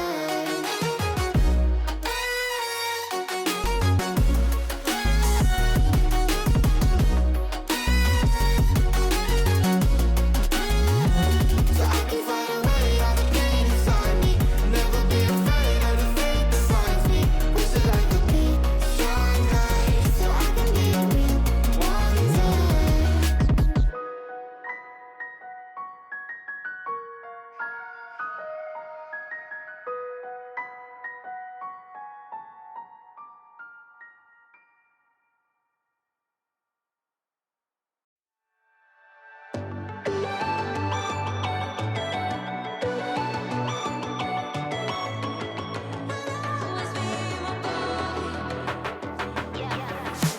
Every Friday night when we hit the town, I'ma just to kill in case you'll be around. 'Cause we left it there for Who would have guessed? Allie, you get brought into a grand final once again, and it goes to all five. For the next one, don't have me here with you. I'm just kidding. I'm just kidding. But it requires all five once again for Blitz Riots, and we're super excited to see this fifth map go underway. It's Skyscraper on our docket in front of us, and if the past is anything to go off of, anything can happen. What the heck has been happening the last four maps? It doesn't feel like anything ever makes sense anymore. I would wager that things don't make sense anymore. The results that I have expected have both come true and also not come true, or like kind of come true, but like not in the way that I thought they would. So like, we're just kind of doing whatever we want at this point, to be honest. And you know, that's just the nature of the game. This is Tom Clancy's Rainbow Six Siege, so far as I'm aware, and that tends to be how the game goes. Really? I don't know. A lot of lore problems with it. We were talking about this earlier on Lair. Let's see how the game goes in the future as we jump on over to Siege X. What it's called, right? I'm not crazy? Oh. Yes. Heck yeah. I remembered.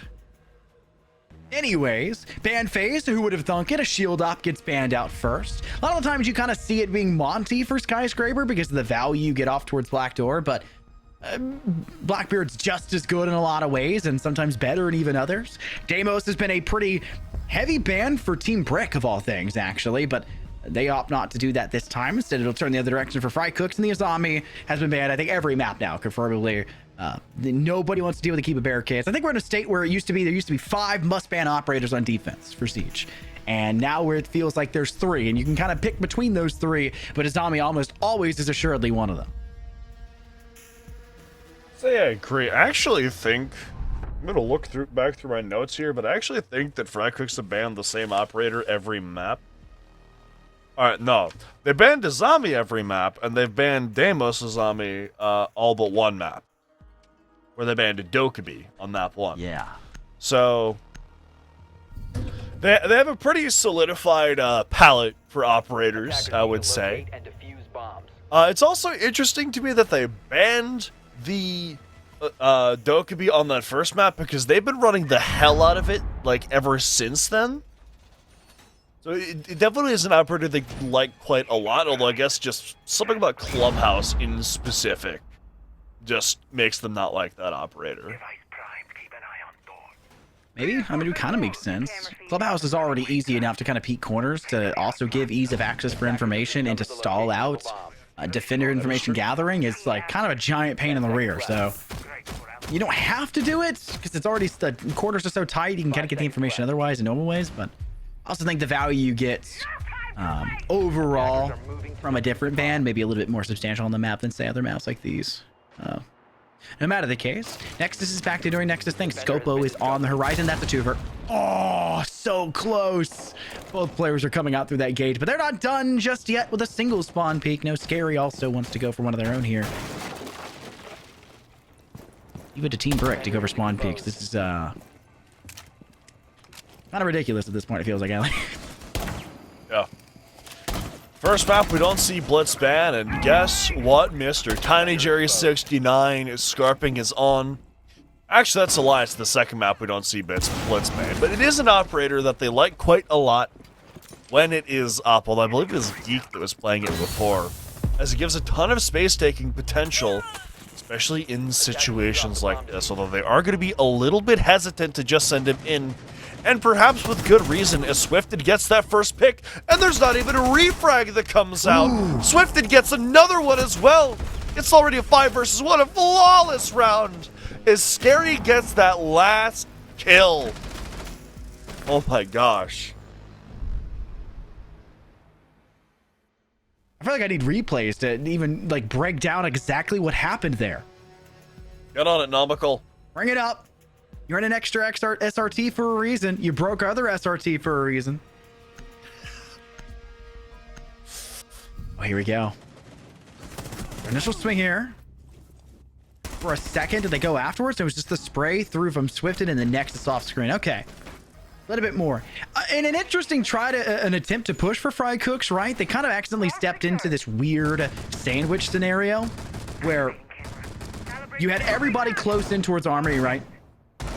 14 Brick, you try to get close to fight. You also had somebody off towards Lounge. Or say Terrace, my apologies. A player in Terrace. But then there's a player staged up just above Mezzanine that you had yet to deal with inside T. And you were trying to put a player inside of oh, why am I blanking on the name of that room? T, Jacuzzi? Disco? Whatever the heck it's called. The last frag of that round. It was a sandwich scenario, right? Where it's a 1-1-1-1, and it just turned into whichever team can turn the fastest and not be concerned about the middle the fastest can win out the next few fights by getting extra assistance on top. Nitro toss once again. This does actually hit space. It is pretty darn good. It doesn't get the kill, which is something that Team Brick were really trying to rely on once again. They were really good about these first bloods on Cafe, and it still did not go their way. That first round was flawless, and they would like to keep the style just the same. And here's what the Monty I said is so darn good when it comes to this black door. Scarping is trying to get as much control as humanly possible here. Could be a Valkyrie throwing an immediate C4 to try to capitalize off of anyone trying to make space behind that Monty. Well, no one does quite yet. As Nexus is lurking around the corner, if you listen closely, you can hear the Jaws music, knowing the chaos that he's caused before Scary almost gets picked off by Scarping. As now they've made their way in towards Mezzanine. They have some solid control. They need to get this kill on the flank. As Nexus is gonna start teasing this. It's not gonna walk up quite yet. He's wary of potential presence, gonna try it, but Schrady's ready for it. And that gives some room into this round for Team Brick, as they get a refrag on the opening kill. The King's also exceptionally low at this point. Tucked in behind small bar, and well, there is a pretty good angle at which to maybe get a fight going your way if you're Team Brick. That's an angle that's still dangerous to peek into. They know that. Util clear, camera marked away. Monty, aka Scarping, will move a little bit forward. They want to try to get off into Dragon, or out of Dragon, I should say, as fast as possible here, but they don't have the full drone they would like to before stepping there. Player on that staircase as well. Many dangers in front of them, but Team Brick are slowly picking apart the players in front of them. And it's scary, despite being so low on HP, who had no problem dealing with two of them that same fell swoop. The MPX dominating so far in this round, and the ending comes pretty clean afterwards from what else but the Vector, which has been the most effective weapon, it feels like, for Team Brick throughout this series. If it ain't broke, don't fix it. It's a phenomenal gun it's a phenomenal gun, honestly. Not even for a reason, it just is. It's on two pretty good operators as well with that Goyo and the Mira.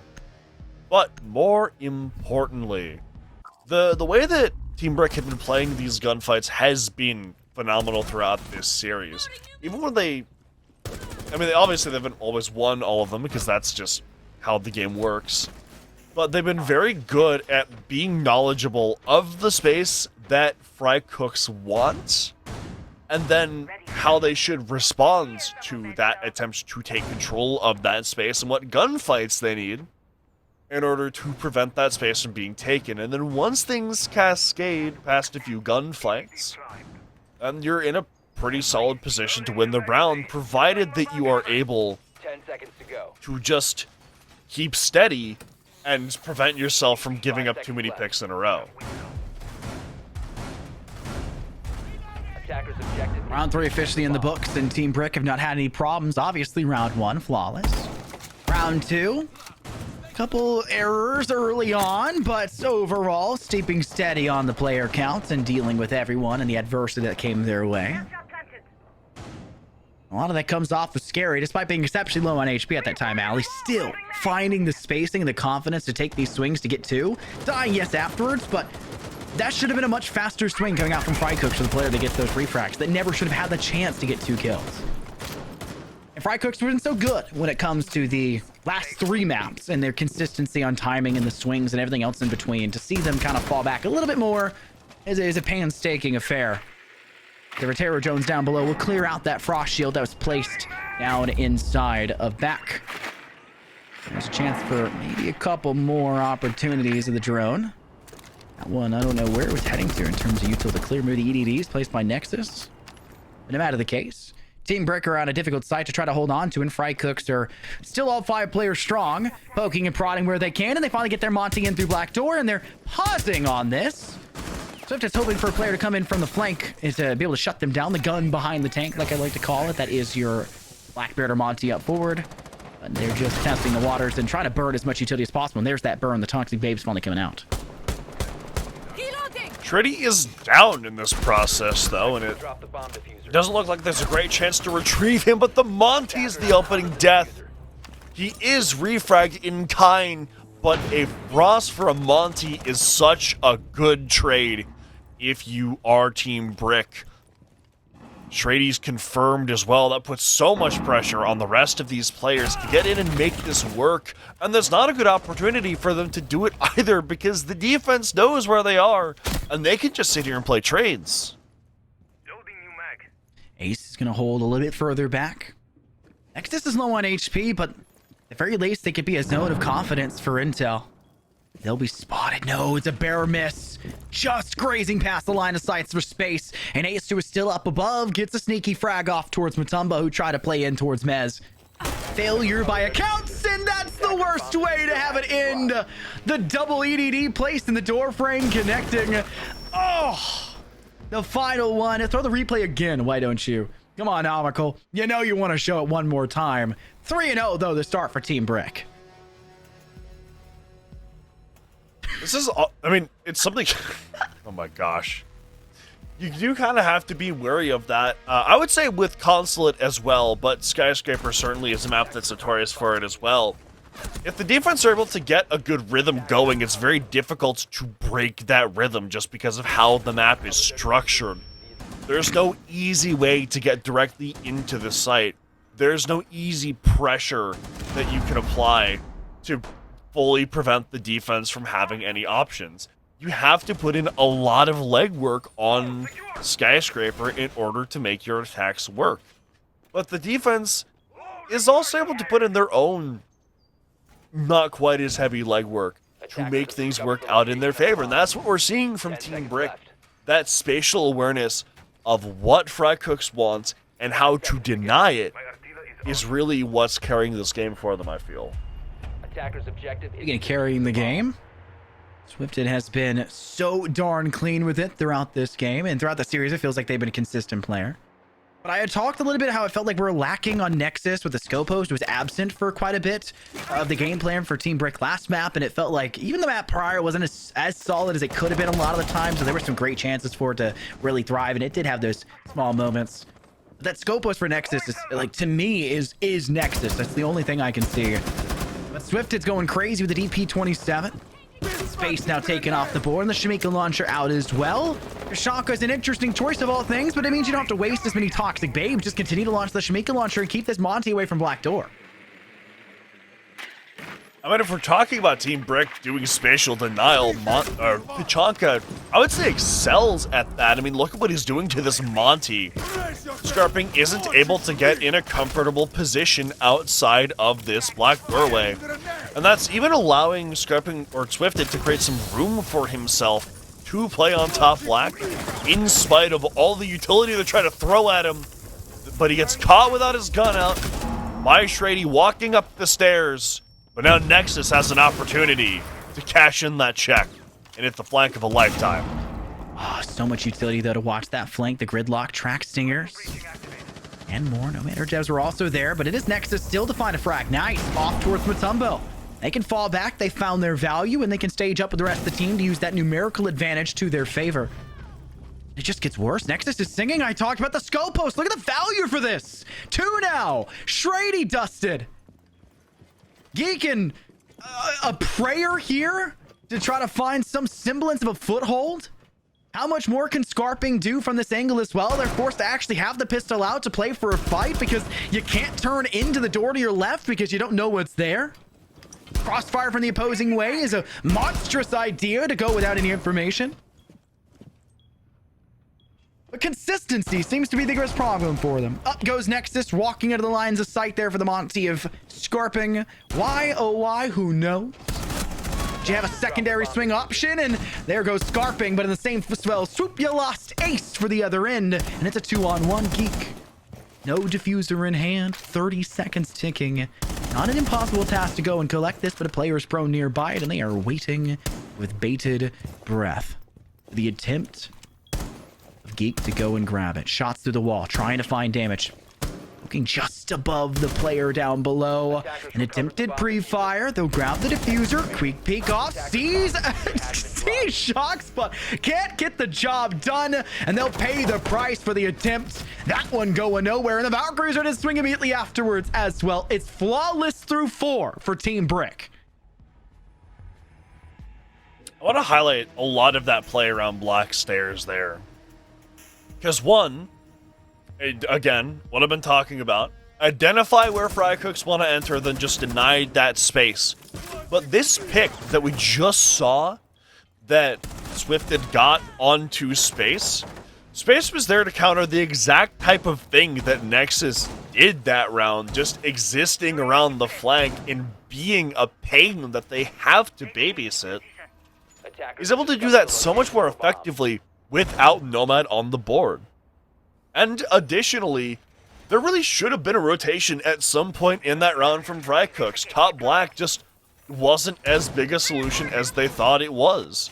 It took tremendous effort to get a body in there and to kill off Swifted. And even when they had it, there were still players actively around the areas they needed to make that fully work. You couldn't repel in Karaoke because of Nexus below. You couldn't even properly occupy the staircase because of Nexus down below. And you still have the players holding crosses from things like T as well.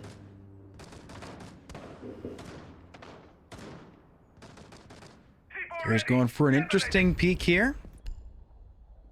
No one's giving him the time of day, though, if you're Frycooks. Honestly, if you're Frycooks, with how much has been so few and far between for success, you like to play as slow as you can in the early stages before you eventually get the team to collectively push. That was one of the things we said. Nice Nexus, cool 360. That was one of the things we said that was really good about Frycooks, is they were always playing together. They always felt like they were super frag-centric. They like to go in for rushes, like to be fast, CDM kind of style. I feel like they've fallen back to a more methodical approach, and I don't know if that's really giving them as wide a berth for victory. Obviously, hasn't in this map so far, but as wide a berth of victories it could have throughout some of these maps.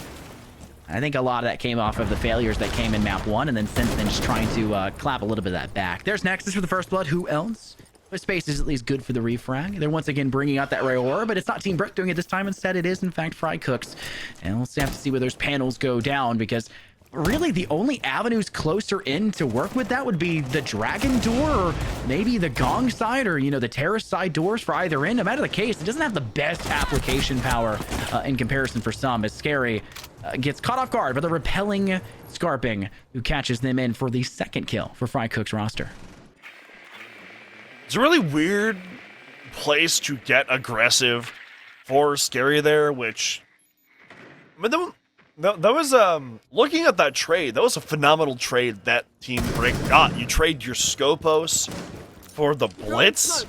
That's phenomenal. But then Scary throwing that away, or throwing that pick away, makes this round a lot more doable. Although Ace is going to do his damnedest to make sure that it's not entirely comfortable for Frycooks, as they have to go into this last minute, into this execute, in a 3 versus 3. 50 seconds ticking. Finally some Levy. One being Scarping once again through the same window. Into Terrace. One more off the board. And Team Brick are looking at the potential first loss they have in this half. 5 rounds in. They're playing still slow. Time is on their side. Father Time is a fickle mistress, and he does not take any sides until required. They favor and bring Sully off towards the defense. And it's up to Frycooks to change that. Into the door. Terrace window now for Scarping. Clearing in case there was anything down below them. May not matter. Scarping with their 3rd kill of the round. Eviscerates Ace and a chance for the wall shot. There's the TCSG. A little bit weak there from Shocks. And thanks to that, they didn't have the space or time to turn around to take down space. Or find where they were, or even escape to a new place. First round loss comes in round 5. But the score is still handily in favor for Team Brick in this first half, and will continue to be, as they've guaranteed a positive half with that 4th round win in round 4. Now, I am all for getting aggressive, getting in your opponent's faces to make them uncomfortable, but we see several examples of Team Brick taking that way too far, where they've right, like we see Scary inside of Terrace get overly aggressive and give up the 4 versus 4 they had. And then we see another player get aggressive again inside of Terrace and die to Scarping and give away the, I believe it was a man advantage at the time that they had. When you're in those types of situations on maps like Skyscraper, you need to learn how to be aggressive past a certain point in the round. Because all gas, no brakes doesn't work when your opponents are fully able to counter you when you take those fights. Attackers are heading out to defuse a bomb. Nexus is doing their best to climb up with the drone here. There's so many wine bottles. There's just so many wine bottles. I never thought about that until just now. Oh. I wonder how much money that would be. More than I'll ever see in a lifetime. On goodness gracious, true. I'm a caster. Fortunes are not in my future. My mom always said if you could find a way to make money talking, you'd be a millionaire, but I don't think she understood how the heck the economy was going to work, so. Unfortunately, Mom was not right. But you know what is right? Team Brick possibly getting a first blood here. Lots of noise being made for Frycooks' entry, so it's not too hard to guess where they are. Drones in through Gong. They obviously had a drone up on the wine bottles on their rack just to the side of that too, so they have plenty of information to try to get some assurances. Space Arrow once again used their panels to close off the door connecting into Small Bar, but it will be a first blood nonetheless for Team Brick. This one off towards Scarping, who is not playing the same agent or operator, I should say, as the round prior, instead changing things up and paying the price for it. Trying to yet again use that Aurora to get in, take some control, block off lines of sight, but it is something the defense are able to shoot, or just punch if you're a Rooney and have a mechanical fist. But look at this Mozzie drone, that's so much valuable intel that Frycooks just aren't at all aware of. That could potentially be a C4 waiting to happen if someone can get in a good position here.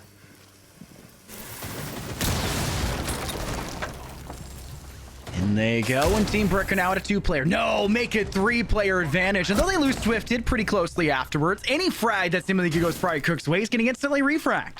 Just Shrady, back behind Small Bar. Chance sees a body of one. Scary does not long for this world, but one player is just opposite of them in this soft wall, but doesn't have the ability to step in towards office, and they have such a safety net there. Look at that tiny swing. A slight hitch, but it doesn't matter. Team Brick 5-1 at halftime, completely dominating this first half. And Frycooks have to repeat that same success to end this because they do not want to give up. 1 or 2 mistakes is a round loss. 3 or 4 mistakes is a game loss, a series loss, a best of 5 grand finale loss for them here for Blitz Riot. Dude, if they brought us all the way to map 5 to lose 7-1, Attackers need to locate and defuse as many bombs as they would can. not be the craziest thing I've seen. First board just crashed. Now, that last round was a much more solid version of round 5. We see them get that early pick, and then just sit back and hold, wait, and then Swifted gets another pick, and they do lose one right around then, but this is when another player on his team has an opportunity to get a pick back to keep that body in balance. And because they played disciplined in the early round when they could afford to, that meant that when Frycooks were starting to get back in and get some picks, they weren't able to snowball things nearly as much because Team Brick had the bodies to spare. Number advantage has been a pretty important thing throughout this series, and even for Team Brick, a team that's been able to come back from a lot of 4v2s and either chance upon a victory and at least risk the chance for victory against Frycooks. But I think out of all the 4-2s we've seen, I think only 2 have managed to come away with them actually getting a win. But unless they're the team that's been pulling off these with a number disadvantage, sometimes the numbers don't matter. But for Frycooks, it's always mattered. If they get into a numbers disadvantage, it is very rare we see them claw things back in a substantial manner. Because Team Brick wisen up, they play a little bit safer. There's the couple times we see, stupid mistakes. Cafe at the end running the same exact thing twice in a row, right? That's just them doing that. The problem afterwards of the end of last map where they just gave up bit by bit, ground for solid ground, and just failed to capitalize. Everything is just a problem past that point. But what a nade toss and a cleanup afterwards. Scary gets that finisher frag towards Scarping, and Nexus gets their own off here towards Shrady, and you're now on a 3-on-5. Team Brick with not only information to find galore, because Swift is already up here into black with the Monty in hand, but also with a major player advantage, and they don't have to worry too much about the dangers of moving forward, because there's only 1 Nitro cell still left, and that's being tossed now. Does it find anything? Gets 1 kill. Yes, but the Monty's still up. That's where you need him.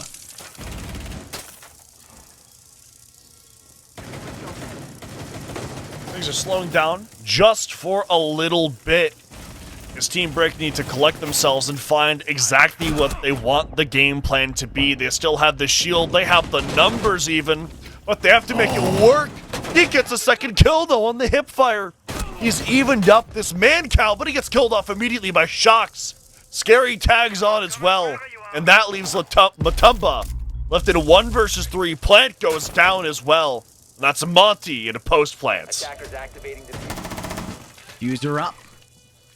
Matumba has a massive hill to climb in front of them. The Chicken Itcha style of, I don't know, monstrous mountain to climb. But it's a short-lived amount of success past it. Barely even able to escape from the cuppy they were tucked within the first time, and it's match in series point for Team Brick. The defense of Frycooks will get it at some point. I swear it's a best of 5. You'd think you'd get it in the 5th map, but I guess not. The defense for Frycooks eludes them in terms of success, and you gotta assume that a lot of it comes off this initial play here for Tiny Jerry and the cleanup afterwards, as well as the cutoff that was held from down below, and even further than that, the ability to keep the Monty online for as long as they did. They had a really solid game plan there for exactly what they wanted to take and how they needed to do it. And I also want to highlight that the player on the karaoke window played his position to absolute perfection. He wasn't there to get aggressive.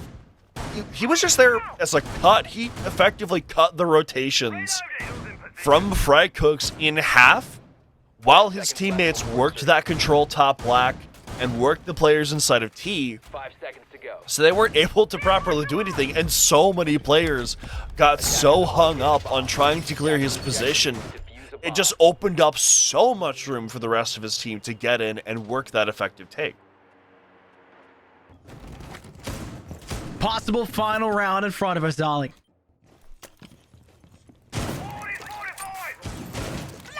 Fry. Boy. I mean, we goo mining, a Grismont mining, a soft wall above it. Drones coming in though for space. Team Brick will really want to clear out this forlorn player by their lonesome, though with this drone actually sent out by Ace, they know there's not just them alone.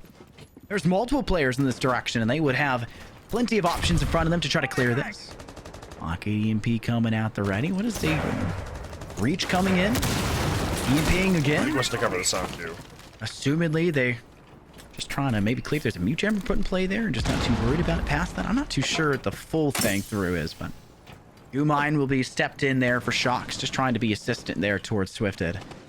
Minute has been burned though, and no one's been dusted, but man, oh man, Schrady's getting close to walking into the loving lines of sight of everybody, and there it is, but you're trying to get in if you're space. The timing's just not right. You win both. 3!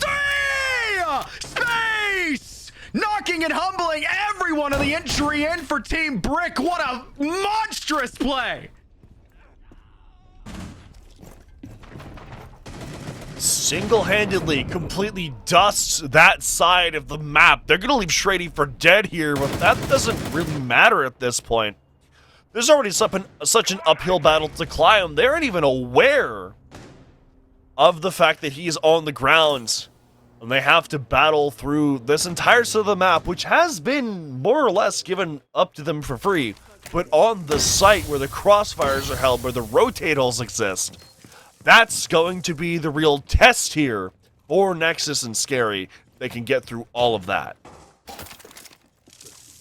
Attackers recovered the 4v2s. What is the name of the game for Team Brick? It feels like so consistently throughout this series. Swifted won space to stub his toe. Okay. Seems like a... That Elamine actually did... That is crazy, though. The Elamine was the Gerswell mine I was talking about. They're placing out a soft wall. Technology. That's crazy. But they're being quickly marked here with the prox alarms. You're trying to check if maybe a player is tucked into that corner. Panels will go away and be able to find a lot of damage to one, but the Nitro from below from Geek actually gets multiple, and this was pre-placed. Look how far away the second player was. Still close enough, it seems, to get the job done, and Team Brick won't have to screw around that much longer in that round. In a losing scenario, Frycooks are nice enough to send them on over to this next round, as Team Brick still at the edge of a grand finals victory, and Frycooks having to make a perfect half comeback. It isn't impossible, but I would say it's highly improbable that we're going to watch that highlight from space yet again. Phenomenal play over on that side of the map. Dismantle that. Play reminiscent of a lot of it we've seen Swifted do, actually, now that I think about it. They're going to a different site here and still have 4 rounds to make up here. Just to bring us to overtime, that doesn't even guarantee that they win the game. You're going to see an extension over towards the other side of the map. With Space still playing that Ella, the mirror to boot as well to support things back on the site. It's a pretty solid game plan, but one that still has to be executed well. They want any hope of getting back into 5 seconds this. left.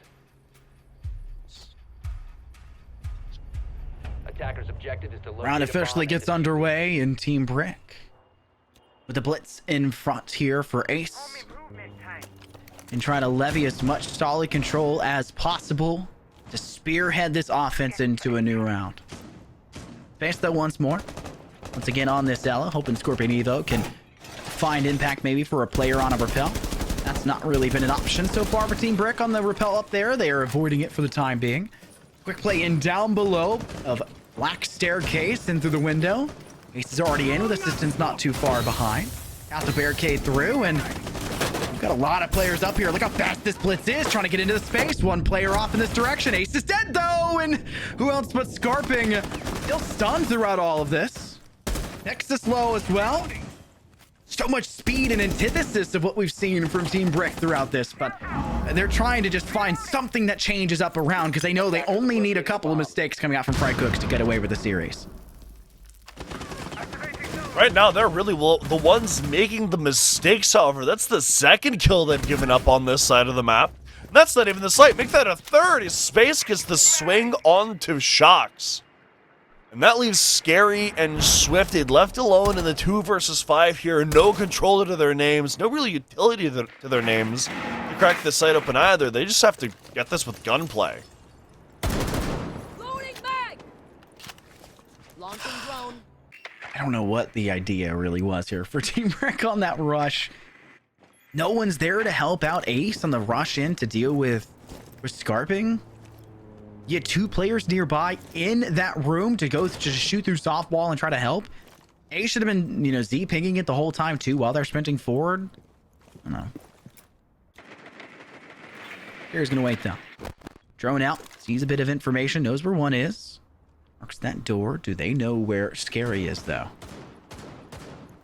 We know that all 5 players are still around the bend, just inside of these eeks and edges of this map. It's never truly a safe place to ride. They're gonna bait out that they're taking the jump in. No one's taking the bait just yet on the side of Frycooks. Swifted's gonna try to play a tertiary angle, fire through that softball. Audio cues there, and the reason why they didn't fall for the bait is because Matumba was watching just inside that mezzanine angle, and it's flawless for Frycooks. Starting off this second half, a little bit poor, but since then, pretty darn good, especially in this round. Flawless, a lot like we did see actually from Team Brick in their first half, where they got their own. The way that the extension clear happened on the other side for Team Brick was quite peculiar. Is I like the idea of trying to shock and awe with that blitz over on that side of the map, but there needs to be something to help that be more effective. Is when you just send them in alone, especially when they're actively running. That when you run into that Gershmont, even though it doesn't slow your sensitivity anymore like it used to, it blurs your whole screen, and it makes it very difficult to win a gunfight, especially as a shield, since it knocks it out of the way. So there needs to be someone either behind him to help support his presence, or on that window to catch the player falling back. There needs to be something else to help him. Because if not, you're just sending him into enemy territory to get killed off on his own, while the rest of you sit and try to kill a player inside of T that they didn't even get while leaving that blitz to die. Attacker's objective is to defuse a bomb. Dejected though they may be after the last round results, there's still plenty of future in front for Team Brick. They still have to just rely on a couple mistakes, but you can't wait for the perfect round. You have to create that yourself. You need to see a whole lot more from them to be capable of doing so.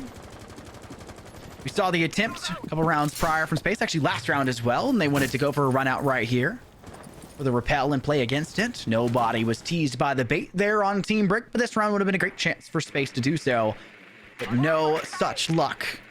They want to play a whole lot closer to it, so they wanted to make sure that's reinforced and not make any big time mistakes. The first 45 seconds are kind of the important one for Team Brick. They need to maintain player count. They've not been as lucky in the 4v2s. They don't want to have anything go up for free, so if they take an angle and have one die, they need to make sure the second player can peek immediately afterwards for a refrac, which is something that Frycooks have been doing better in the first half, but not by much. It's just been the difference maker by a slim margin that can differentiate sometimes the widest of scores. A lot of working things around the site. They want to jump in here quick. It looks like they're going to go for it now. Send that blitz in, send the Yin Candelas in as well.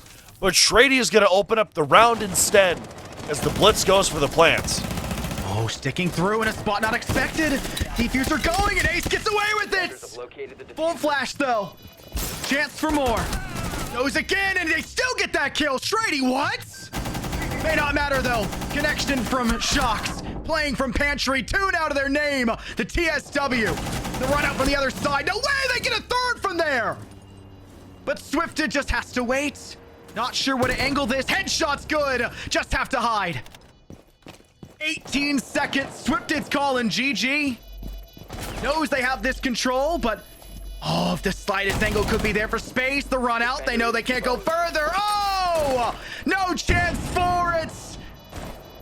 They're calling it early on the timer, and it's all over. Team Brick relying on the blitz rush with the shield and the obfuscation of their view from the smoke canister to get a defuser down and win them the series in the grand final here for Blitz Riot Season 1.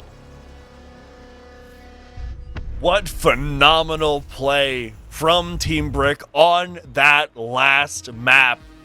Getting that early round advantage on the defense and then converting that all throughout that attack, or maybe not all throughout it since they lost a couple rounds, but you kind of get the idea of what I mean. That first attack from them was phenomenal, and that gave them room to fail throughout that attacking half. It gave them the room to make mistakes and just try things.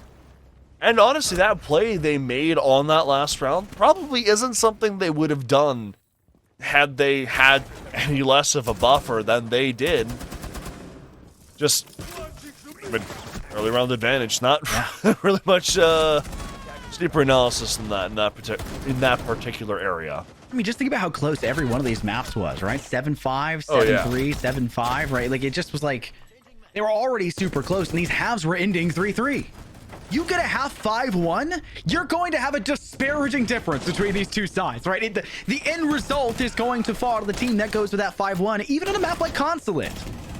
That ended up being, oh, this was such a gross play by Space, though. It ended up being so good for Frycooks in their second half. It's just, Team Brick got their edge. They found the way to survive, and Shocks with this play here was absolutely crazy. There's no reason why Shrady should have lost that fight there. But man, oh man, what a beautiful best of 5 series we had in front of us, and a well-deserved team comes out on top, and they were the underdog team coming into this. So this is not the team people expected, but they went to all 5 to assure it, and they get it. And it had to be all 5 with you here, Ali. Doesn't it always have to be the case with you to have all 5 show up? But at least it's a good series.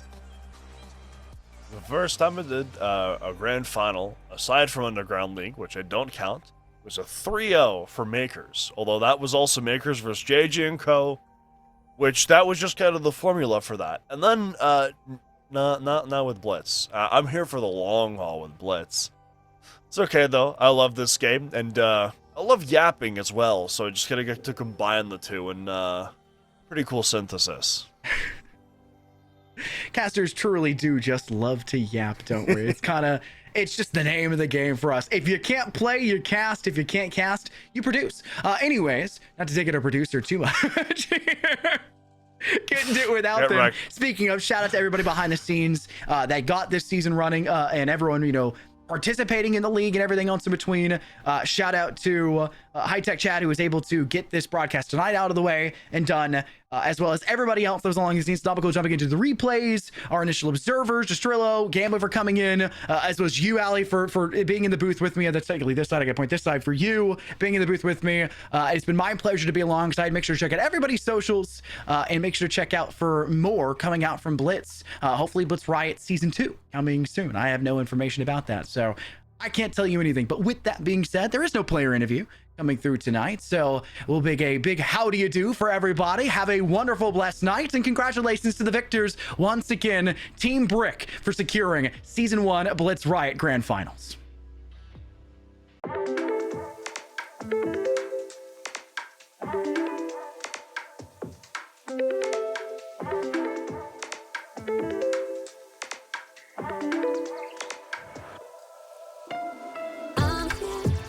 When you need my phone,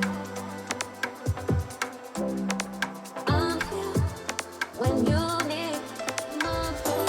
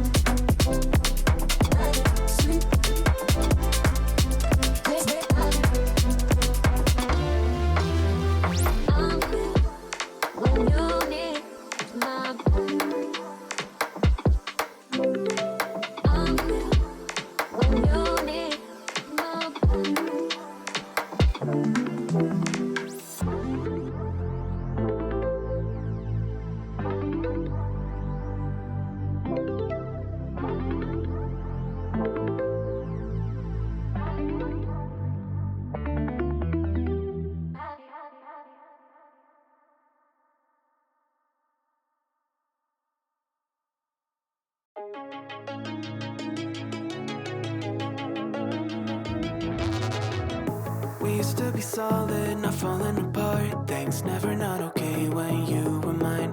You used to be honest, not pulling my heartstrings. Every other day you change your mind. Cause when you're high, you call me like I'm lonely. Some kind of little toy for you to wind up when you land in bed and feeling lonely.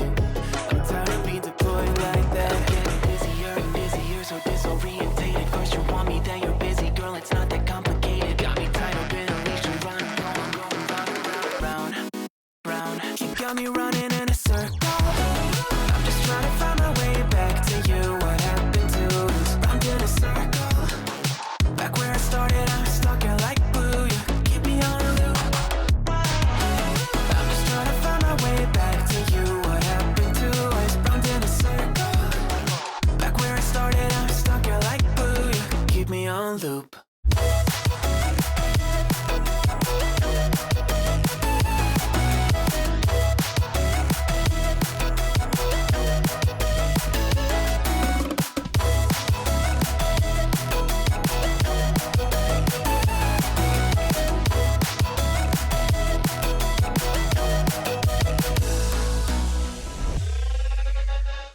I used to respect you, thought I was enough. Yeah, feels like half a century ago. Guess you keep coming back after telling me off, without even feeling sorry between goodbye and hello again. Thought we could grow again, how about no again, again and again. I'm trying to tell you we can't be friends, struggling to comprehend that we broke up and ended again and again and again. And I'm getting busier and busier, so disorientated. First you want me, then you're busy. Girl, it's not that complicated. Got me tied up in a leash and round. You got me running in a circle. I'm just trying to find my way back to you. What happened to us? Round in a circle. Back where I started, I'm stuck here like glue. You keep me on a loop. I'm just trying to find my way back to you. What happened to us? Round in a circle. Back where I started, I'm stuck here like glue. You keep me on loop. Yeah, when you're high, you call me like I'm lonely. Some kind of little toy for you to wind up when you're lying in bed and feeling lonely. I'm tired of being deployed like all